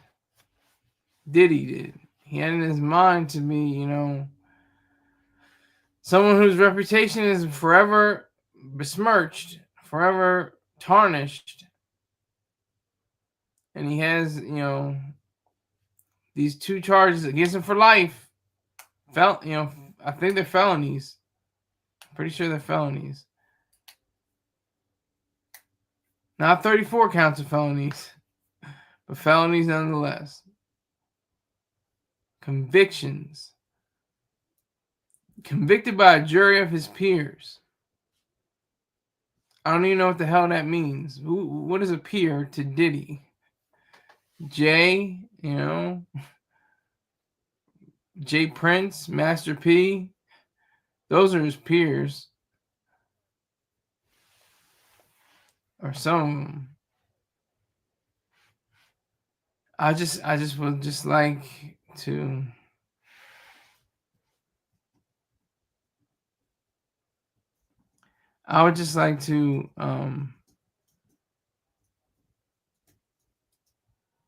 take this time to congratulate the defense. The defense, they didn't even call any witnesses. They relied on evidence and prostitution. It's a sad thing. It's really sad. Prostitution, though, really moving people over state lines for prostitution. That's what he's guilty of. He's guilty of showing people that he has a freaky side, not criminal. He's showing people that he had it was prostitution, so I would imagine monetary exchange was involved.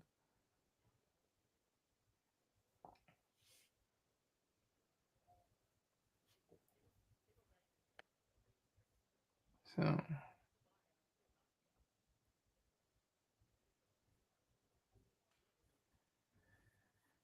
it gets to a point where you're like, how? And it's a scary thing too, because it's like nobody's in the streets saying prostitution, prostitution. We want it to be abolished. The law has to be abolished. We are for prostitution. Nobody's arguing that. They're arguing for the global warming and BS like that. I mean, global warming may be a fact, but the way they present it, as in you got to have paper straws and stuff like that, and just you can't have plastic bags. Come on. Save the planet. F the planet. Save the humans. The planet's going to be fine. The people are effed. Save the planet. The planet's trying to kill you, by the way. Anything and everything we have to fight against. There's nature more so than anything else. Anywhere on this globe. What is nature? Like 80 to 90% of everything? Even in, developed and civilized locales. There are trees and grass and shrubbery and flora and fauna all over the place. So we have to remember that.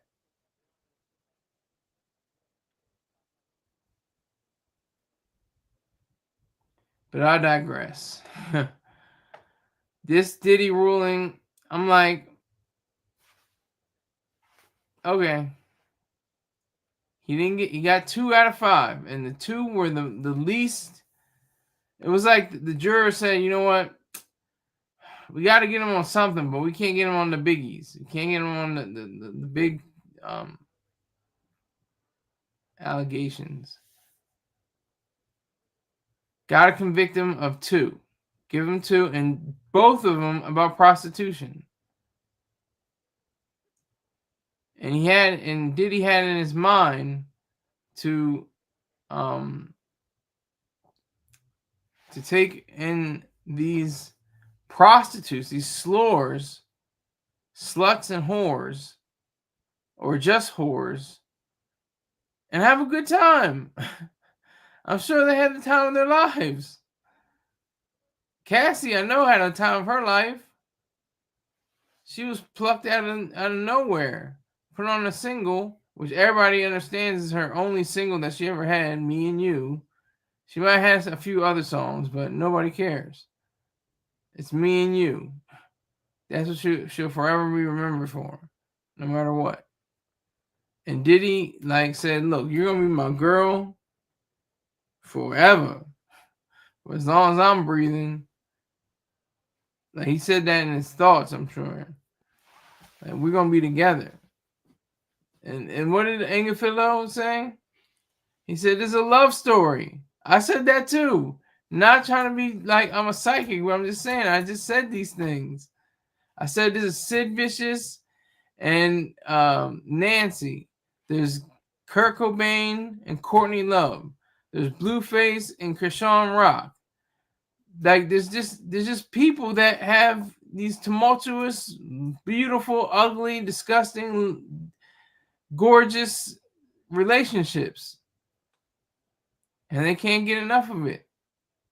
Until they get in trouble, or somebody kills himself, or somebody goes to prison, or somebody, it's a love story.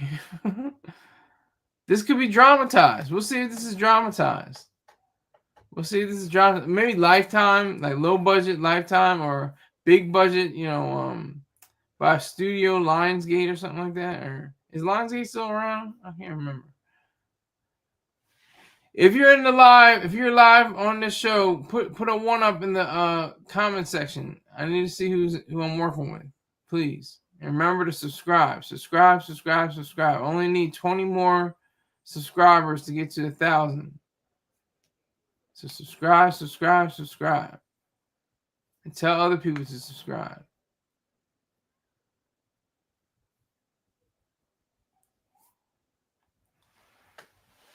So I say legalize it now. Legalize prostitution. Who are the victims in prostitution? The legitimate prostitution. The exchange of funds for sexual gratification. That's prostitution, from what I understand. Not beating up on a prostitute or strangling someone or doing all these kinds of crazy stuff. Or, beating up prostitute male escorts.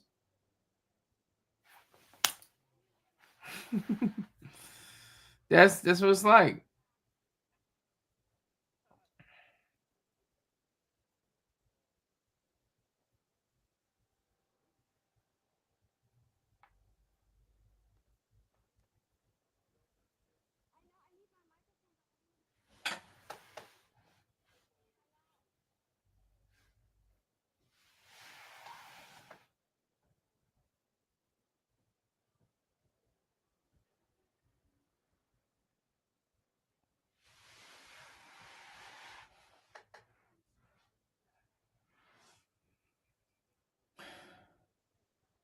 It's very pressing to the mind to find this.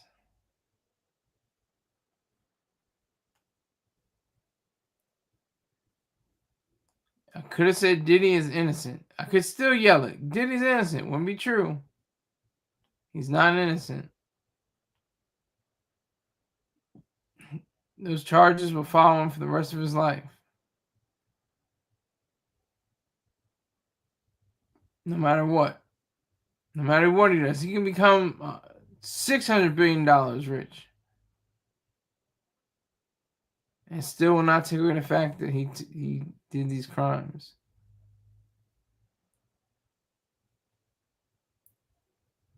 All the time he had, all the time, the money he had, the money. All that he had, but couldn't contain it, couldn't control it. Couldn't keep it together, couldn't keep it tight.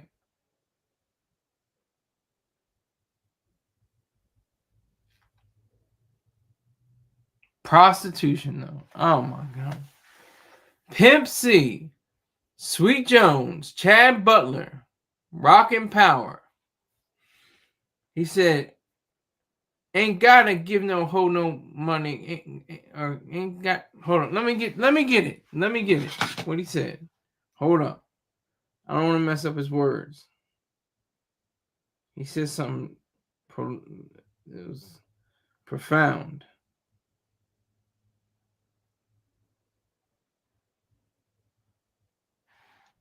When game belonged to me.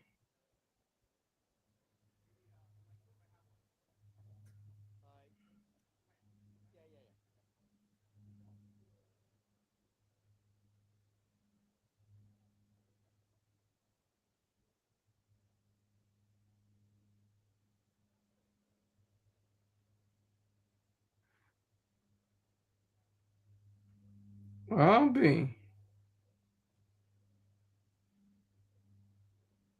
Okay, here we go. Pimpin' ain't dead. It just moved to the web. B ain't gotta hit the track. Ain't gotta give no tricks, no head. Ain't gotta get no tricks, no P. Just cameras and screens. Easiest money you can get is the American dream. Yeah. Woo! That's fire. He said that in 2007. Come on. Get out of here. Like, how? Pimpin' ain't dead. It just moved to the web. And this is before X or Twitter. This is at the beginning stages of Facebook. This is at, before the iPhone was really popular, or the Droid, Android. Just cameras and screens. This money you can get is to make it an American dream. B. He said that. He said, and before then, he said, no, a lot of niggas living off of prostitution. Pimp. Before they said UGK Records is an institution. No, a lot of niggas living off of prostitution. Pimpin' ain't dead. It just moved to the web. B ain't gotta get the track. Ain't gotta give no tricks, no head. Ain't gotta get no tricks, no P. Just cameras and screens. Easiest money you can get is the American dream. B. Woo! That's fire. Fire lyrics. And, if Diddy had an inkling of what Pimp C said there, he might not have been in this predicament. And this was interesting. If he were not convicted of these two charges, what would the other three be? Were they convicted of the other three still? Well, they said, well, we got to convict him of something. We got to get him. He can't just hang on to, we got to get him on something. He can't just be on the hook, off the hook for everything. Rick James says, Diddy has always been one of the greatest rappers. Fact. He is. He's one of the best. Honestly. He was in my top 10. He might still be in my top 10. Because I thought he was going to beat all the cases But he didn't beat everything. He only beat 2 out of 5, and 2 out of 5 ain't bad when they're, lesser charges. He may have to take the spot of Charlemagne the God.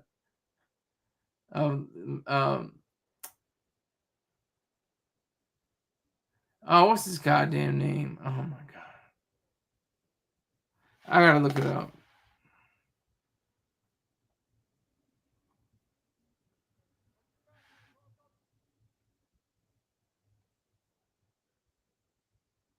Leonard McKelvey. He may have to take Leonard McKelvey. In my opinion, he's top 3 next to Danny Brown. I don't really mess with Danny Brown. And Missy Elliott's a great commercial artist. She's a great artist of music videos, which are commercials. She's that great, but her lines, her lyrics are not up to a standard. I have to disagree with you on that one, Rick James. We've been here before. We've tread this water before. Wine, oh, wine. That's Missy Elliott. Come on now. You have super fly, super duper fly. Like, spit in your mouth, give you a taste. Holla. What? Sean Diddy Combs found guilty of transportation to engage in prostitution. Who the hell cares? Who gives a goddamn whether he wants to engage in prostitution? Whose business is that? Who is to say that? Okay, oh no, you can't do this. And that the Mann Act has some serious implications. It says something about white women being crossed over state lines. It was part of the White Slave Act or something like that. I did a little bit of research. Rick James says you need to listen and pay attention to the bars and get your freak on, sir. Yeah, she did the music backwards. Is you're from Virginia? Like. Then I gotta shave my cha-cha. You, if you want to go downtown and eat it like a vulture? No thanks. I'll pass.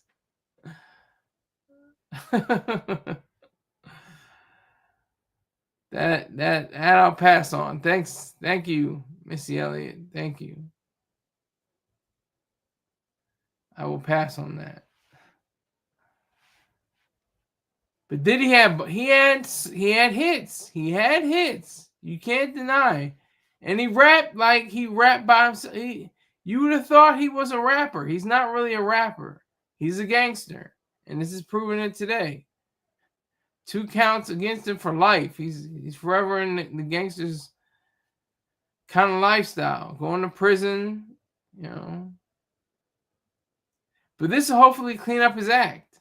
This will hopefully give him time and space to argue. That could be his next campaign. We need to get more prostitutes in here. We need to have prostitution across this country. And then we'll be excited, exacted across the globe. I mean, I'm thinking about the White Lotus right now. I'm thinking about the White Lotus. There was Italian whores that were part of the storyline, part of the plot. And then you have the 3rd season. That was the 2nd season of the Lotus. The 3rd season of the Lotus, it featured ladyboys in Thailand who got their freak on with this guy. This guy, he was saying how he was plowing the ladyboys, and then one day one of the ladyboys, railed him. I was like, oh, this show's getting a little. We love our ladyboys. I'm sure of it, sir. I'm sure of it, Sir James. I'm sure of it. I don't love the ladyboys. I don't need a ladyboy in my life. I can leave that alone. Seriously. If I ever travel to Thailand, I go to Bangkok or somewhere. Never even sampling it. Never going to. Never.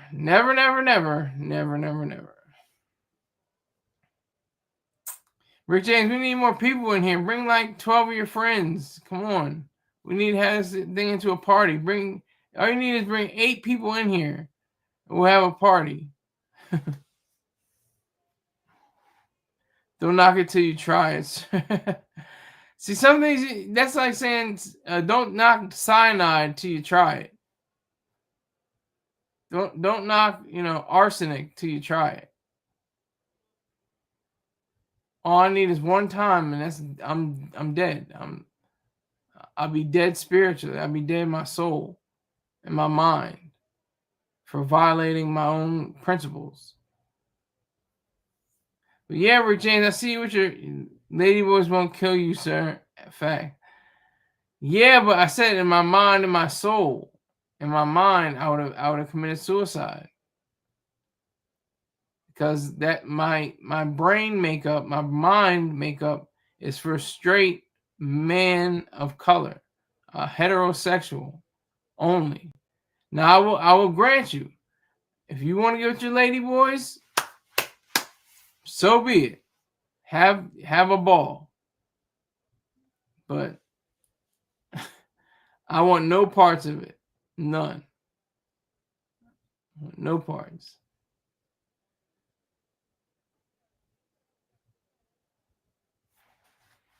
So I'm glad this was, I was just saving up this this time. Would Papa Saunders? Of course not. No.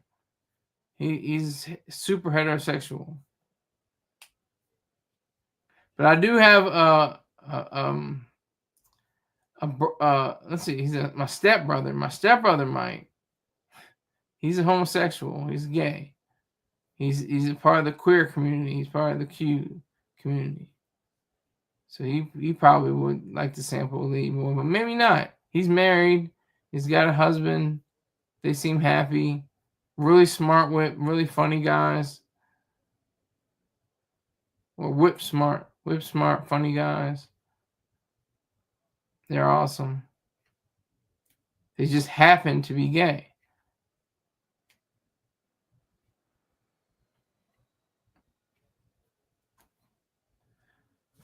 It would have been, I just, for the storyline, it would have been nice to see him come out, all charges dropped, and he would have been extraordinarily victorious.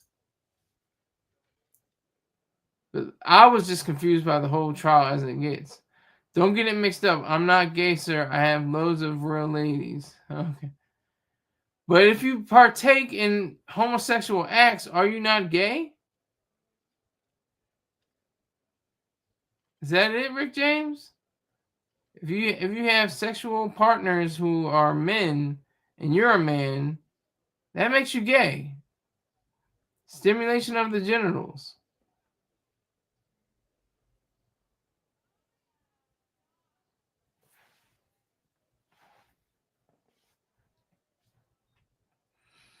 Okay, so we're looking at, I like to experience the different tastes of the world, sir. And I don't fault you. That's great. I'm not, but you should. That's the whole point. I wouldn't stop you. I think that's beautiful. I think that's wonderful. That you want to do that? That's your body and mind, not mine. I have to deal with my body and mind. I'm at heart a heterosexual male. Fact. At heart, I guess. Not in reality, but in your consciousness.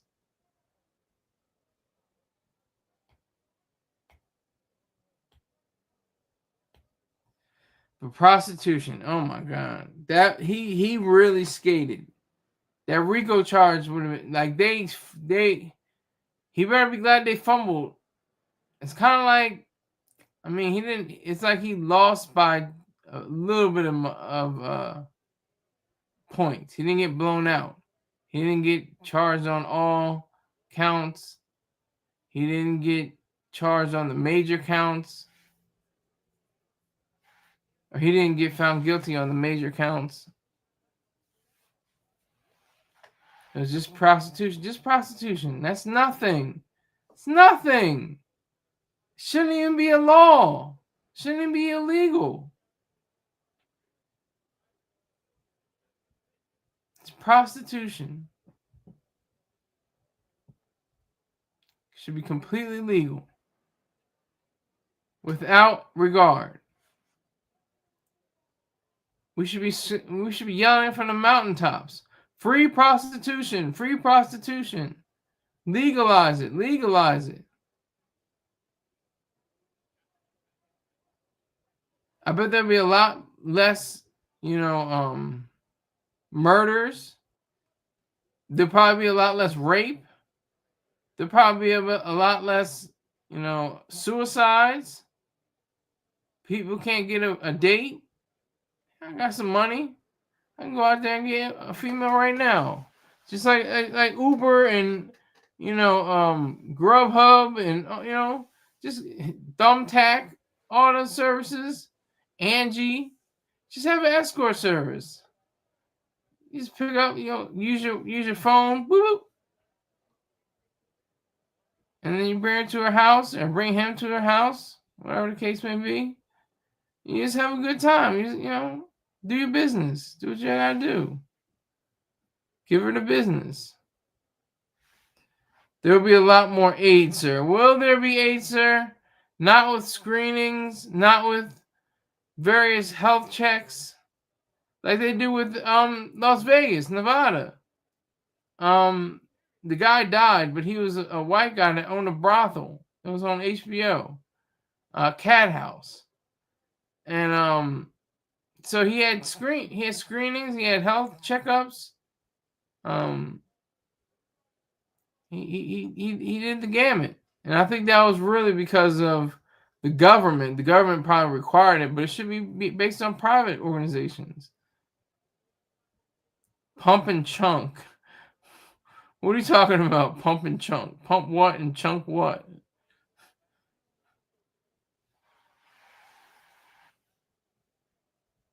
Pump and chunk. That's special.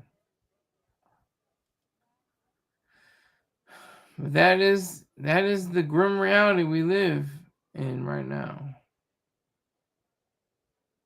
We have to face it. We have to, discover, the ways around whatever legal system we have today. There's probably some, places, like I said, in Nevada, and I'm sure there's other places around the world, like the Red District, and I think it's in Amsterdam. You can get prostitutes, but they have really strict laws regarding prostitution. If I'm not mistaken, I think they have prostitution. I know they have legalized drugs, but you can't be caught anywhere outside of the specific coffee houses or anything like that, because the penalties are pretty severe, which is disgusting as it is.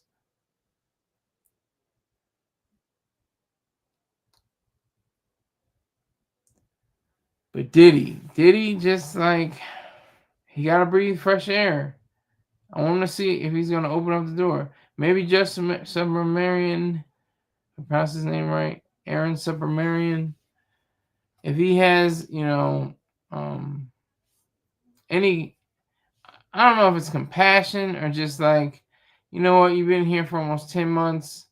You already got your charges, handed to you, whichever one's 2 out of 5. Why don't you just go outside and let people know what you're thinking? You got gray hairs. You look bloated, allegedly. You got on a sweater. It's hot out.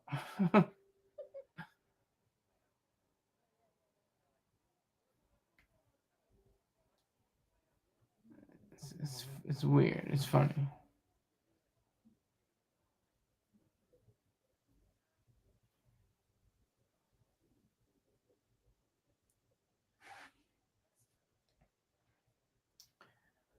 But I still think that, he kind of skated. He didn't skate completely, but he pretty much skated, because That's all they talked about.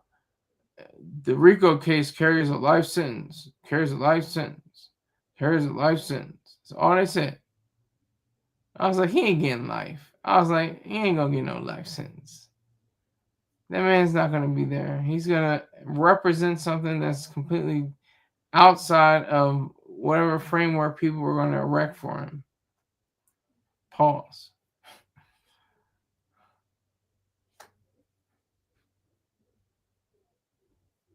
He turned to his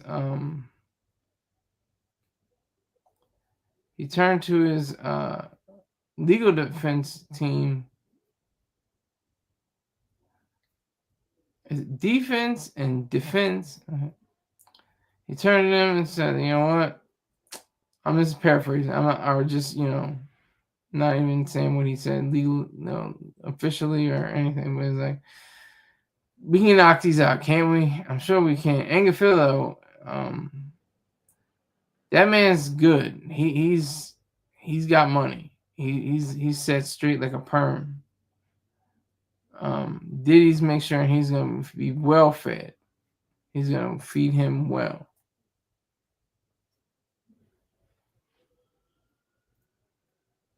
He's gonna keep his guard up. He's gonna maintain absolute power.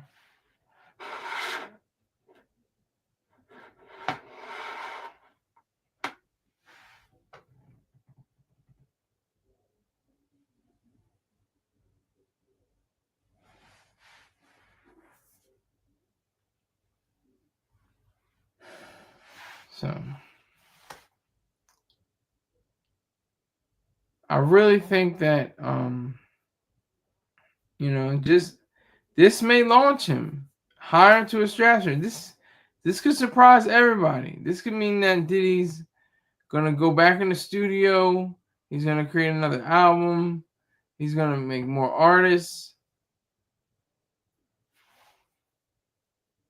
We're not too sure what else he's gonna do, but it's gonna be something monumental. Sure, it's gonna be monumental. Cause he's in the camera. He loves the camera too much. He's the guy that has to be seen on the scene on every screen.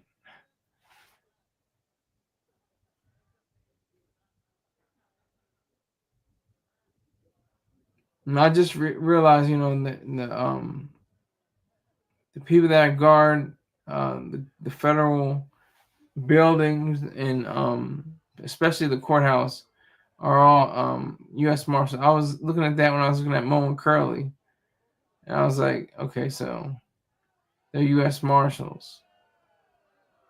That's their whole job status.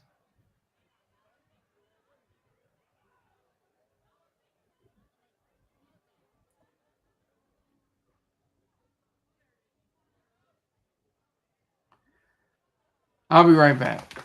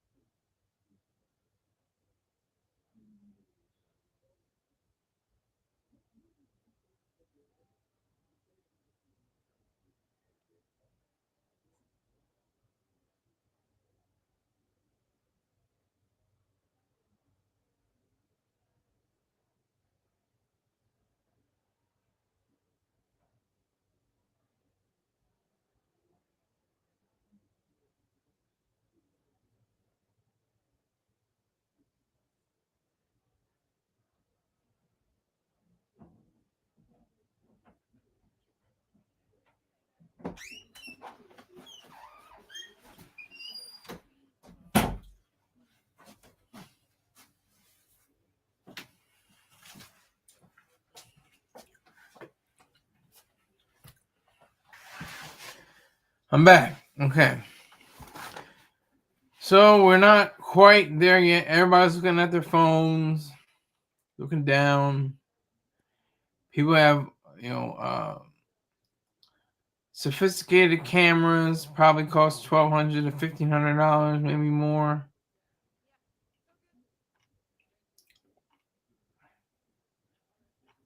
I don't even know what they're shooting for. I don't know if these are professional journalists. I don't know if they're just amateurs that want to capture the moment.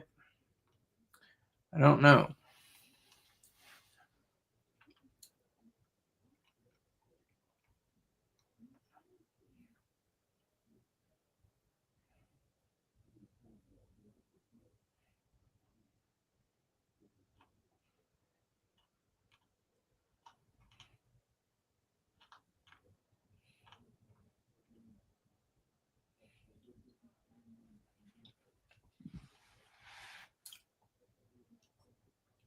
So, and it's a mixed crowd.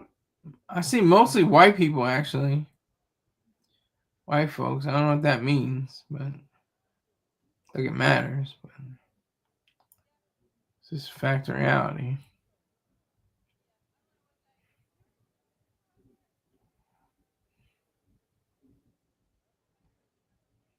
This one guy's head in the screen. I don't know if he sees it. He's in the camera angle.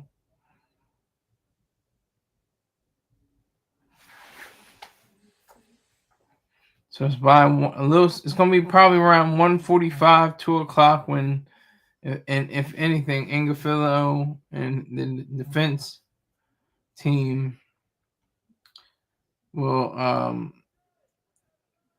exit from the building. Let me see something.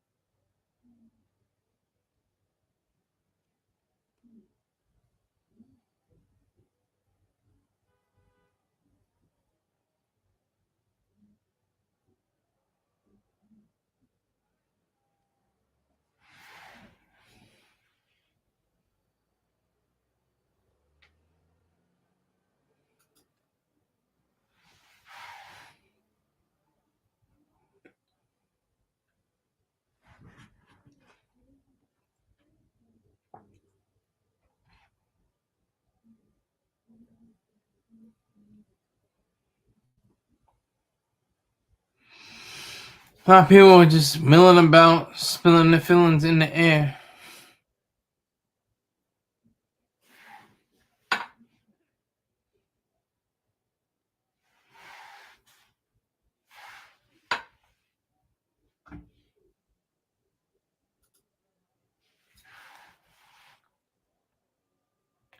Then you got people there's a group of microphones ready to be used.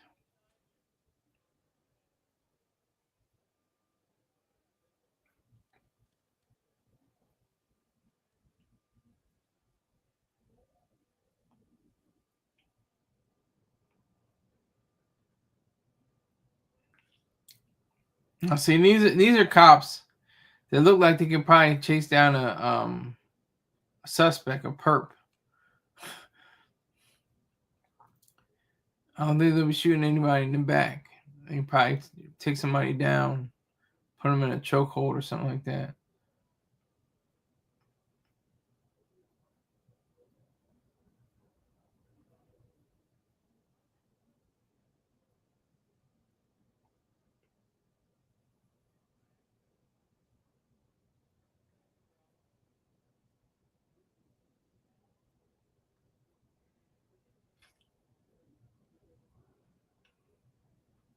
The fact that he was found guilty on 2 counts only, points to the judicial system. I mean, jurors, they're selected from the populace, and they have to make a decision. And if they don't, it's a mistrial or a hung jury. I don't know what it is exactly, but that's the reality.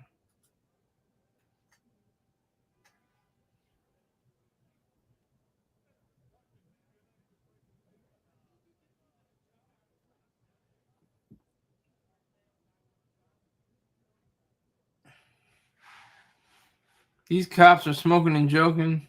Not smoking, but you know.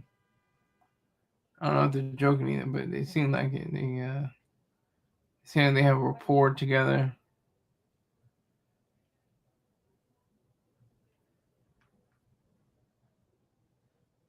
Always hydrate. Gotta drink that water. More important than the pistol on your side in a lot of cases.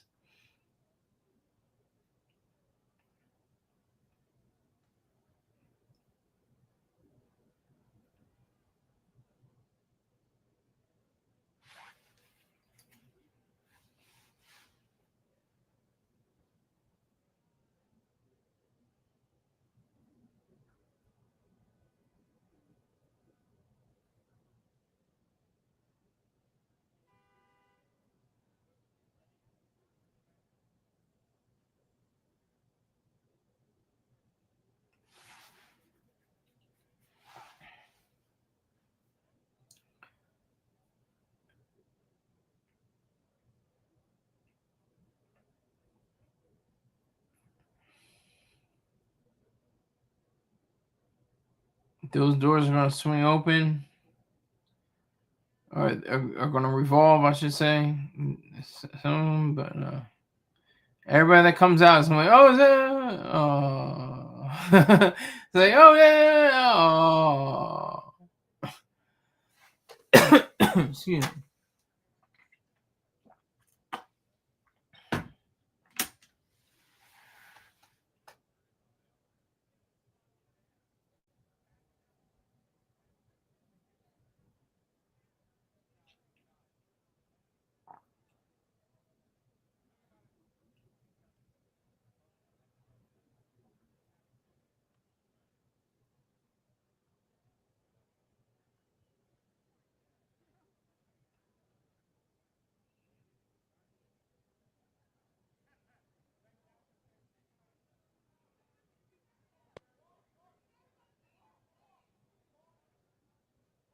People going inside, people exiting. 0 viewers right now. 0. I think Mr. George Star Train has 4,000. But that's this little thing called it's integrity, but it's also called justice. That's what it's called. It's justice. He has a much greater show than I. I have a great show, but his just is a little bit better. A lot bit better. But I enjoy what I do. I'm glad here. All right, we're back to 1. All right, back to 1. It was up to 5. We have 5 going. We're going pretty strong.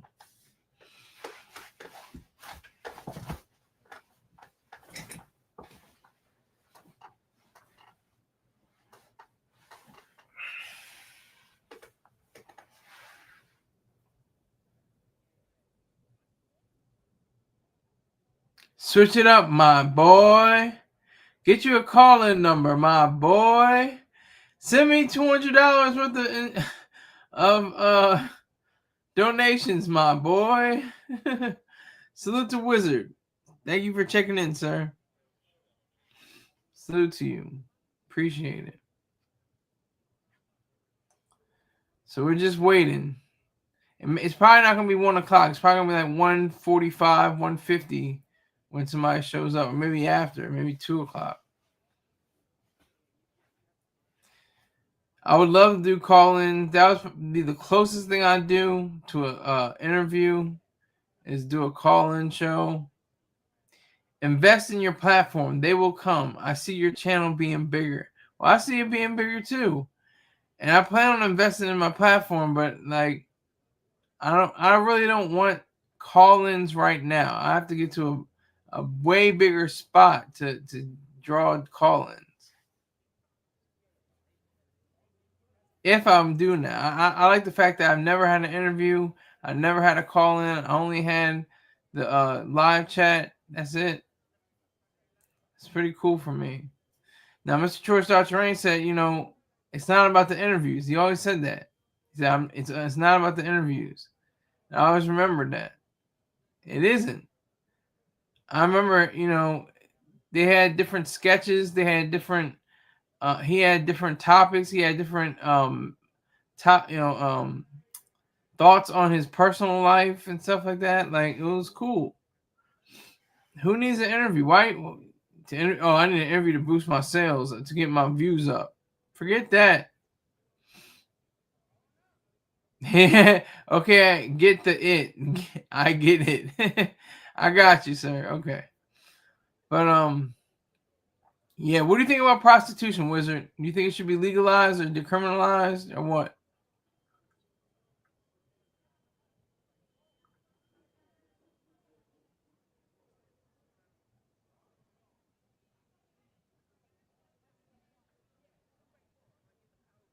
I wonder what you're gonna say. So you're in DC area, so I don't know what the Chocolate City has to offer, except for the late great Marion Barry.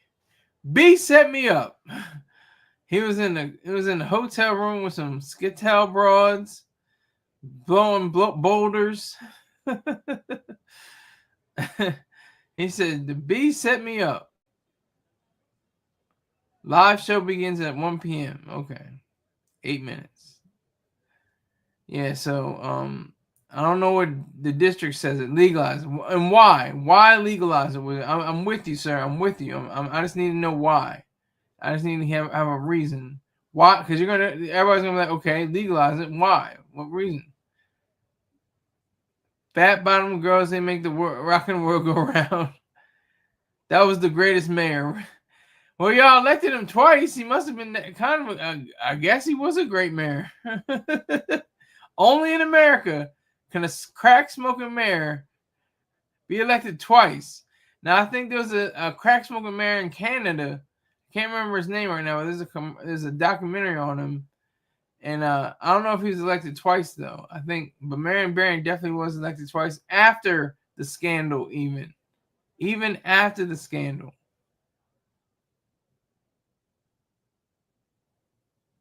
Yes, exactly. That's what I said. SA, grape, all those things will definitely decrease. They will definitely go down. You're exactly right. Exactly. And open up commerce. Think about all the people that people will travel. I mean, now you really, Mr. Chorsar was saying how you shouldn't be flying out these Skittle broads and stuff like that. He wasn't skimming off the budget to support his habits. Apparently not. Apparently not. But getting these girls flued out, I mean, it's a tragedy. It's like, why are you even dealing in that? At any age, 18, 21, 55, 78. I mean, why are you even participating in that? It's not legal. So I say, he should go to prison. I say that because it's on the day. It's on the books of today. Just like alcohol. Alcohol was outlawed. And now it's completely able to be, manufactured, produced, bottled, sold, and purchased. If you're 21 and older. Yes, it'll go good with the MGM women and gambling. Who are the MGM women? I'm slow. I missed something. What is it? Who are the MGM women? Do you like my chair, by the way? I got a brand new chair. Look at my new chair. Ooh, got the headrest. This thing is fancy. Got it for my birthday. Holla. I don't even celebrate my birthday, but my family does. So I go along with it.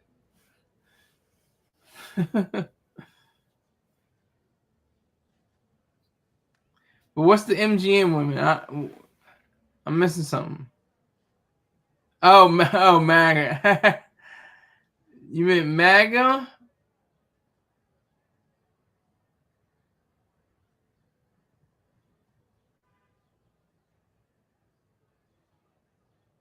The MAGA women? Is that what you're saying?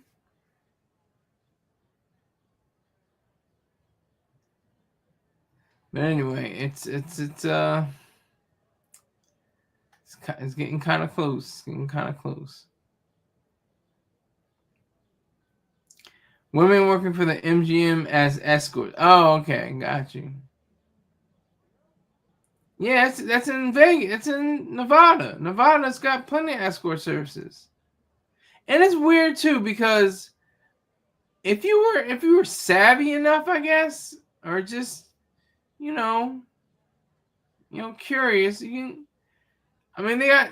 If you say send, are you a female or whatever, or, what you working with, and then you want her to fix, she can fix a door frame or something. I don't. And in the meantime, afterwards, you guys go into a little bit of a collision. And then you pay her, for her times, for the work she did on the door jam and the work she did with you in the bedroom. I mean, it's as simple as that. Nobody tracks them, I don't think. I don't know. They may have to report everything, but I doubt it. I doubt it, seriously.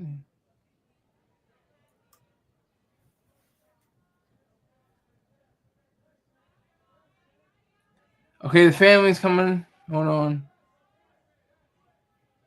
Family's coming.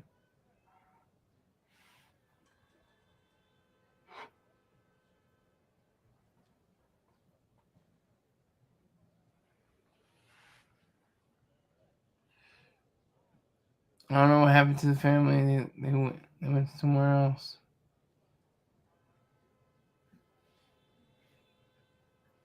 Would you buy it if it became legal? No, wouldn't buy it. Just saw Diddy there. I don't think that was Diddy. But oh shucks, damn it.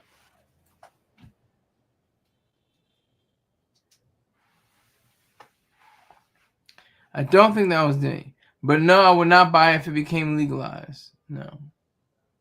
Me, I'm a pimp. I ain't paying for no sex. I'd rather buy a car or a new Rolex.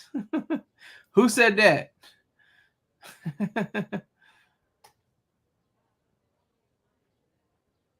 I would appreciate other people buying it, though. I would definitely not stand in the way of anyone else. Just like drugs. I don't plan on taking drugs until I'm 90 or 100.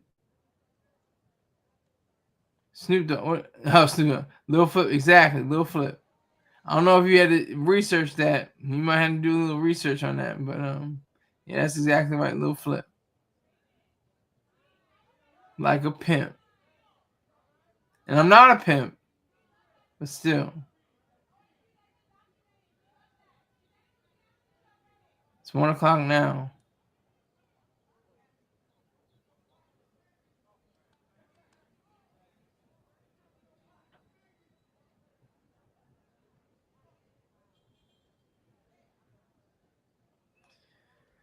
Well, it's almost 1 o'clock. There's a few more seconds. It's 1 o'clock.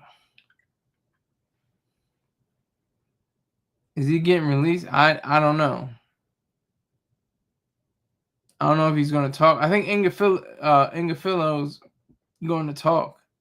He's probably going to say, we caught a bad one on the 2 cases, but we didn't get terrible on the other 3 cases.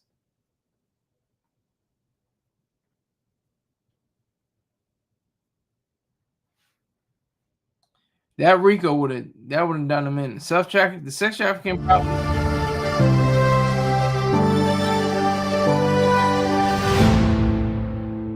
Verdict watch. Good afternoon, everybody. I'm Jesse Weber, and welcome back to our continued live coverage of the Sean Diddy Combs trial. Big day here today in the Southern District of New York, in the federal courthouse out in downtown New York. A verdict has been reached. We've been reporting about it all morning. A verdict has been reached in the case. Sean Combs acquitted of racketeering conspiracy, sex trafficking by force, fraud, or coercion for both Cassie Ventura Fine and Jane, but ultimately he has been convicted of transportation to engage in prostitution, the Mann Act violations. And today is, you would think that would be the end of the day. It is certainly not. Why? The judge has to determine whether or not Sean Combs should make bail, whether or not he should be released, whether or not, and we have a live shot of the courthouse, whether or not we will see him walk out of that courthouse later today. Right now, both sides are submitting paperwork to the court. We're keeping a very careful eye on the courtroom updates to see what that decision will be, because the judge is going to decide. And what the basis was for Sean Combs to be locked up during the whole course of this criminal process, it is very different now. It is very different now because he's not facing those top charges, those violent charges, those charges that could have sent him to prison for the rest of his life. And one of the other big considerations we have when we talk about transportation to engage in prostitution, the charges that he was convicted of, is what will be his sentence. While there are maximums of 10 years in prison on each charge, and although the prosecution has said that he could face up to 20 years if they stack them one after the other, it seems highly unlikely given a number of mitigating factors in this case, but there's also aggravating factors, and we'll talk a little bit more about it. But we're going to take your questions as we are live on air, and we update you about what is happening. But I also have with us a very special series of guests. So we have an all-star panel. We got with us Ben Chu, acclaimed litigator, famously represented Johnny Depp in his high-profile trial against Amber Heard. We also have with us criminal defense attorney and civil rights attorney Tyler Bailey. We have with us Sierra Gillespie and Elizabeth Milner out in the field. We'll get to them. But right now we are also joined by Sheree Hayes. Now, for anybody who's been following this case, you will know who Mr. Hayes is, also referred to as the Punisher during the course of this case. Mr. Hayes, who's also, by the way, the author of In Search of Freezer Meat, we can talk more about that. Hayes had testified during the course of this trial about his involvement in 8 to 12 sexual encounters that he had with Cassie Ventura Fine and Sean Combs. Testified that Combs watched and gave directions during these events. You played a pivotal role in this case, Mr. Hayes. It's great to see you. Thanks for taking the time. Your reaction to the verdict? I honestly thought the verdict was the correct decision. It may be not based on following the specifics of the law, because I know the prosecutor said you only had to find one instance where you believe there's coercion. But if you're talking about a jury and the understanding that this was relationships, these were his partners, these were, they were exchanged text messages of love and care and over long periods of time. And then also a bunch of consenting also messages to the sexual activity and the type of lifestyle they lived. I thought it was going to be hard for a typical person that wasn't going to really streamline the law, extremely hypervigilant, to not see this as a relationship, domestic issue, opposed to sex trafficking. So this is actually what I expected. To be clear, in any of your encounters, did you see any force, fraud, coercion being used to induce Cassie to engage in these sex acts? Yeah, it's similar to my testimony. I did not. And so what I will even add is, I testified in the facts where I only interacted and spoke to Cassie during any of these occasions. I never had any communication with Mr. Combs. So I would be greeted in a personable one-on-one situation prior to the activities, and then again at the conclusion. And I always found good vibes, good energies. Hey, thanks for coming. It was great. We'll see you again. Here you go. And I did not even witness anything that appeared to be under the influence of alcohol or drugs or anything. So I did find it difficult to see my interaction being anything close to criminal. I want to tell you what's happening outside the courthouse. CNN is reporting that people are quite excited. There are people who are gathered. They are spraying baby oil into the crowd. There are remnants of oil that could be seen on the courthouse pavement. We were reporting earlier on today that there was a verbal dispute between supporters of Sean Combs, or at least supporters of his case, and those who feel differently. When you're seeing a reaction like that, outside of the courthouse, you playing a role in this case. What's your position on it? What is your view on it? So what I think is there's a benefit of the misinformation. You know, me as a civilian, even before I was involved, before I became a witness, the social understanding of this case, they made it so much bigger than what it was. You had rumors of child trafficking. You had all of this bribery and celebrities involved and all of this crazy stuff that escalated to this belief that you was going to get this magnitude of just terrible acts, and not downplaying the domestic violence part of it. But I think when the actual facts of the case became evident, I think people's expectation and their belief that it was going to be so much more, it actually minimized the victims' experiences. So now where there are still people that are victimized, regardless of the verdict, there's still bad experiences. People almost see it as a celebratory, you know, simple scenario because everybody thought it was going to be so much worse than what it was, including myself. Do you think, listening to the banter, do you think that your testimony helped secure the conviction for transportation to engage in prostitution? Because let's be clear, the two charges that he was convicted of, one was with respect to Cassie, and the other was with respect to Jane. Do you think your testimony helped secure the conviction against Sean Combs? No, not at all. Not my testimony, because I was clear that my dealings with them was, I'm from New York City at the time, and I only dealt with them in a New York City area. And me being hired in the initial communications was as a male dancer. We always show up on our own. But I did hear in the testimony, there was evidence of plane tickets and stuff being purchased on his American Express card for some of the other escorts. So I'm assuming that secured the conviction for those charges. Mm-hmm. So as I mentioned to you before we were coming on, we have amazing viewers who submit incredible questions. And I have a bunch of them. A lot of people have questions for you, Mr. Hayes. So let's get right into it.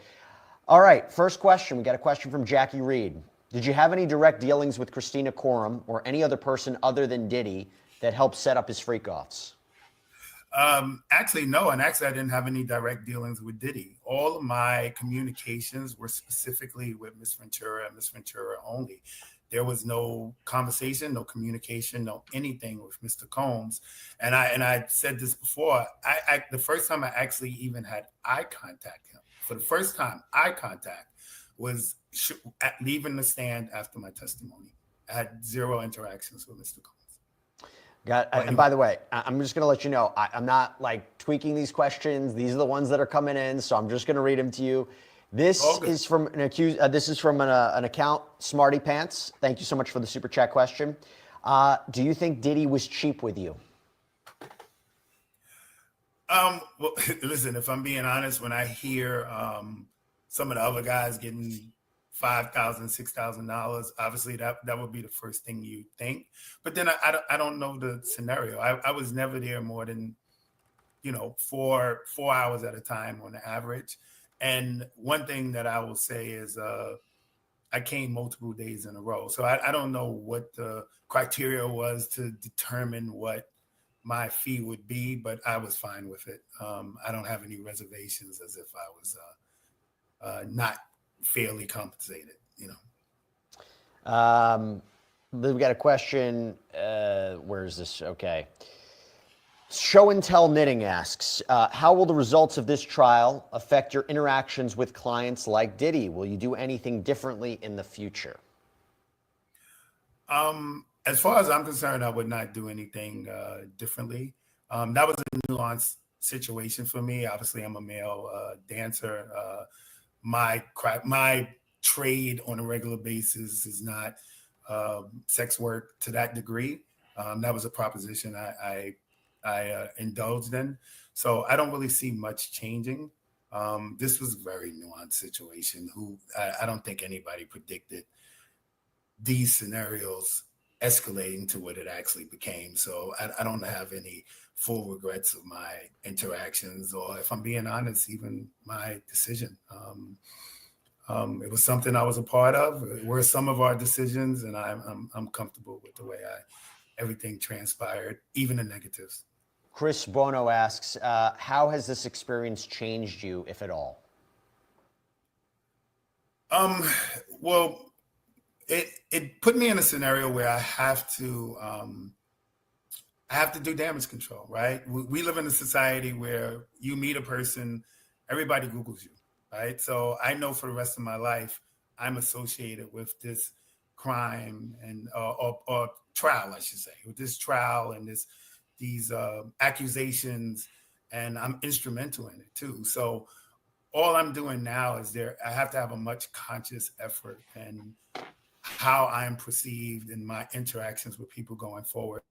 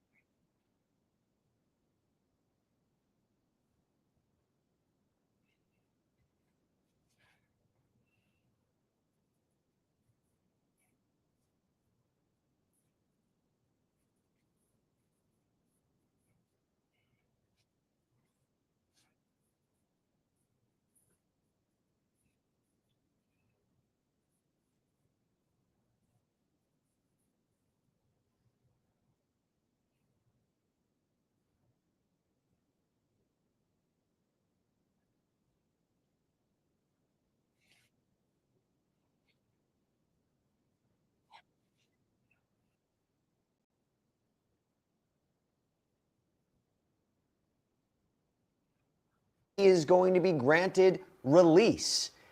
We will cover it. She will jump on air, talk about what's happening. If we see Sean Combs leave that courthouse, we will cover it. Thank you so much for the terrific, terrific questions. Appreciate all of you. Stay with us here on Law and Crime. We'll see what happens next in what is a very eventful day in the Sean Combs criminal case.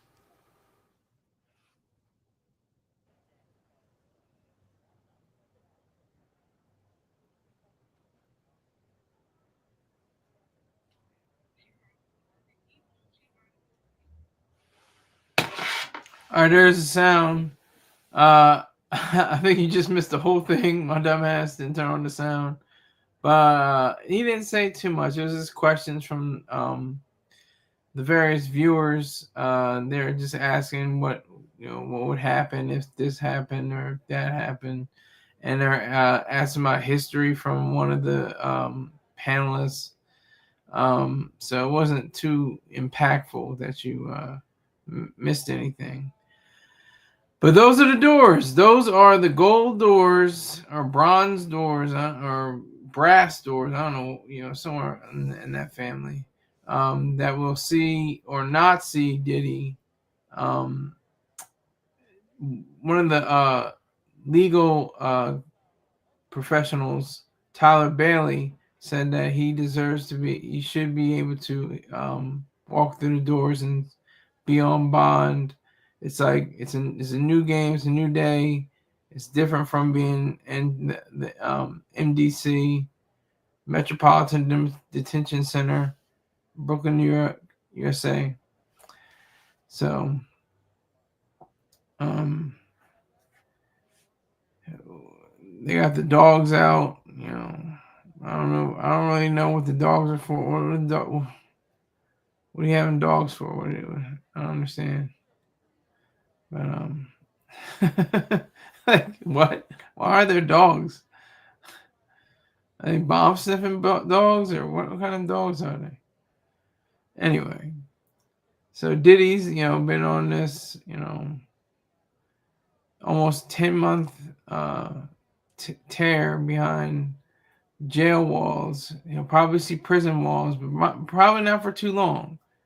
I'm gonna see him always skating. I see him skating out of this. He can't say I'm not guilty. Can never say I'm not guilty again. And mean it and show it. As a matter of fact, Jay-Z pleaded not guilty or pleaded guilty to avoid jail time and just get probation. And they had multiple songs. He had songs with R. Kelly. Jigga Kelly, not guilty. I got all my mommy. What you want from me?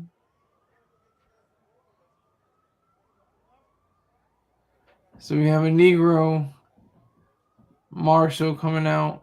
Looks kind of heavy set. Looks like a suspect or a perp weighing 190 pounds will outrun him.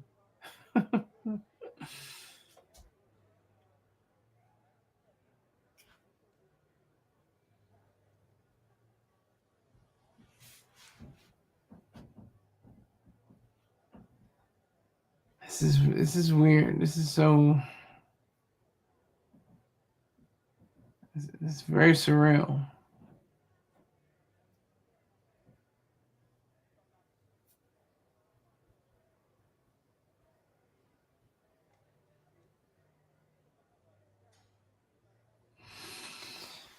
Two of the 5 charges, 2 that really don't mean much at all, in my estimation.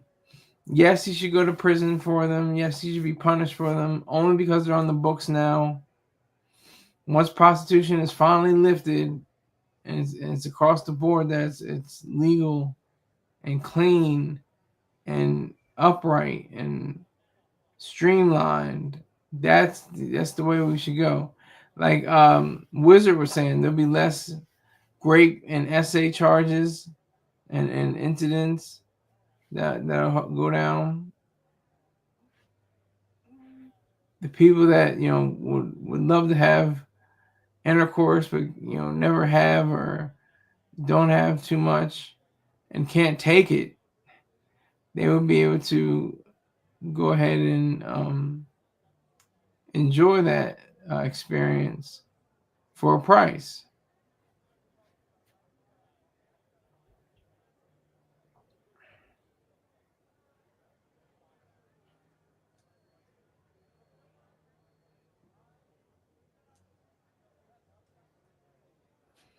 I'm getting out of here at 6 hours.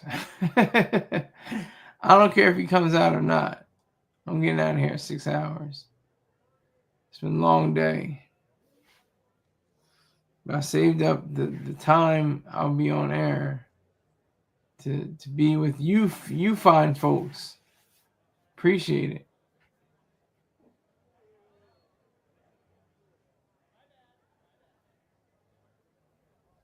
But one of your questions was answered, Wizard, is he getting released? That was one of the questions.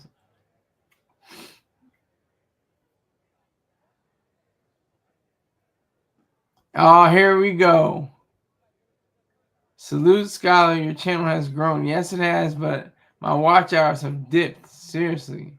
I would be probably on my way to it, but just need 20 more people for subscribers. If you got 20 more people that let them know.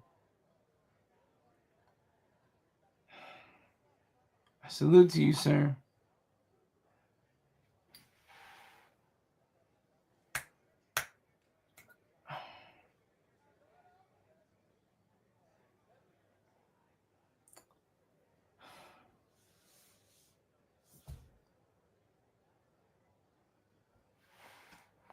Because this is paying off. I'm still under 100. Yeah, it's hard. It's like it's a different thing to do.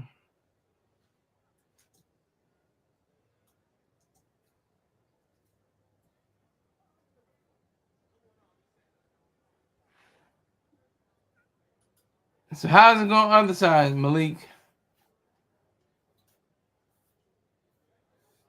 If you're under 100, hook up with Mr. Troystar Terrain. He'll get you at least 500, 600. It's a long road. It's been over 2 years. I've had this channel since April 14th, 2020. 22, what was it, 23? Yeah, 23. You've been stacking up. Hey, that's what happens. We get sloppy, we get lazy.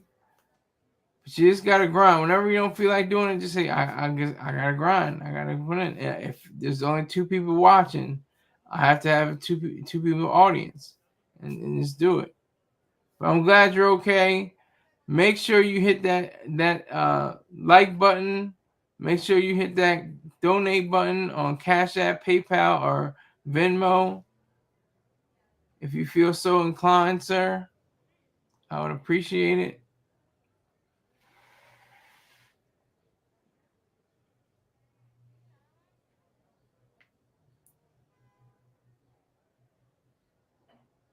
Yeah, but you doing it. Yeah.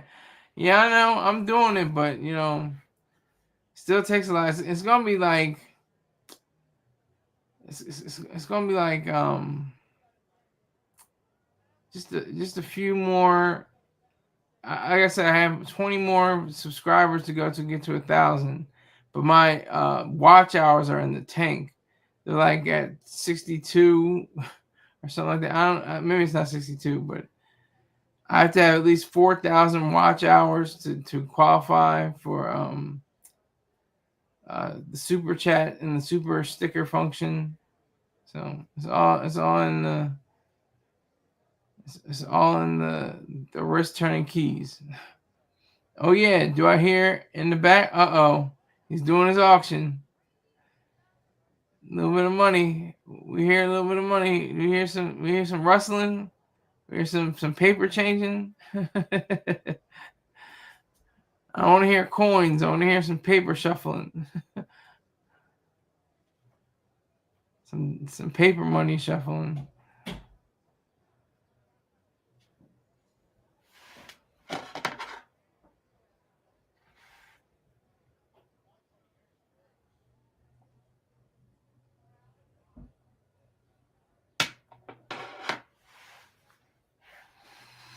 Yeah.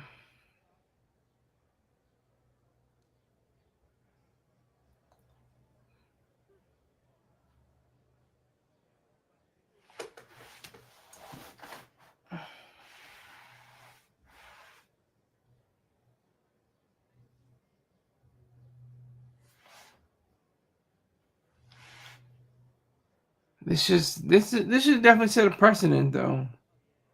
For a lot of the Hollywood swingers, the partiers, you know, he got his whole life basically exposed. We make jokes about the baby oil. Who's the first person that's gonna come out with the platinum and diamond drip baby oil? Somebody's gonna have a literal bottle that's gonna be platinum and diamonds, and it's gonna actually give out real baby oil or something like that. Why? You just watch. Somebody's gonna make that chain. Watch. You just watch.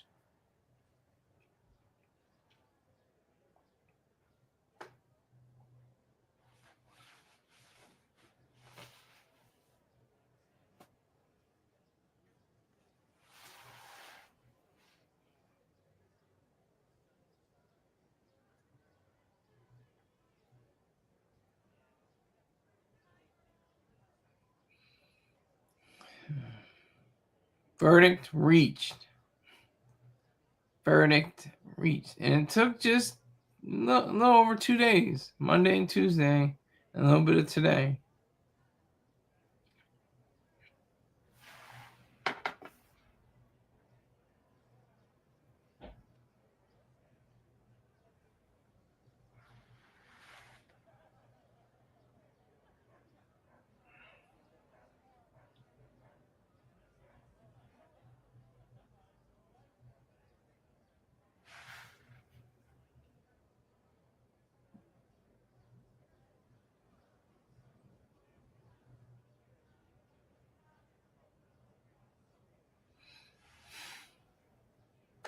If Diddy getting bail,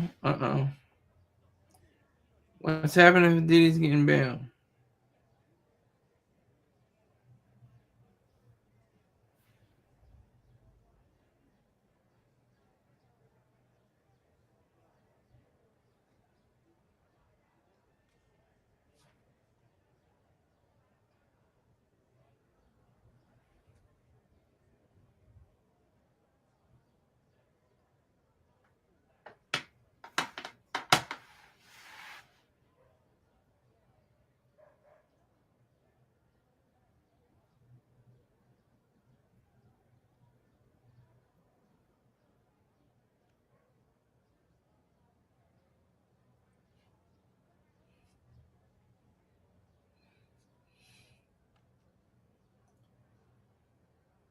There's another one.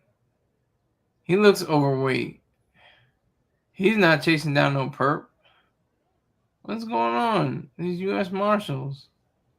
Out of shape. old, aging.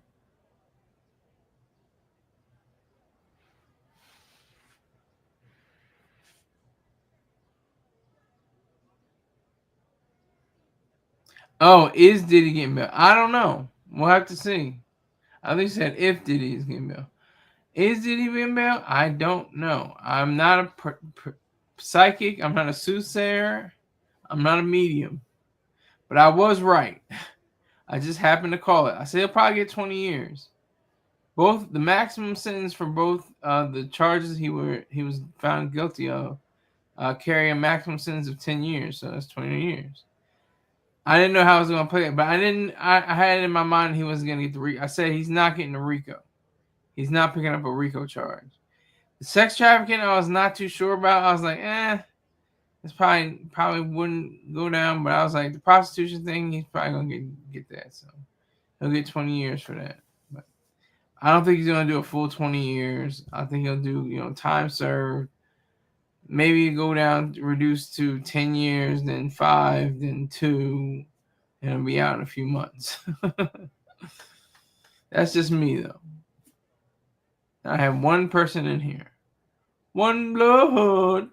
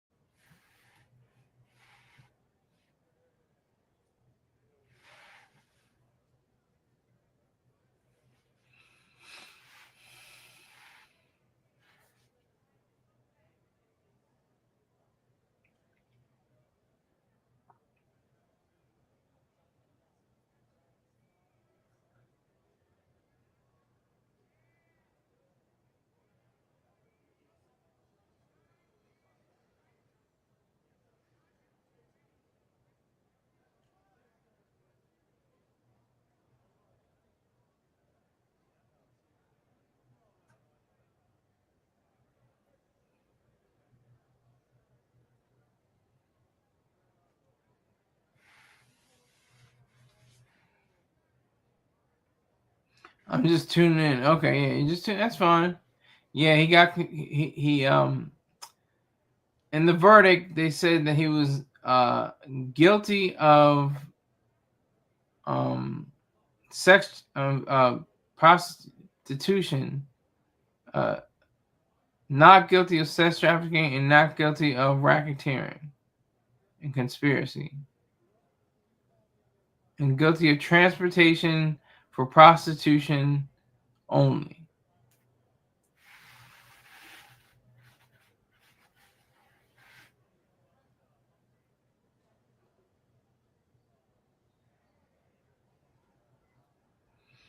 Yeah, well, come on in. Bring a few more people. I'm at 0 people right now. 0 people.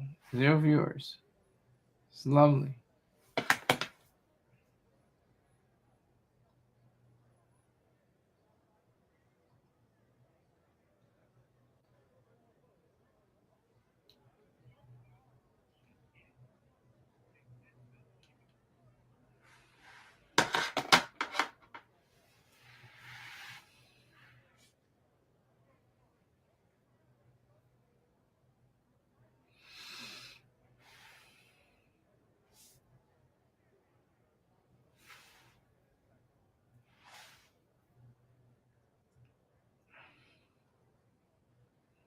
There's a lot of they got a white umbrella, I guess, for the photography. I don't know, maybe it's not. Maybe it's just for keeping the sun out.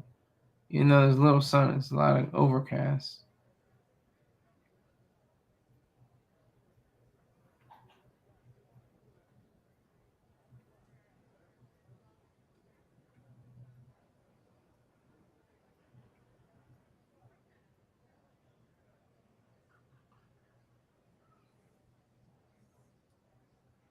I'm about to roll out anyway.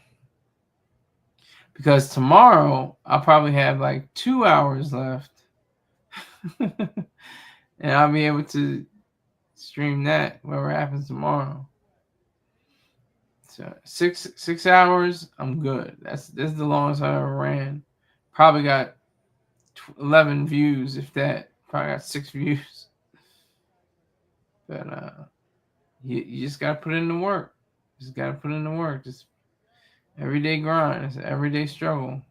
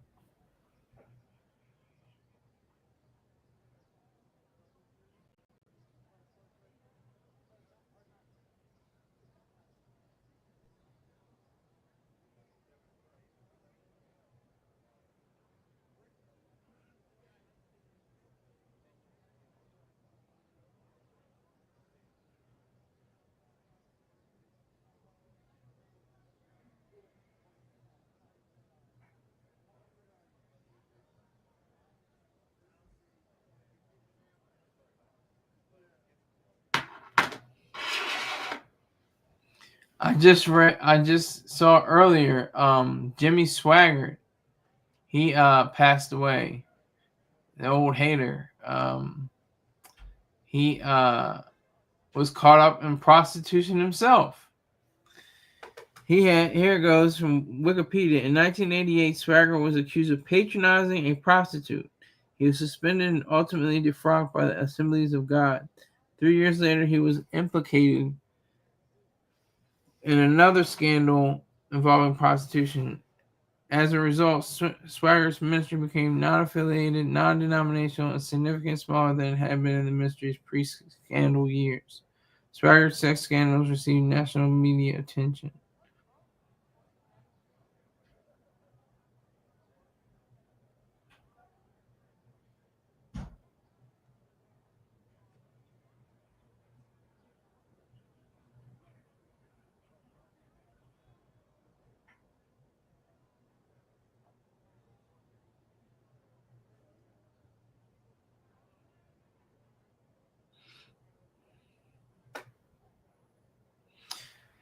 So yeah, I mean, especially among the faithful, have it be legalized.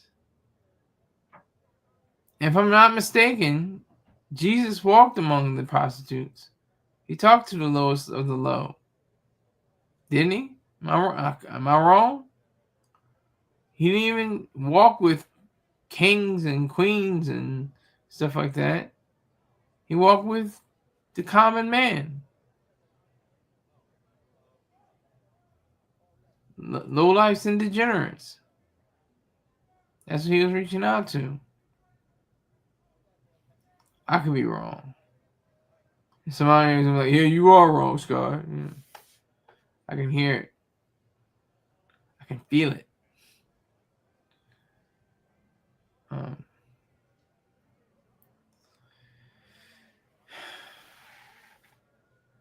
I think that we have to look at this case and just say, no more restrictions, criminalization, any of the sort against prostitution. It's a legitimate business, for one. They say it's the oldest profession in the world. I mean, that's kind of goofy. That's weird. I think that's false. But it should be a profession. Should be completely on the books. There should be, I don't think there should be taxes. There should be no taxation or taxes on the participant, asking for services. That's it. Shouldn't be on the, I guess, the pimps and the hoes. I guess the short answer is the procurers and the prostitutes, to be exact, to be specific. But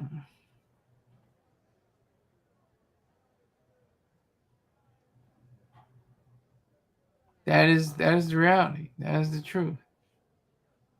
That's what we all have to contend with. Knowing now that he's not Teflon, Diddy, he can be brought down. Pause. He can be humbled. I don't like humility or false humility. Any kind of humility is evil. Pride is a virtue. And that's the thing too. Pride goes before a fall. It's not pride, it's hubris that goes before a fall. Even if it were pride, you get up and you go back again with even more pride. So you fall. Okay, you rise up again. Keep going. But that's not pride. Pride is the crowning virtue, according to Aristotle.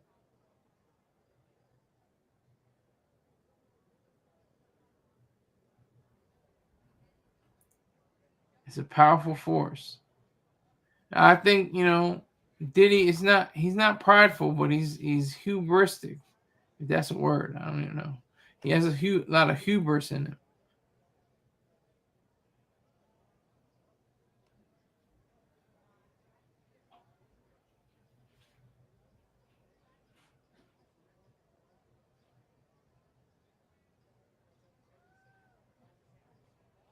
So that's just the way of the world, I guess, It's the way of the world. Like Earth, Wind, and Fire say.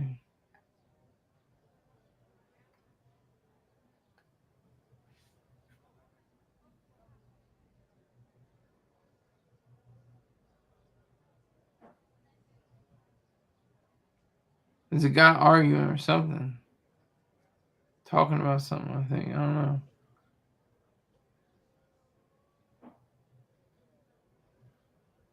Maybe they weren't arguing, they're just having a conversation.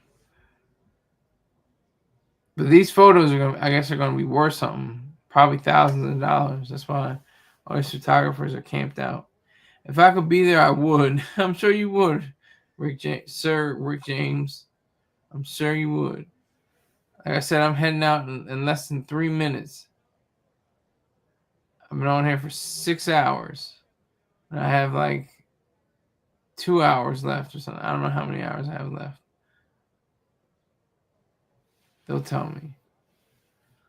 But this is the longest I've gone, I think, ever. And it feels like, it doesn't seem like a drag. It just seems like very interesting. This is a very peculiar case right here. Rounds for everyone if Diddy walks free. Well, he's not going to walk free. Technically. He's not going to be free. He's not innocent anymore. He's been found guilty. I've been here the whole time. In fact, ever since you came in, Rick James, I appreciate it. But it did go to 0 a few times. So I don't know how that algorithm works. I don't know what happens with the algorithm. But I do appreciate you being here now. So thank you.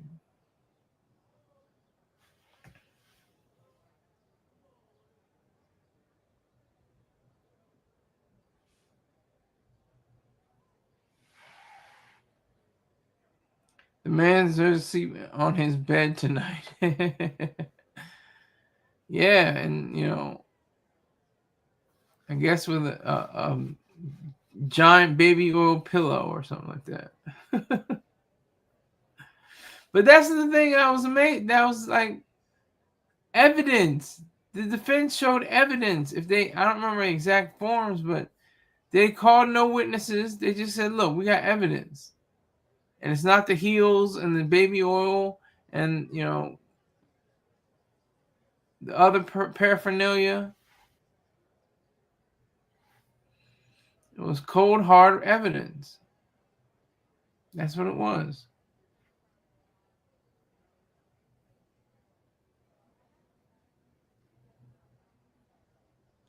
So I'm probably going to get on my bike and get some calories burned off of my body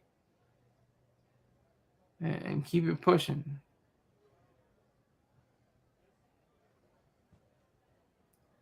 But I want to thank everybody, especially Sir Rick James, for coming through. I do appreciate it. Thank you very much for doing that. I do think it's vital to not only this brand, but any other YouTuber out there that has a show and is using the media and anything. So salute to you, Rick James. I salute you, sir. Salute. I forget, you were in the armed forces, right? Aren't you a veteran? You're a veteran, right, Rick James? And what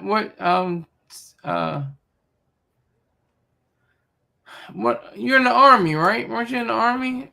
What service did you represent? What branch of service? You're in the Army, I think. Can't remember.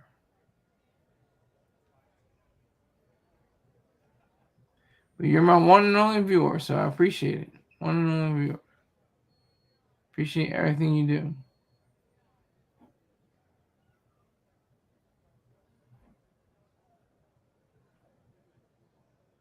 So, hey, it's 6 minutes and I'm out of here. 6 minutes, 6 hours, and I'm out of here. Thank you very much. Take care.